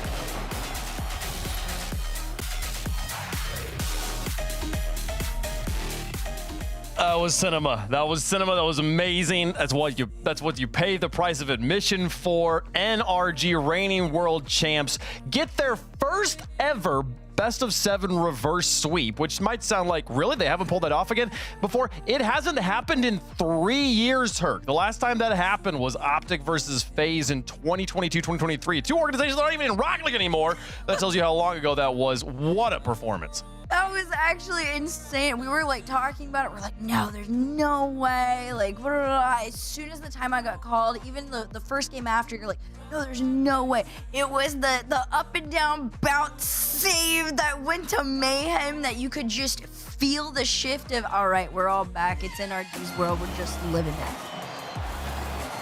Unbelievable. It's crazy. I mean, I kind of had a feeling this is where we were going after Game 5, but then like after Game 6, it was just unbelievable. Like to watch this series and to see the incredible turnaround. I mean, Space Station looked phenomenal. Like the overtime winner here in Game 3 was like, okay, right off the kickoff, it's like it's inevitable. It's NRG on Saturday. They're gonna get beat. Then they're gonna come back and beat them on Sunday, and same thing they've done like 2 other times. And then the world just changed. Are we gonna see? We're not gonna see the beast mode. Watch Atomic. Watch Atomic. How does this not go in? Like, what do you mean? And what about the beast mode like psycho into pass that opened the scoring in that game? That was unbelievable. An incredible performance from the world champs. We're joined by the coach Sathu to talk about the moment, but what a day, what a I don't even know where to begin. I want to start with Atomic making the save in overtime in Game 6. Like, what was it like for you guys? What were the comms like at that moment? Just in big moments like that, it's pretty common for like all the comms to just go silent. So, because everyone's kind of focused on making that little touch that they need. So in this case, Atomic making his adjustment on the goal line. So it was just dead silence. But then it's back into rapid comms. Oh, the focus, Herc. I honestly, if you had said anything, I think you saying that it would be dead silent is the last thing I'd expect it to be in that moment. I did want to ask, obviously at the beginning of it, it did feel like SSG were kind of running away with things. And I know, with Zach coming out of retirement, I don't know if you expected him to be playing on that level, but what has it been like to see Zach out of his, obviously the shortest retirement on the planet, but do you think much has actually changed from when we first saw him? I think, honestly, no. I think he's still a very similar player. I think they brought him in to do what he was doing a year ago. He's a great player, don't get me wrong, but at the same time, while we were kind of staging this comeback, a very similar thing happened last year in the first regional against SSG, and there was a very similar Game 7 then too.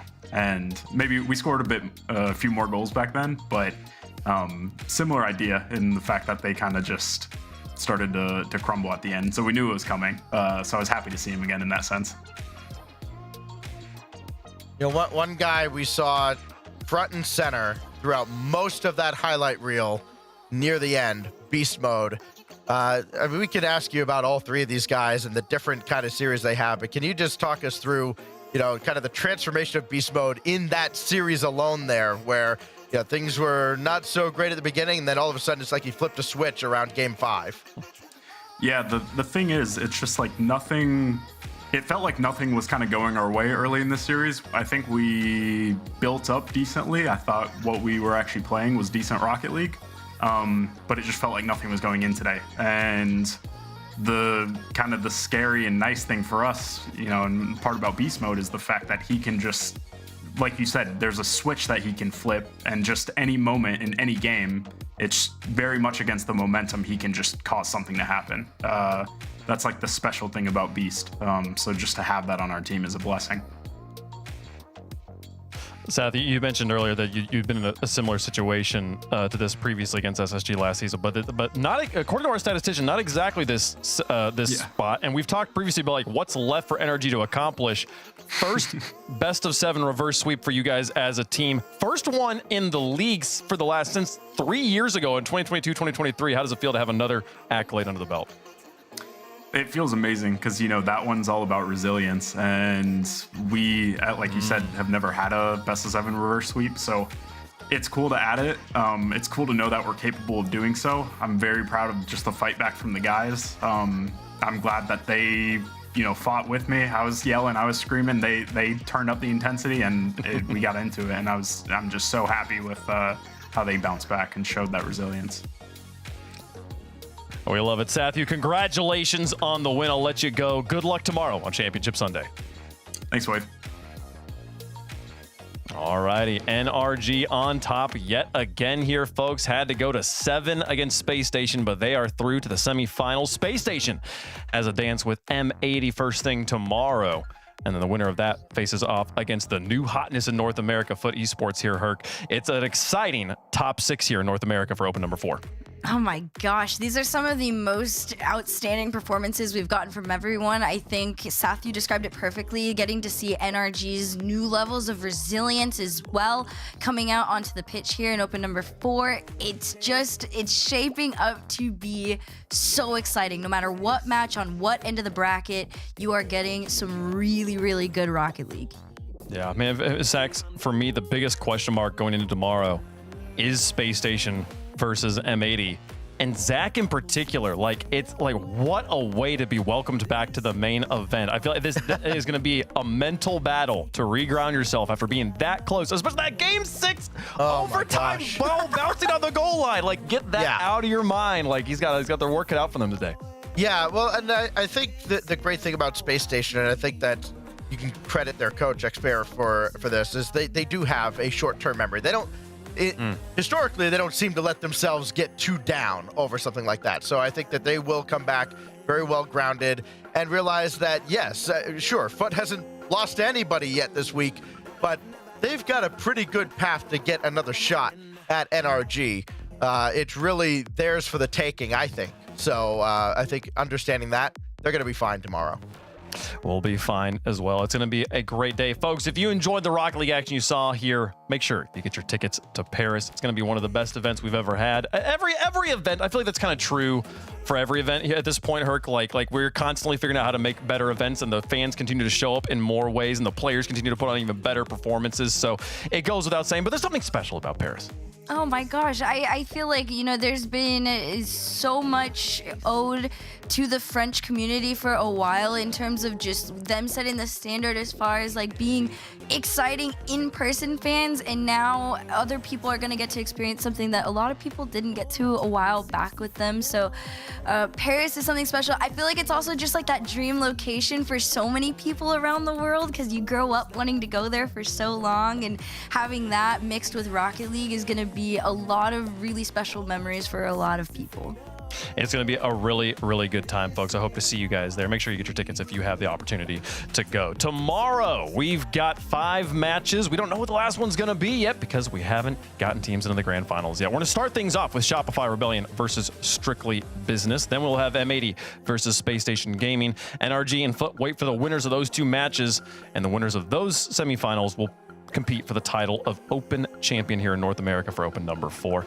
It's going to be a great day. I hope to see you guys there. Thank you so much for watching here today. 9:30 a.m. Pacific is when the pre-show begins. We will have our first match half an hour later at 10 a.m. Hope to see you guys there. Thanks so much for watching. Excited to see you tomorrow for Championship Sunday.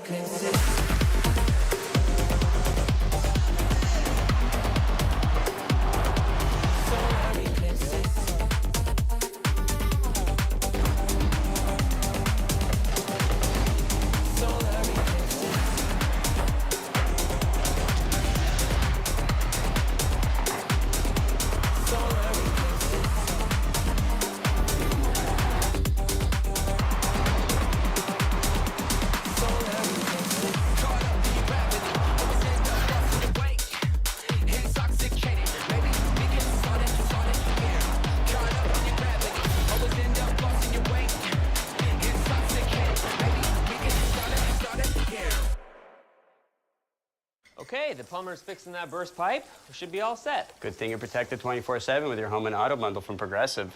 Oh, I'm sorry. I'm just trying to figure out the right caption to post about this. Maybe something like, I have protection, just need a lifeguard. What about that emoji with a shocked face? Or maybe flooded with emotion. That's too much. Try Tuesdays are cray. You know, technically, you don't have to post everything that happens online. I totally believe you. Life is meaningless without affirmation, am I right?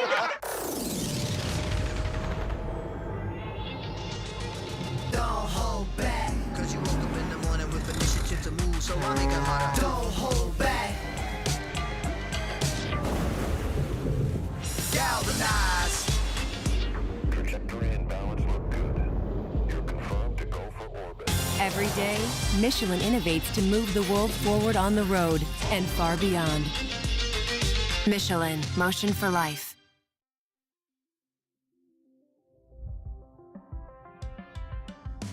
Never thought I'd hear your voice again, and now you're taking up my mind. One spark to ignite the flame, and then it happens all the time.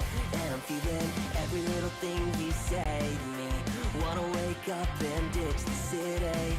Break out, these walls are caving in, and you're a tidal wave. Yeah, take me back when you said we can do this until we're dead. Just a little bit farther, we're breathing underwater. I'm keeping your heartbeat like a drum. We can be kids out on the run. There's nothing better, I'm just glad we're young together.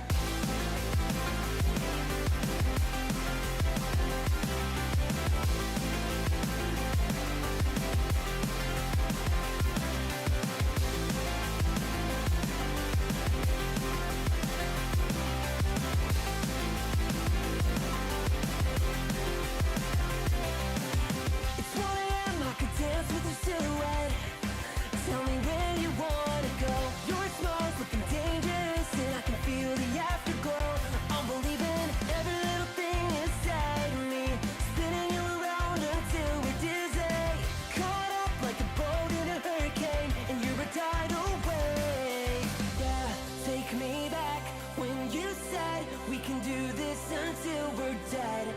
Just a little bit farther, we're breathing underwater. I'm keeping your heartbeat like a drum. We can be kids out on the run. There's nothing better. I'm just glad we're young together. I'm just glad we're young together.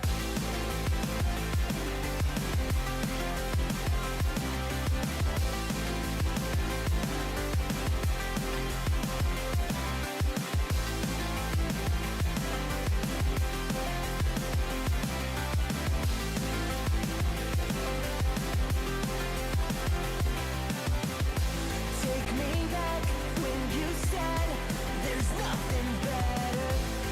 No oxygen, redoing like this will never end. And your heart beats like a drum. Now I'm glad we're young.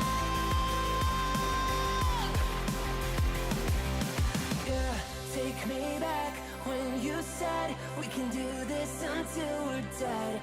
Just a little bit farther, we're breathing underwater. I'm keeping your heartbeat like a drum. We can be kids out on the run. There's nothing better. I'm just glad we're young together.